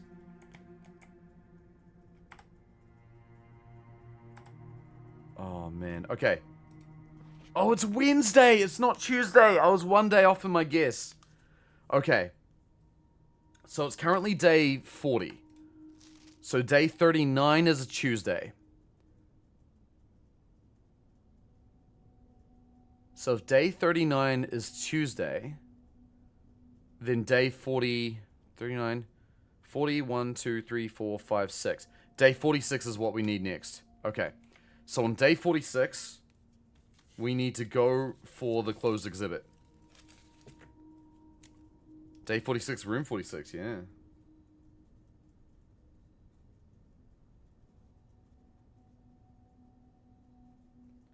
So, day 46, plus 7 to the power, 7 times x. X being any number. Just had to write that down so I remember that we can check it out on future days. Okay. Pretty sure we confused him enough that he didn't know what was true. Oh, yeah, no, I think he did, actually. I thought you were just joking around, honestly. 8, 7, 6, 5, 4, 3, 2. We can get to that last room. We're gonna lose an item as we go through here, though. I lost the key card. Oh, that's actually a really annoying item to lose. Shit, is that the... Wait. Isn't the room in here a keycard room? Oh my god, fuck this game. I can't believe that. Oh, we would have lost all our steps going to the gym anyway, so it doesn't matter. Alright, we're done. Yeah, we weren't... I don't think we're getting to a terminal. Oh, chat, do I do one more? Do I do one more? It's 11:30. I shouldn't. That was such a good run. Find out what dare mode is. So what from what I understand about dare mode is it requires a new save. So that's not what we're gonna do here. I'm gonna save that for another time. Let's do one more. Let's do one more. Fuck it. I am so into this right now. Losing half your steps fucked you up there? Oh, I mean, I think it was a good call. It allowed us to get through the room quite a lot and do a lot of things. So I'm quite happy about it. Yeah, Civ Strat, seriously. Now we have 32 stars. That's good. We're happy with that. Alright, let's do this.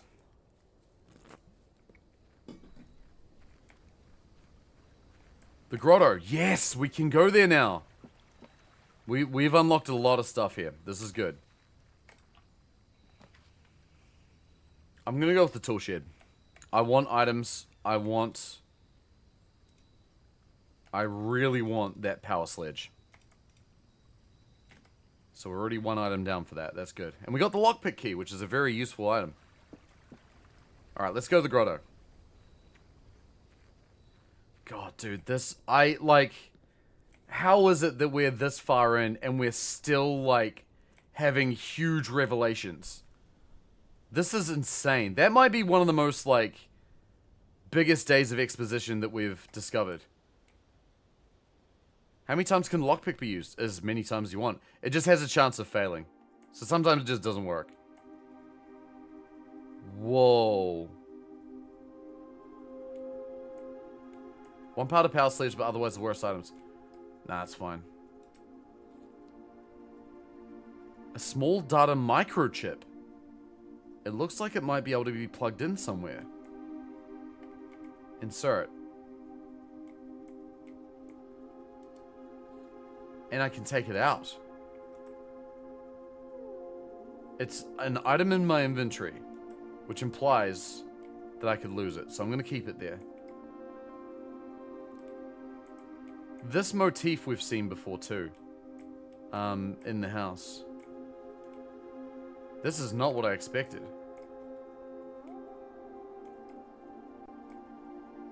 So we need 3 microchips to open the door.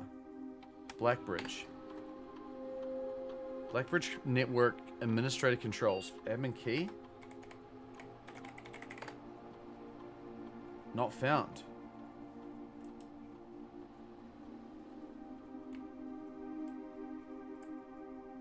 Blackbridge.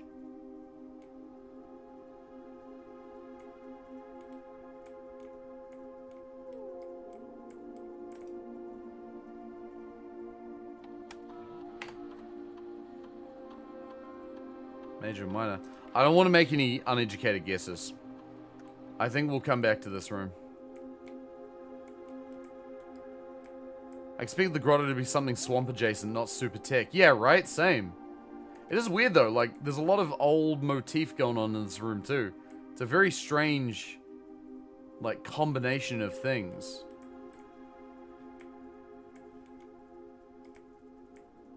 Oh, what's this? 1/100? Okay. Fascinating. Perhaps they drained the swamp but kept the name. We have the supernatural shrine and now high-tech Batcave. Yeah, it's... There's a lot. There's a lot going on. Are you sure it's not upside down? Honestly, who fucking knows? Alright, let's get out of there. Man, that's a mystery now. Time to go do our thing. Whew. I want that power sledge. That's a big thing for me now. And now the workshop is a commonly drafted room, so the likelihood of us getting it is pretty high. Shovel's nice. Shovel's good. We also want the kennel. There's the lab. Now the lab's good. That'll allow us to... We can start an experiment, and we can access another machine. So what we want to do is use the Blackbridge to connect to... I came up with the idea for this guy. One guy, then they did all the work and kept their secrets. Yeah, I mean, I think the game was developed by a team, but like one guy, I believe, was behind like all the puzzles and whatnot. Data transfers. That's another thing I've forgotten about.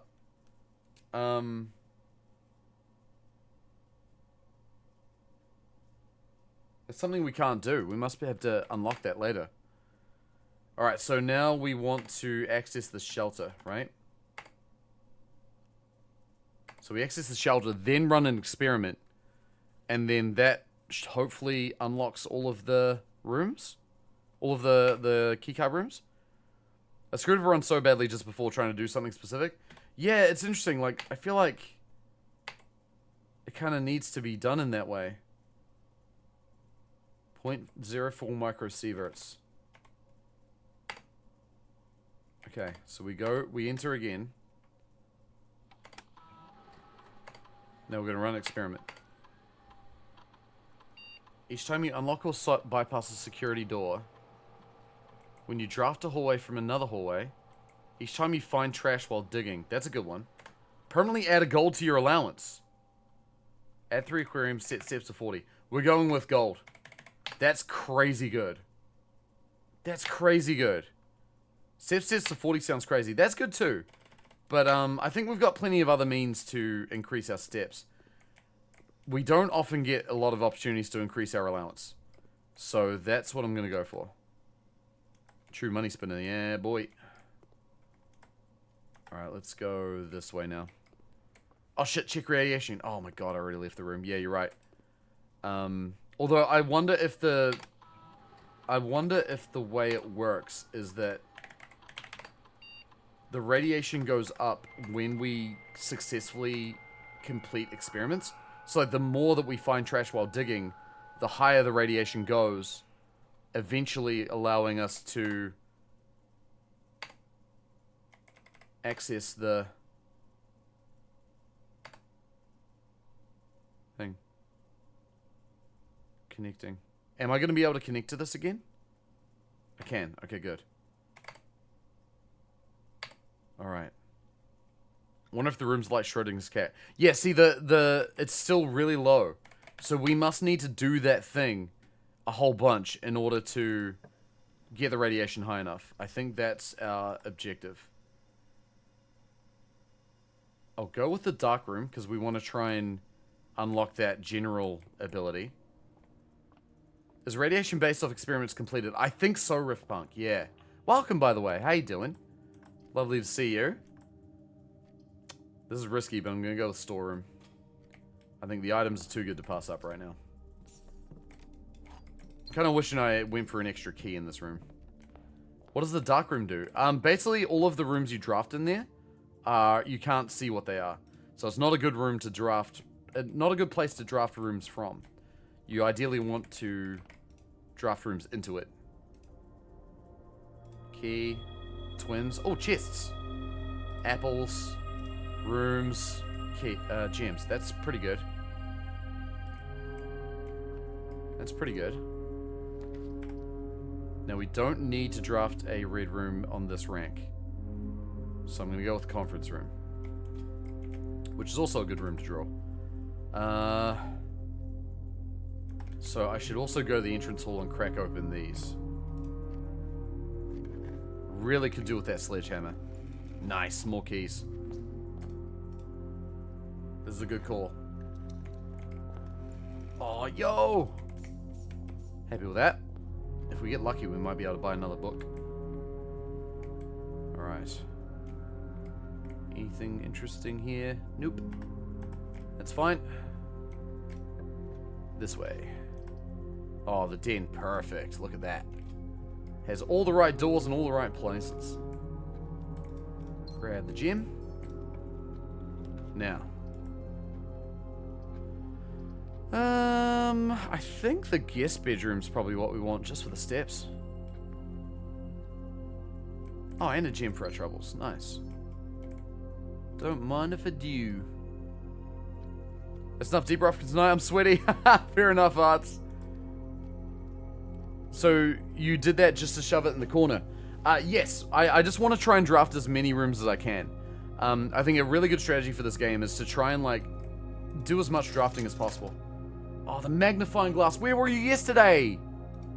Can't believe it. But we got the sledge, though. And the sleeping mask. And running shoes. Yo, we are gonna be doing this whole ass house at this rate.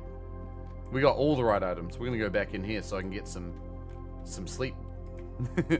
I'll get one extra step out of that. Yeah, thank you for that follow, by the way, Riftpunk. I really appreciate it. Alright, chapel is what we want now.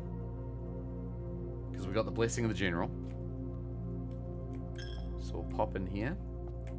I do not have a way of setting the candles alight, but I do have the magnifying glass, which is one half of that puzzle. So, with any luck, we'll find the metal detector. You only lose steps when you enter a room, so you can draft back and eliminate dead ends from future drafts. Yes, that's correct. I do not want to draft archives or weight room, so we'll go with security. Cool, cool. And now we have this. I think this might be a little premature, but what I might do is set the security level to high. Because if we prioritize getting a bunch of green cards, green rooms, we can then dig lots of holes, increase the radiation. Oh, it's only if we find trash, though. You can change the offline mode? I suppose that would be good if we happen to find the utility closet. Fair enough. So do that. Offline mode unlocked. Cool. And now before we... Oh. I actually want to check something else real quick. So now we can access the lab... we can access the lab terminal from here. So while we're here, we can actually check the radiation of the lab.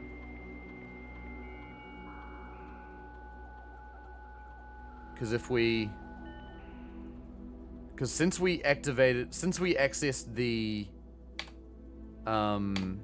shelter, we now have the ability to trigger unlocking all of the keycard doors.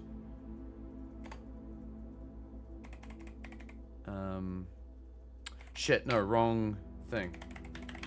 I want to go to the shelter door. Yeah, sorry. They're all very interconnected, aren't they? Frogmans, how you doing, by the way? It's good to see you. Hope you're doing well. Remote terminal access. So I want to go back to the shelter. So I assume that now that we've done this, we can't connect to the office. It just won't let us do it. Because it's our third time connecting to the shelter now. Take a measurement. Oh, here we go. 3.8. Alright. So it was 12 that will trigger... Yep. So maybe we only need to do that experiment 3 more times. I mean, I'd rather have wintergreen, but I think that's a good strategy. Sorry, no one's laughing at that fucking stupid-ass joke that I'm making. I should have stopped it the last 10 times. But it's still funny to me, so I don't care. Alright, Cloister, let's go. We can dig a lot. This is good. We like digging. Coin. I want more trash. No, I don't want coins. I want nothing. Give me nothing. Yeah, that's better. My allowance has been increased. That's real good. Passageway. Pool is better. You want the kennel so I unlock rooms too. Yeah, 100%. Now, do we have the sledge? We do. So we can crack these open for free. Which is nice. Gems for us, and a key, and a coin. Yeah, the running shoes too. Yeah, we got a lot of stuff right off the bat here. We're doing pretty good. Alright, let's see what's in here. Weight room, great hall, which goes to 2 dead ends, and the pantry. Pantry's the one we want here, I think. Great hall would be nice, but I want to save it for a room where we can use it more effectively. Nice, okay. Does your inventory get full? Apparently not. I don't think I've ever seen it get to the point where, like, I've taken all the room up in it, but... breakfast nook is good here. Then we can go north. Bacon and eggs. Oh, coupon book, nice.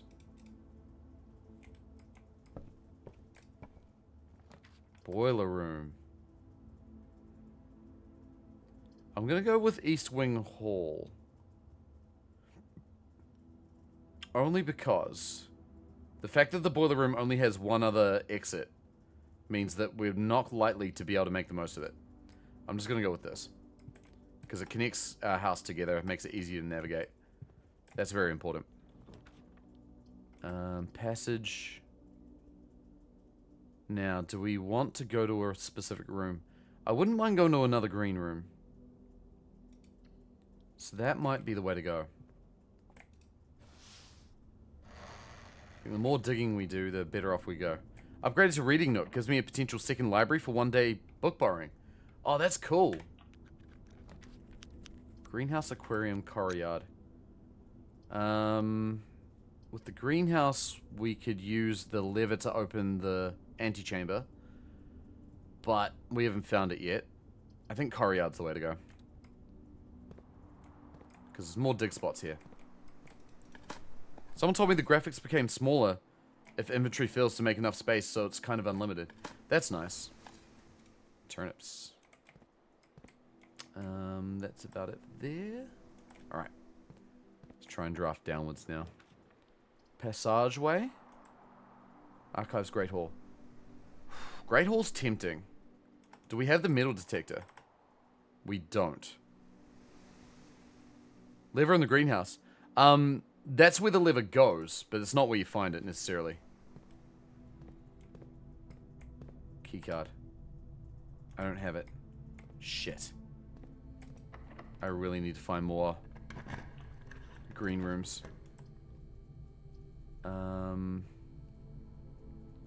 Rotunda's pretty useful. Costs a few gems, but I think that's okay. We need to start drafting a few more red rooms too, actually, now that I think about it. Can't pick that. Oh, the kennel!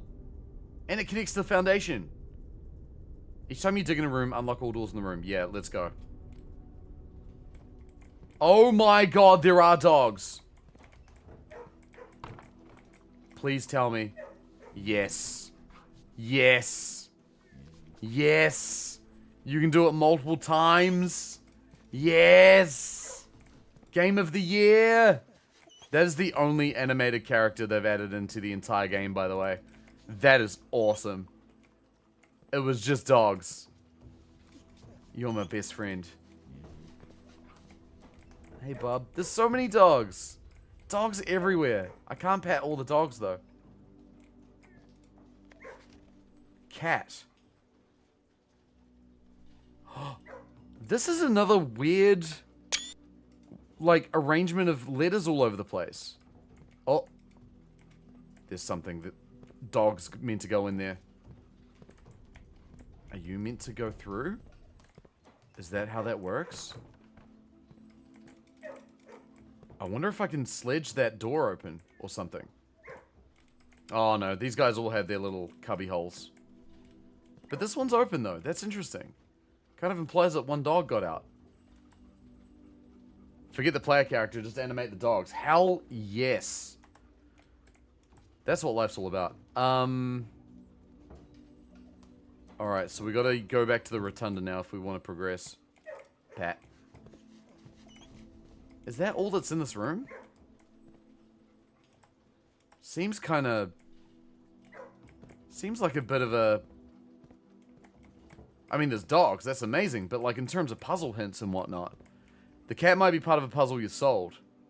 I've seen... Okay, so I've seen a few clues that seem to be connected, and I don't understand what they're for. The one that we saw in the grotto was the same. These like random sort of characters that are aligned, like... I thought maybe this is 1 in 100, but I actually think maybe that's like I's and O's. And then on the back of the statue here, there was CXET. And then we also found a note in the locker room. If I can find it. Dude, I've taken so many screenshots now. Where the hell is it? There.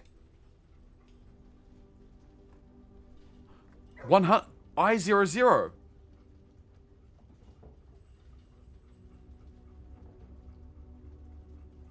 Do they line up?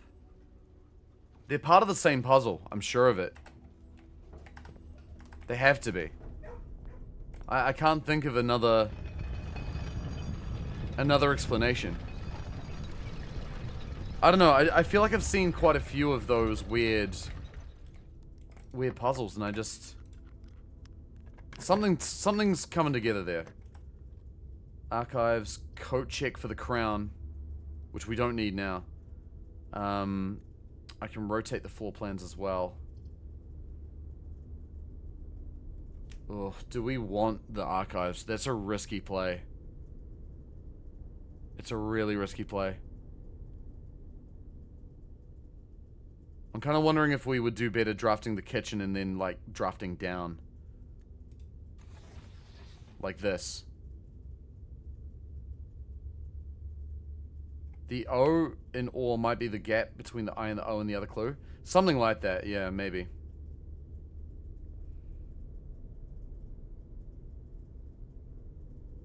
I think drafting archives is just too risky, but... Nah, fuck it, let's go. Let's take a risk. What's life without a little risk? Fuck's sake. More keycard doors. I really need to find more dig spots. Garage, bedroom.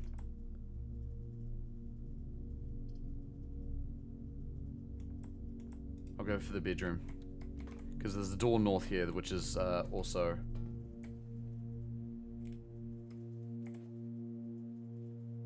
Okay. Foyer, morning room. Morning room's good. We can find maybe some dig spots there. I got the coin purse. I thought there were dig spots in this room. No, that's right. It was only when we got the root cellar that we found the morning rooms. Sorry, the morning room dig spot. Damn it. Servants' quarters, a key for each bedroom in the house. That's very convenient. That'll give us 3 keys. We're gonna lose 2 rooms doing this, but I think it's actually kind of worth it. We also get to investigate this room again, because there was a note here. This is a note where, that's right. This note, Herbert gave Hartley, who was the valet, his, like, holiday house. There are 12 major keys.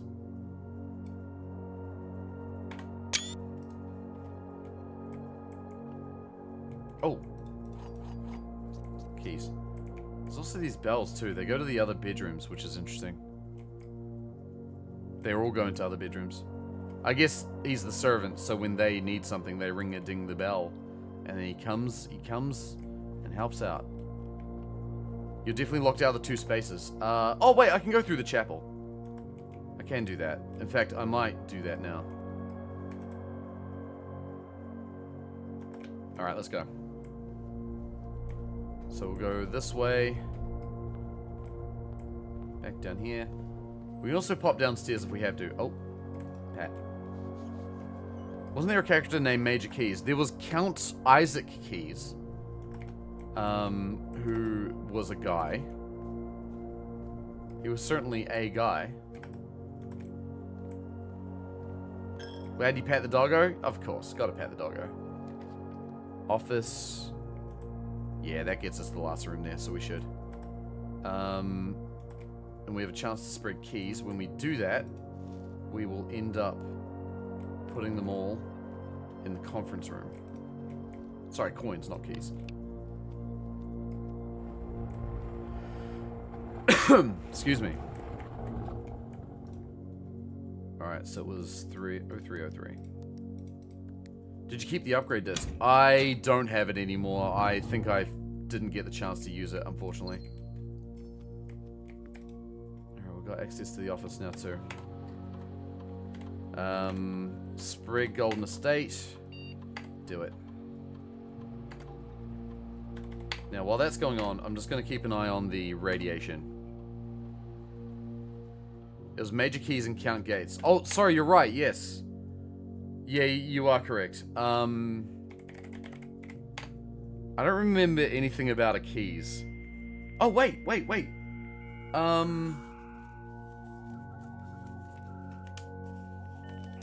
No, there was something. It was one of the busts in the foyer. Major Nicholas Key the Fourth.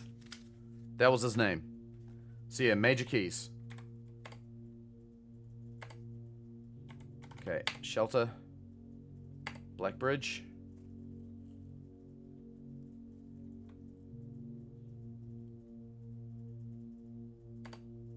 Okay, let's just check the old radiation.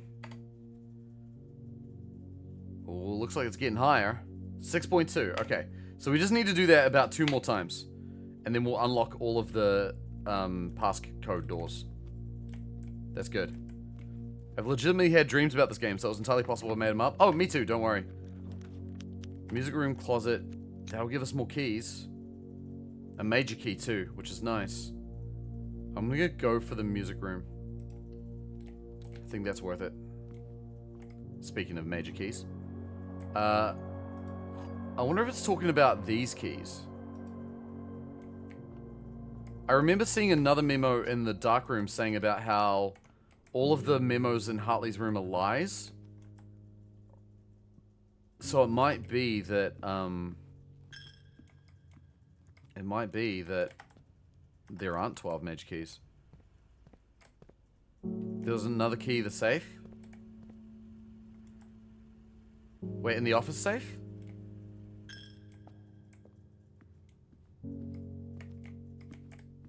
No, no key. There's just this gold thing. That's the thing that the gem sits on.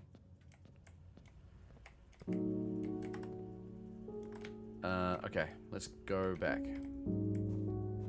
So we need to find rooms where we can dig. Oh, there's another dig spot. Turnip. Oh shoot, sorry. No, that's okay.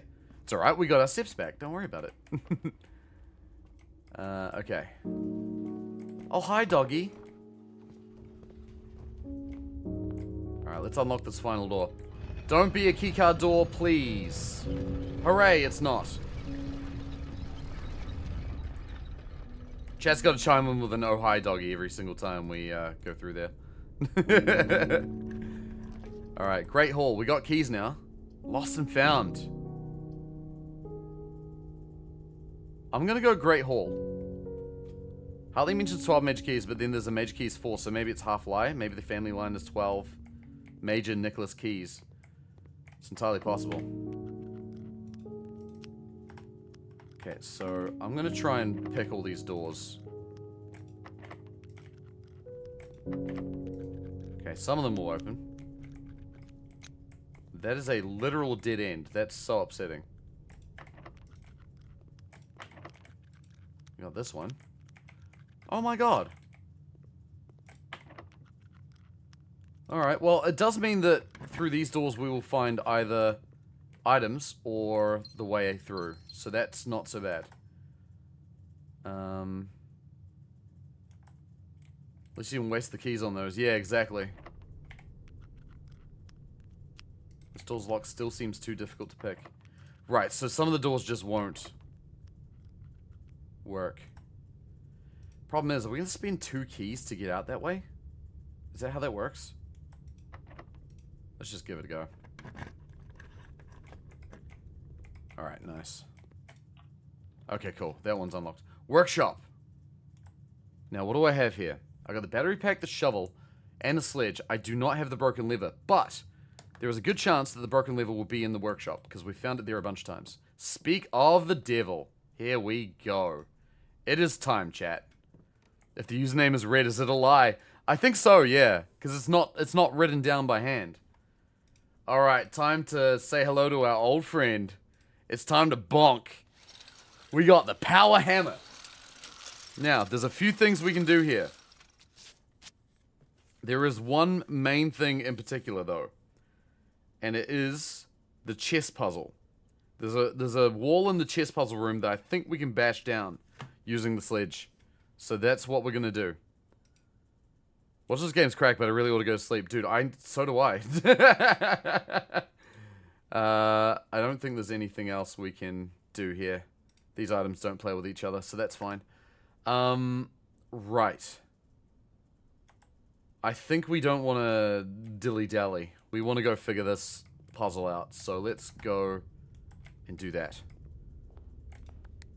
So we need to go to the foundation, go underground, and make our way to the puzzle room in the precipice. That is not the correct door. Still need to find more dig spots. I've been getting too lucky with my dig spots and finding too much coins. Hi, doggy. Still got to connect a room to the passageway. Yes, I do, but those doors are security locked. So I can't do that yet. I don't have a key card. So we will leave it. Yeah, lots of pats. Did you dig in the kennel? Can I dig in the kennel? I don't know if I can. I also know that we can upgrade the shovel to make it more likely to find stuff, but I guess I don't do that. I don't want to do that right now. I want to find trash so I can open up the right doors. Oh. I've made a mistake. I've gone the wrong way. I need to go out through the basement and then back around. I took a wrong turn. Open key has a chance at a dig spot. Ah, but I didn't find one there, I don't think. Although, I know there's a dig spot here. This is where we found the lost and found. Will it allow me to dig again and find nothing? And therefore trigger the experiment? I don't think it will. Unfortunate. Alright, That's okay. Let's go here. So we want to go find the chess puzzle area. Speaking of which, I wonder if we should change our power. I don't think we should. The pawn power seems like it's the best one. It gives us the ability to switch to any other power when we reach rank 8, which we're doing often enough that I think it's worth keeping it. Not there. It's the next door. Nope. Wait. Yeah, here we go. Hello. Hello. Oh, I knew it. I knew it the moment I saw it.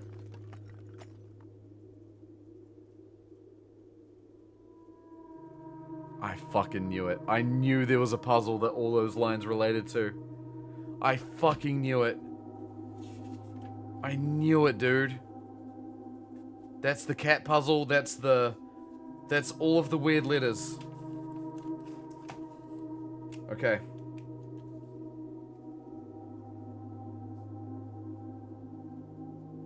Okay.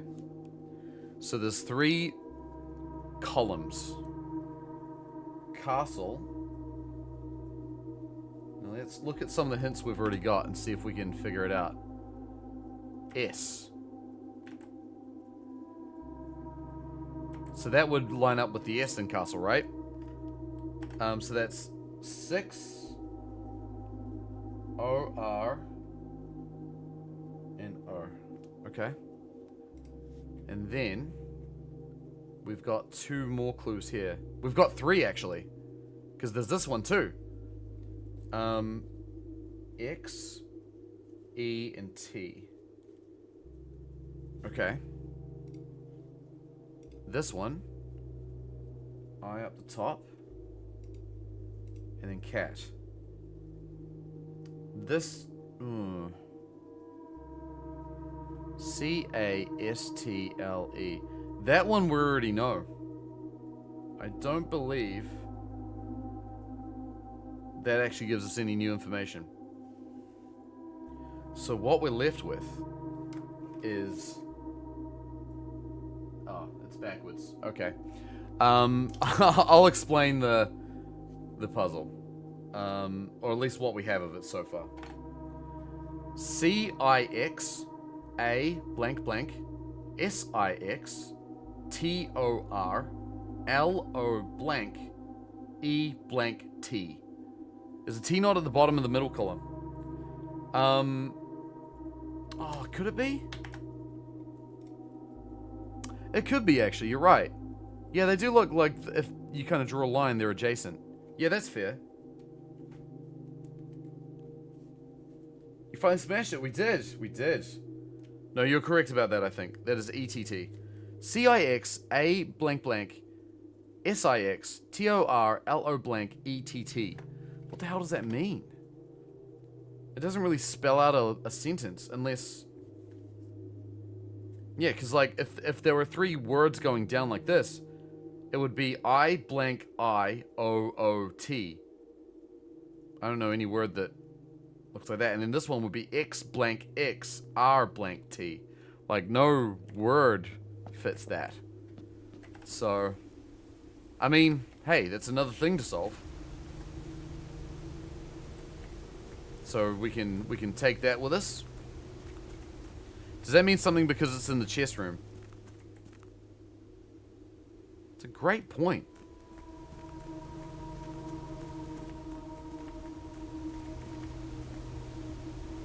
I mean, yeah, so castling involves, it's a move in chess where you move the king and the rook at the same time. And the rook is placed, they're placed on opposite sides of each other. It's done as a defensive move to give the king more protection and to allow your rook to move more freely.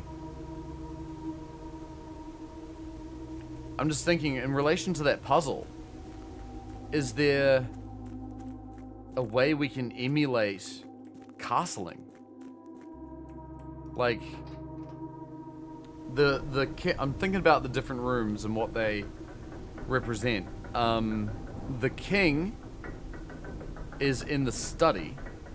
The rooks are in a few places. Bedtime for you. Fair enough, Womble. Have a lovely night. Have a good sleep. Take care of yourself. And hopefully I'll see you tomorrow. I'm trying to find my notes on the chess puzzle. Man, I feel like I'm losing my notes already. Oh, here we go. So the rooks are in the Nook, the Vault, the Conservatory, and another one. Do you have to know the O or the X? I'm not so sure about that.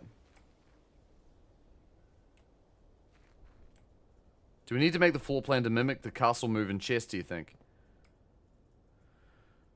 I mean...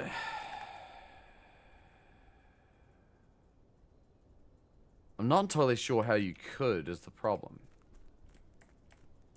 I mean, it's something worth thinking about, but... it's one I'm a little stumped on for the time being. Oh, look at this. Look at all this money.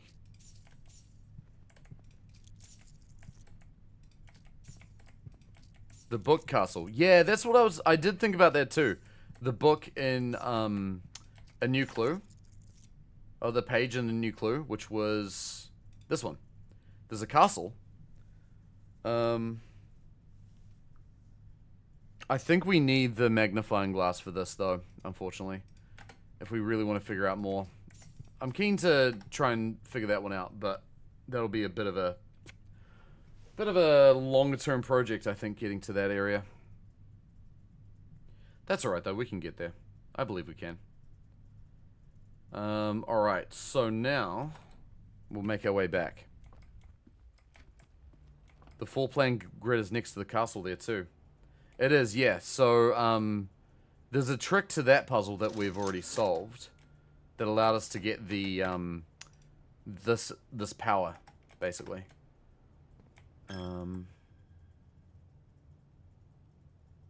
Okay, so just thinking, I want to go to the rotunda. I think I might have cut myself off, potentially. I'm a little worried that I'm not going to be able to finish that experiment. Oh, hi, doggy. Pat. Now, I'll just double check. I was wondering if maybe I could break that open with the power sledge, but I can't. Looks like there's not much here for us to find right now. But that's okay. We don't have the key code, so we cannot break open any padlocked doors. So we need to go back to the archives or the Great Hall. Or the workshop. Could you get more green rooms? That's what I want to do, yeah. That would be ideal. These things, unfortunately, though, are never guaranteed, so we'll just have to hope. Aquarium's a green room. The weight room has the oh my god. The weight room has the wall that I want to break.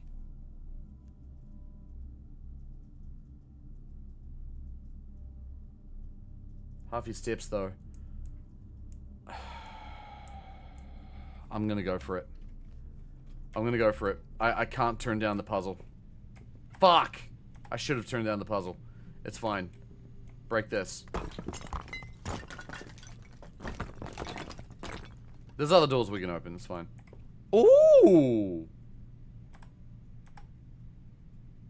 Convenient.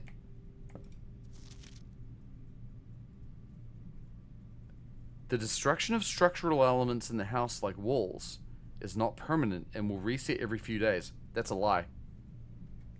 That note's lying because it's typed and it's red. So they are permanent. This will stay as it is. And here's the final, wait. Hang on a minute. It's the map to the underground, but was that writing in the other map? I don't think it was. It's not. There's a message there. Where are the other pieces? I have them. Here. The 8th angel points to our dreams.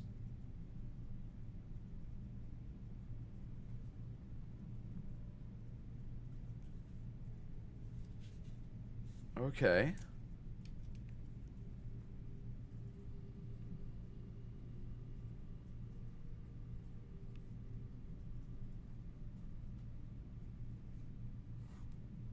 The 8th angel points to our dreams. Now, the interesting thing about that is that in the chapel, which is where it shows all of the angels, there are only 7.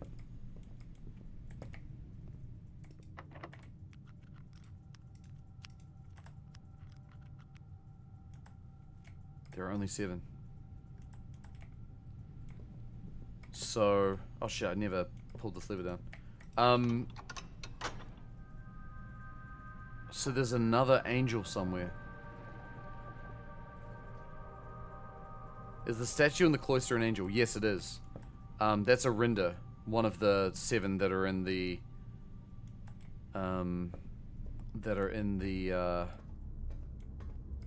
chapel. But they're talking about an 8th one. If we get the right door here, we can go into the antechamber. The right door is not here.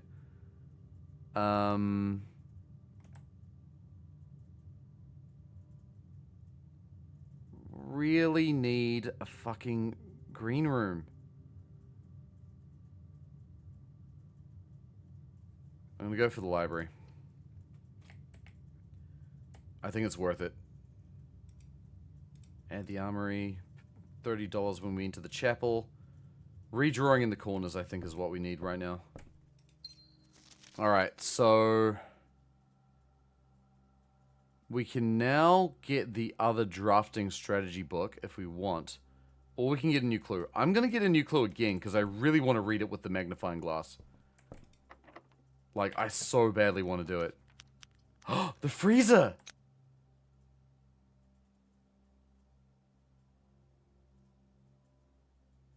Freezes your accounts. I can't use gems or gold, though, for the rest of the day.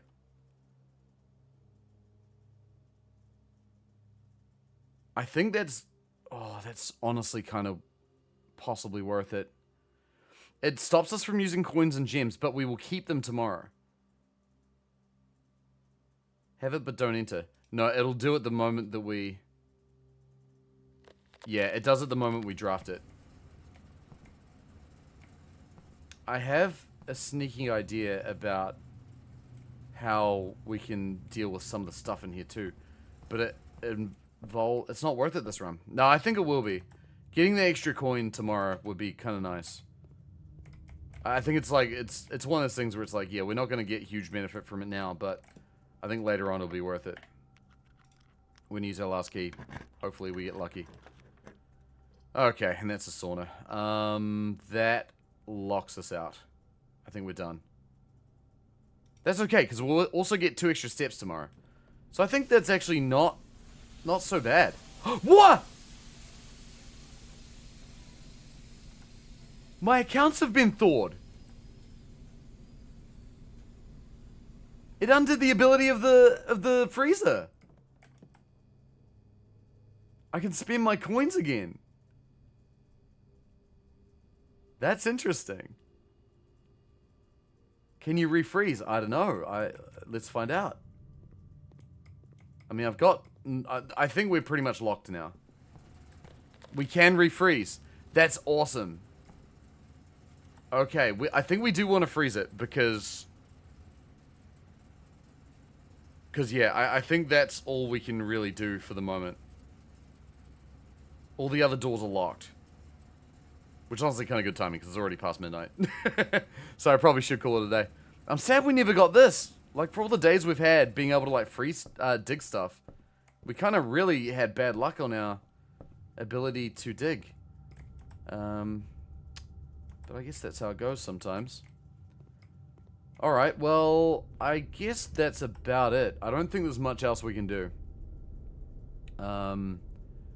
We've pretty much explored what we can. The doors that are closed are key locked and we don't have the key card. Do you not get the book now? No, so the way the library works is that we basically put an order in for a book, and then the next time we go to the library, the book will be there. So I've ordered a book, I've requested a book. Tomorrow, or whenever we find the library again, could be a day after that, or whenever we find it again, we will have that book there. So you got to hope for the magnifying glass again. Exactly, which is not great, but is what it is. Just thinking, is there anything else we could do? I passed up on on going to room 46, although that said, I don't think I would have been able to get there anyway, because we would have had to go all the way back down underground again. I think it's probably a good idea to call it a day. That said, though, we do have a few bedrooms available to us. And we do not have the break room, we do not have the planetarium. So if we call it a day in one of the other bedrooms, if I were to call it a day in the servants' quarter, I would lose half my steps tomorrow, but gain 1 die. Not worth it. The regular bedroom does nothing for me. The guest bedroom does nothing for me. Just out of curiosity, I might call it a day in the regular bedroom. I don't have any notes about how that's meant to work. So if I call it a day here, we might have some unknown effect tomorrow. Isn't there a regular door in the weight room? Nah, there are both card key doors, unfortunately.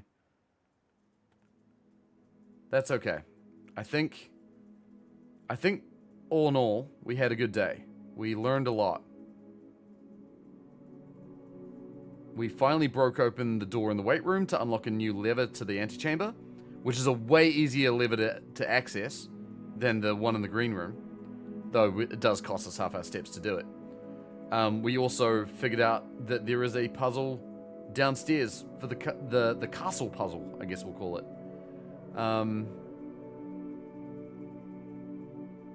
Shit, I'm just realizing there might have been a door there in the cloister we could have gone to, but still, it was a dead end. Could have been a green room, I guess, but no, well. That's fine. Okay. Very good. So, at the end of the day, we've got a few more things we need to do.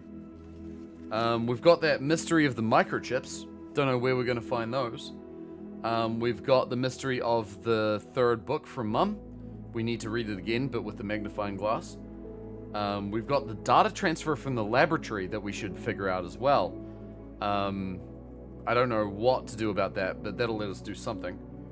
There's the closed exhibit that we need to reach on day 46, or any Tuesday after that, because day 46 is Tuesday.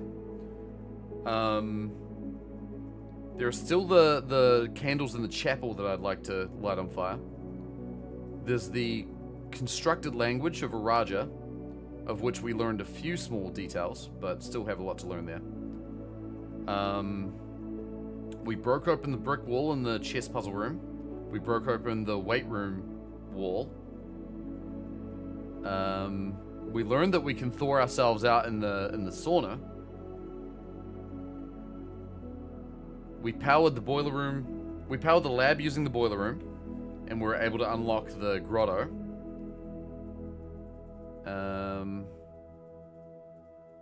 We figured out the safe in the study, and we learned that massive bombshell that our mum was responsible for stealing the ruby crown. We learned a lot of stuff. We learned quite a lot of stuff. And as always, the more we accomplish, the more there is to do. So it will be... The rabbit hole goes ever deeper. Without end, it seems. So who knows how long it'll be until we finally get to the bottom of everything. But I think we will. Pop in the weight room's pretty nice. Yeah, I think so too. I have some suspicions about the freezer. I do think that the freezer is a room that we can power using the boiler room, in which case, if we do that, I do wonder if we'll be able to like heat the room up and thaw everything in there. I have another suspicion.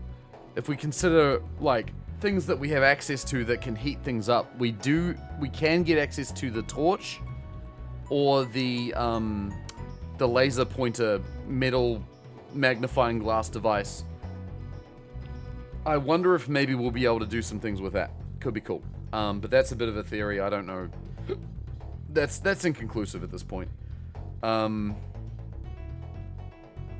yeah. We got a lot to do. I also want to try and find Alzara some more. And see if he has much more to say. We've also got the drafting studio to figure out, which we need the magnifying glass for. So there's quite a few things that need the magnifying glass now. So that should be a priority for us tomorrow. Magnifying glass, and then lighting things on fire. I think that's the strat. So, as always, there's more to do. Thank you for hanging out with me today for this stream. It's been fun. I hope you've enjoyed it. I've been enjoying these, like, long streams. We've done a lot of them recently. And, I feel super, like... I'm feeling super jazzed. Super pumped. I'm really keen to do more. This is a good game. This is a good game, dude. This is a fantastic game. I love it very much. Oh, okay. I've got someone we can raid today. I'm gonna raid an old friend of mine. This is the guy that we played Guitar Hero together in LA at the World Championships. He destroyed me, and he is, as far as I'm aware, still a god at Guitar Hero. But he does a lot of racing these days. But he's also playing Oblivion. So we're gonna go raid our mate Yukog, who I haven't had the chance to raid in a very long time. So we're gonna see what he's up to. Thank you all so much for hanging out today. If you're new here and you want to come drop a follow, please do. And if you haven't come drop by on Discord, you should do that too. Our Discord's rad. Oh, Vera, yo, good to see you. Hope you're doing well. It's good to see you. Sorry you just called us at the very end. We're just about to clock off because it is after midnight and I need to go sleep so that I can stream tomorrow. Thanks for the stream. You have a real good understanding of all the lore. Thank you. I feel like I'm starting to form it pretty well. This is good. Thanks for this fun stream. See you tomorrow. Sounds like a plan. Thank you guys so much. Tomorrow is one of our normal scheduled days. So that'll be a day that we regularly stream, even if it's not me being in crazy hyper-focus mode. So it'll be a good fun time. Yo, Kitty, thank you for lurking as well. I really appreciate you. You're the best. Thanks, everybody. I will see you all next time. Take care. Go say hi to Yukog for me. He's a really lovely dude. And it's been good watching you play this. I've been lurking the last few streams. Oh, Middle Spider, thank you for lurking. And shouts to all the lurkers out there. Appreciate you very much. Feel free to keep doing so. Just know that I see you and I respect you. Thank you, Middle Spider. Does that mean more blueprints or not blueprints? More blueprints. There will be more blueprints, for sure. I'm looking forward to it. I hope you are too. Alright, stream's about to go. Say hi to Yukog for me. I'll catch you all tomorrow. Take care, everybody. Thank you so much. Bye, Fail. See you all soon. Bye.